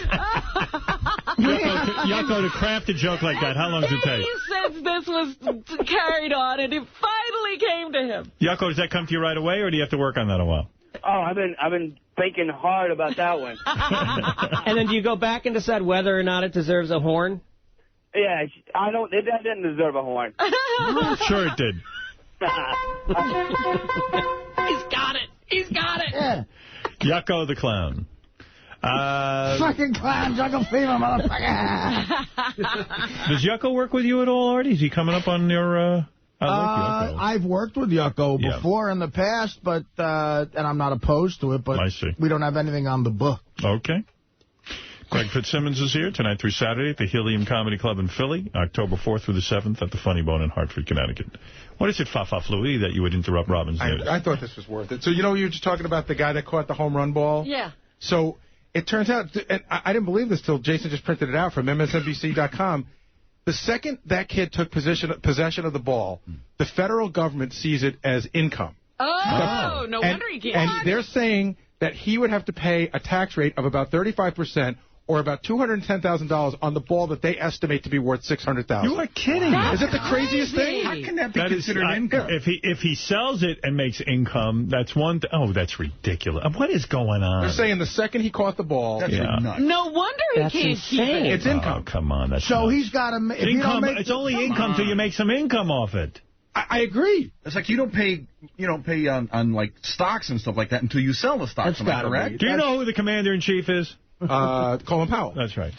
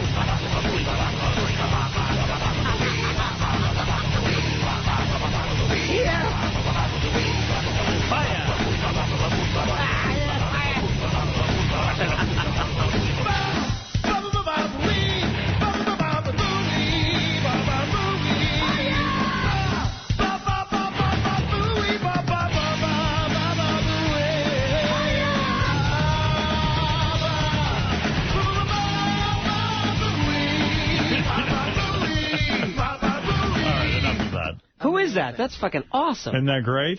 Who is that? That's System of a Buoy. Yeah, System of a Down. Jesus. System of a Down syndrome. Isn't that great? Yeah. It's a great song. Now, here's an interesting question. It was an okay song, but then when they put the buoy, the buoy to it, that's when it really became better. Yes. If that ball is worth whatever, and that's the biggest sports item in his life, what would you say would be an artifact from your career and life that would be worth more than anything else? I've seen things from our show go as much as $4 or $5 on eBay. You're serious? I'm not kidding. Have you paid income on that? I don't own it, so therefore I don't pay income on it. You're not getting the money. It seems that if I could get my hands on, let's say, a piece of my nasal hair, I have no idea what that'd be worth. But that means, in theory, that if you own something in your own life that was potentially worth something if you sold it later, you should be paying tax on that. There's no one that could claim that ball's worth $500,000 till it sells for $500,000. What if it sells for $250? Right. Does the government do what? I mean, the guy could have kept the ball. By the way, Steve Smith wrote System of a Buoy. Smythe, yeah. Yeah, Smythe. Howard, any interest in eBay prices on things that have based on artifacts? All right, go ahead, quickly.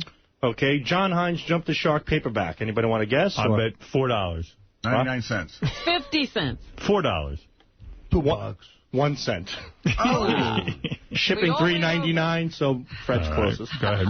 Robin Quivers autographed 8x10 with certificate of authenticity. All right, well, how much? 50 cents. Who's got a certificate of authenticity? $5,000. $35.99. Ooh, better than I thought. Impressive. Here we go. Here's a big one, guys. Hold on to your asses. Jackie Martling signed photo. 4 cents. No certificate of authenticity? 0. I would say... Well, here's the thing. Here's a side note. You have to pay them to take it. He'll bring it to your house, too. The side note is it went up for auction twice because nobody gave a shit the first time. I'm not kidding. No, this is when stuff was auction. Right. Yeah, these are prices. This is the second time. This is the reduced price. What is the price? $5.99. All right. Now, there's not much on Fred Norris, but there was something pretty unique. It was Metal Ruse Magazine, issue number 7, featuring a Fred Norris interview. That's very rare. Very, very rare. What do you say, Artie? I'd say $7. 7? It could be about a $20 range for an interview. 20 1 bucks, cent. maybe? I'm going to say $50.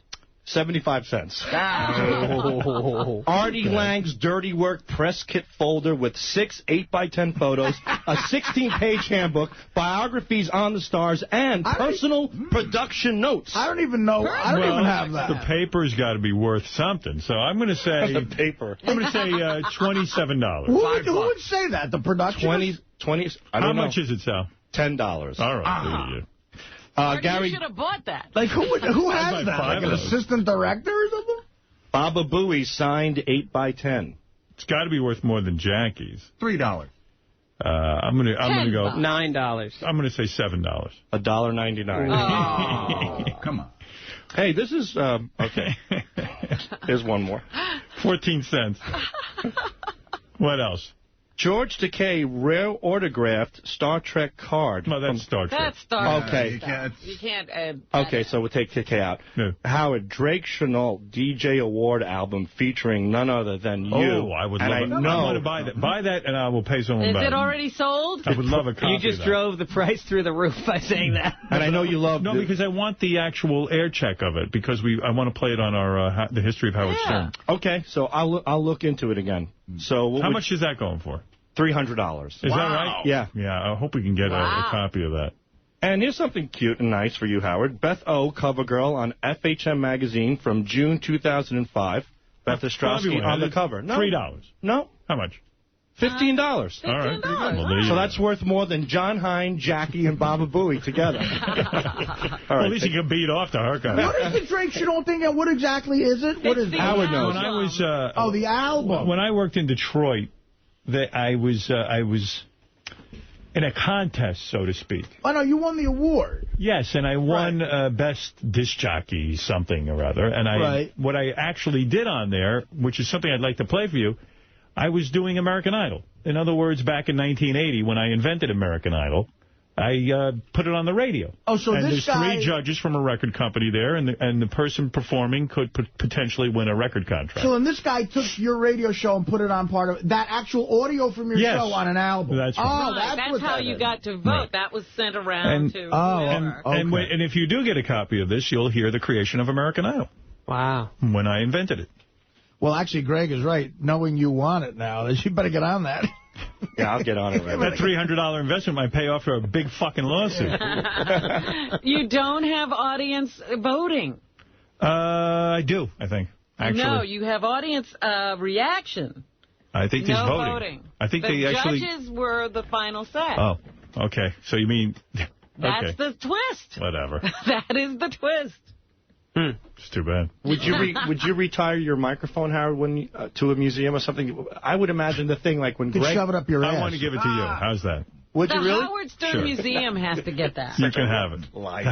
There is going to be a Howard Stern Museum, then. Is that the same mic you used at... Jackie's jokes will be in it. Is that the same mic you used at K-Rock? No, this is the same type of mic. I don't know what they did with the mic from K-Rock. What they do with it? It's still there. They're probably still using it. Right. They're hoping some of that luck... Oh, there's no use for that microphone there, believe me. Yeah. What about the megaphone that's there, right? You've had that since NBC, the same one. I think you used it in the movie. I will never give that up.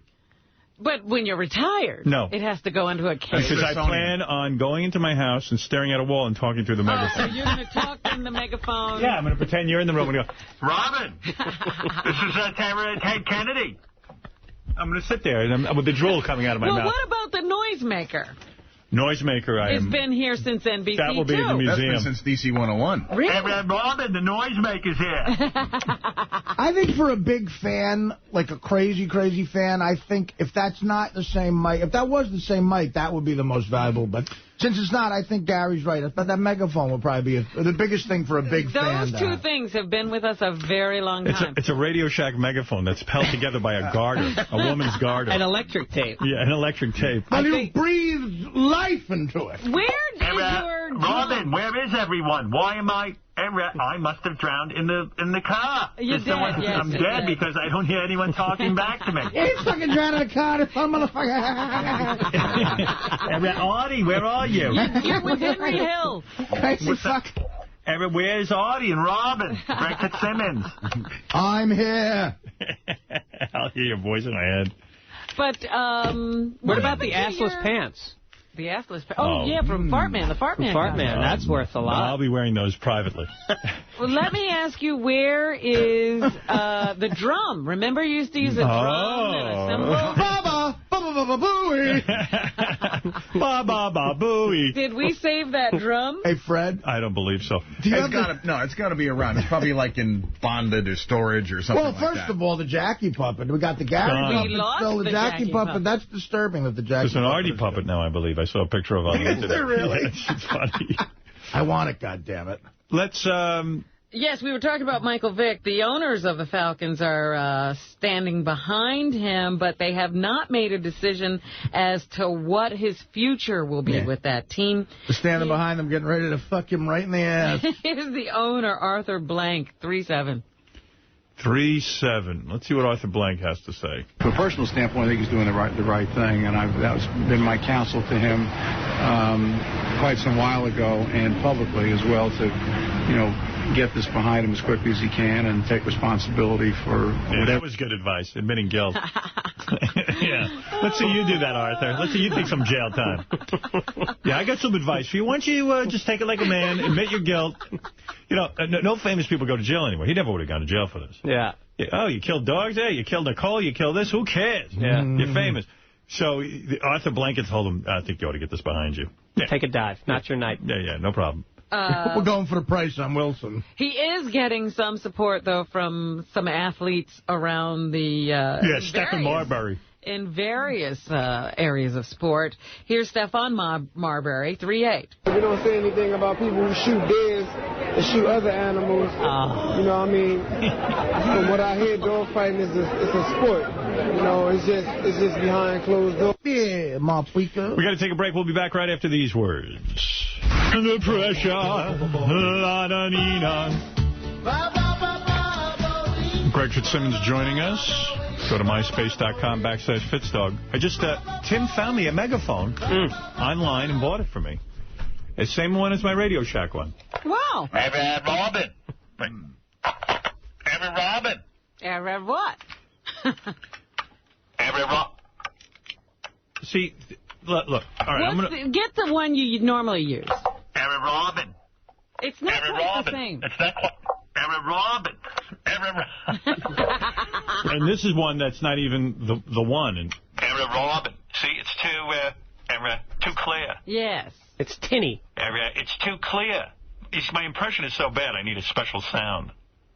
And that one you have with the garter is the only one that's ever delivered. Yes, Robin. Sound. If without this, I can't do Ted Kennedy. Now, here's the exact same megaphone, but, a new one. Ever Robin. It's too clear. This is me in the 1960s. It's not bad, though. It's not bad. Not horrible. You see, and it keeps breaking up. Wow. Yes. It's brand new and it's breaking. Sounds like the new iPhone. Error. If Ted Kennedy could go up and speak in the Senate with that, he could really get stuff put through. Here's me using both megaphones simultaneously. Stop looking at my enormous red head. All right, Robin, what else is in the news? Let's see. Bad news in Iraq. 14 U.S. soldiers were killed today in a helicopter crash there. Just pull out already. The helicopter crashed in northern Iraq, according to a U.S. military statement. And we can keep a military presence there just by sending over all the idiots who think that us being in Iraq is a good idea. Just send them over. Separately, at least 28 people were killed and 91 wounded when a suicide car bomb detonated outside a police building in the Iraqi town of Baji, north of Baghdad. Yeah, send them over, and anyone who has a Hummer, send them over. Baba Baji. Baba Baji. Meanwhile, a new government report says Send Dick Cheney over there. He's a big guy on the wall. Oh, he loves We got Scott DePace. He can go over. Yeah. We got a lot of guys who are really for this as long as they're here. A new government report says the CIA and its director were unprepared to deal decisively with al-Qaeda terror. And that's why we had the 9/11 attack.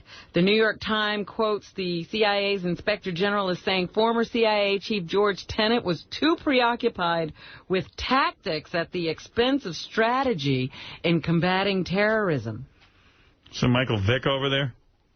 He likes fighting. Very nice. The agency and its officers did not discharge their responsibilities in a satisfactory manner. Here's Richard Clark, who says George Tenet tried to silence this unflattering report. 1-1. 1-1. I am convinced, beyond a shadow of a doubt, that if you have told us that Khalid Mihdhar and Nawaf al-Hazmi were in the United States, that 9/11 would have been prevented. That is former FBI agent Jack Clunan, who says 9/11 could have been stopped if we had nabbed the two known suspects. All right, sorry. Here's Richard Clark. I'm having trouble here today. He had certainly been trying for a long time to get the report changed or get the report killed. All right, there you go. Tenet, meanwhile, has said that this is absolutely not true, that he could have stopped the attacks or did anything wrong. We could still get people to fight. We should take all the people that think the Pilgrims came here for the land, for the land, and free land, for free land, and just send them over to Iraq. They got tipped off by Columbus. Columbo. Yeah, he put it on the intranet. Right. Senator Barack Obama was talking about the troops and veterans yesterday. He says it's time to start fighting the right war. 1-3. One reason to stop fighting the wrong war is so that we can fight the right war against terrorism and extremism. Right. I'm with them. I like what he's saying. Meanwhile, former Senator Fred Thompson says Congress wants defeat in Iraq, not victory. The big squabble in the Congress still is not how do we achieve success there, but how can you achieve success in a country that is completely blown apart? I mean, they don't even want to live with each other. How can you achieve what would be the definition of success? That's just it. You have to define success before you can achieve it. We've had success. Saddam Hussein isn't there anymore, okay? Success over. Now get the fuck out. That was the mission, wasn't it? That's right. And then for anyone who says, well, there would be more chaos, you can't have more chaos than is currently here. It's impossible. No, anytime we've pulled out of these kind of civil war situations, whether it was Bosnia or Greece or wherever, things calm down because we ain't there. Right. What are the terms of our defeat? This is a guy, he can't even bring himself to run for president. Right, he's not sure he wants to put his toe in there. Here he says a divided U.S. will strengthen the enemy. If we appear to be divided and weak in this nation, that it is going to ennoble an enemy and make our country more dangerous, and therefore the war... Is he a moron or what? I mean, really, he's a TV actor. He's perfect. Yeah, if we appear divided, well, okay, so then which side should we be on? As far as I'm concerned, we're not divided. Everybody thinks we should get the fuck out of there, except for a few yahoos. This is bullshit. It's bullshit. This is bullshit. We appear divided. We are divided. What are we going to do? All shut up so that... Well, that's basically it. Yes, if we don't shut up, we're going to lose the war. More dangerous. All right. That's how we got into it, because instead of appearing divided, which means actually keeping an open mind and making a decision, the government suppressed information that would have let us go into the war with more knowledge. Yeah. Yeah, you're right. Anything else, Robin? Brad Pitt weighing in on the progress at rebuilding New Orleans. You know, because finally. He is Thank God he's coming out with something. Of that fine city. The people of New Orleans turn to Brad Pitt for answers. Fred Thompson ought to use him as vice president. Vice President Pitt. Here he says we're building New Orleans smarter this time around. We knew we couldn't bring back the families and friends that were lost, bring back the heirlooms, the pictures. But maybe, in the process of rebuilding, we could build something smarter. What's this wee shit? Yeah. You picking up a hammer? His hammer and nails. Yeah, man, you were going to go bang Angelina Jolie. We are going to build a fucking city, motherfucker. Brontosaurus. And who wants a smart New Orleans? Yeah, when was it smart? Just put the balconies back so college girls can flash their tits. Then we'll all go back. Open a bar where you can house booze and whores and jazz music and anything heroin. else? Did Brad Pitt say anything else? The rebuilding process is slow. It's hard to claim an overall victory when you see how slowly everything is still moving. You know, Katrina was a man-made disaster. This house here is a man... Even that wife, they love to go to disasters. They love it, man. That chick is ruining him. Guy had a perfect life. Yeah, he's drawn to disasters. He loves it. Including her. He says being a father brings him closer to this ego project. I understand the stats and I understand the technology of what we're after, but I feel something much more different, much more personal as I walk through it. And that is I feel the family that's going to live there. And I understand it from a father's perspective. You want to see a man-made disaster? Look at Ocean's 12, motherfucker. You crazy, man. You always moving slow. You pick up a fucking saw, nail, motherfucker. What else we got, Robin? Let me see. Rhinoceros. Matt Damon weighing in says he doesn't take his fame too seriously. Well, I have a group of people that I pay to keep my feet on the ground. They're no, I'm just kidding. I have a great family. I guess that's it, you know, and good friends, and nobody takes any of this too seriously. Let us know when you're kidding, motherfucker. You were talking about that new show, Anchorwoman. Here's a clip of Lauren Jones flubbing a newscast. Welcome to this Sunday edition of Eyewitness News. I'm I'm Lauren Jones, and thank you for joining us. Sorry, it's like going up. Encore area manager Charles Hill says back on the cruise. I can't see they're rolling up so fast. I'm sorry, it's just going fast. Do I say bad weather? She's horrible. My God, that is... Suck a muffin. She Suck a muffin. Wet cunt. Fred's opinion on her is clear. Wow. I mean, she's terrible. Yeah. Weather. No. Gunshots ring out at a Tyler nightclub. There's nightclubs here? The storms are being blamed for at least one death in Texas. That's sad. What'd I do? No commentary. Okay. Did I commentary? Yes, you did. I don't remember commentating. Yeah, he made a joke before announcing the death of somebody in a storm. Yeah, really? She must be educated. Suck a muffin. And finally, we should listen to David Hasselhoff sing one more time. All right, there you go. That's what's happening.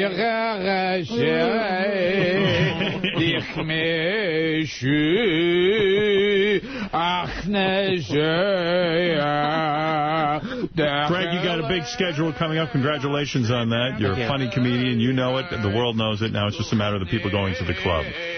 See him tonight through Saturday at the Helium Comedy Club in Philadelphia, Greg Fitzsimmons. October 4th through the 7th at the Funny Bone in Hartford, Connecticut. And for more information, go to myspace.com/FitzDog. FitzDog.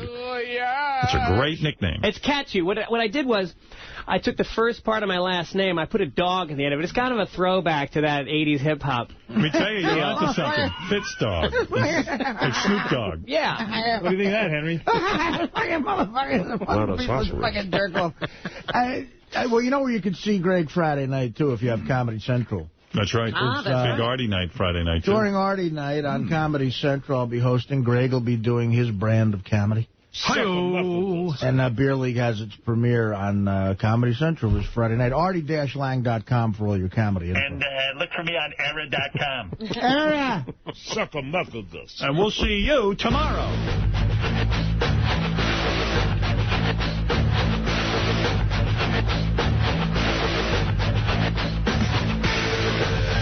King Norris, September 8th, Saturday night at Mickey's Plains, 431 White Plains Road, Eastchester, New York. 914-395-3838, the number, or kingnorris.com. Don't miss Artie Lang at the Fox Theater in Detroit, September 15th. Go to artie-lang.com for info. August 23rd through the 25th, see the Reverend Bob Sal Beetlejuice at the Stress Factory Comedy Club, New Brunswick, New Jersey. Call 732-545-4242. August 27th and 28th, it's Reverend Bob Beetlejuice at the Casbah Comedy Club in Wildwood, New Jersey. Call 609-522-8444. And go to RevBobLevy.com. August 31st and September 1st, see the Reverend Bob Levy at the Northeast Philly Comedy Cabaret in, of all places, Philadelphia, Pennsylvania. 215-676-JOKE or visit RevBobLevy.com. Friday, September 28th, see Sal, Bob, Shuli, Yucko, Beetlejuice, and the Iron Sheik at the Cubby Bear, Wrigleyville, Chicago, Illinois. Go to Ticketmaster.com. Saturday, September 29th, see the same guys at the Agora Theater, Cleveland, Ohio. Go to Ticketweb.com for tickets. To book Benji and his Naked Lesbian Bachelor Party strippers and to see their new, dirty, interactive website,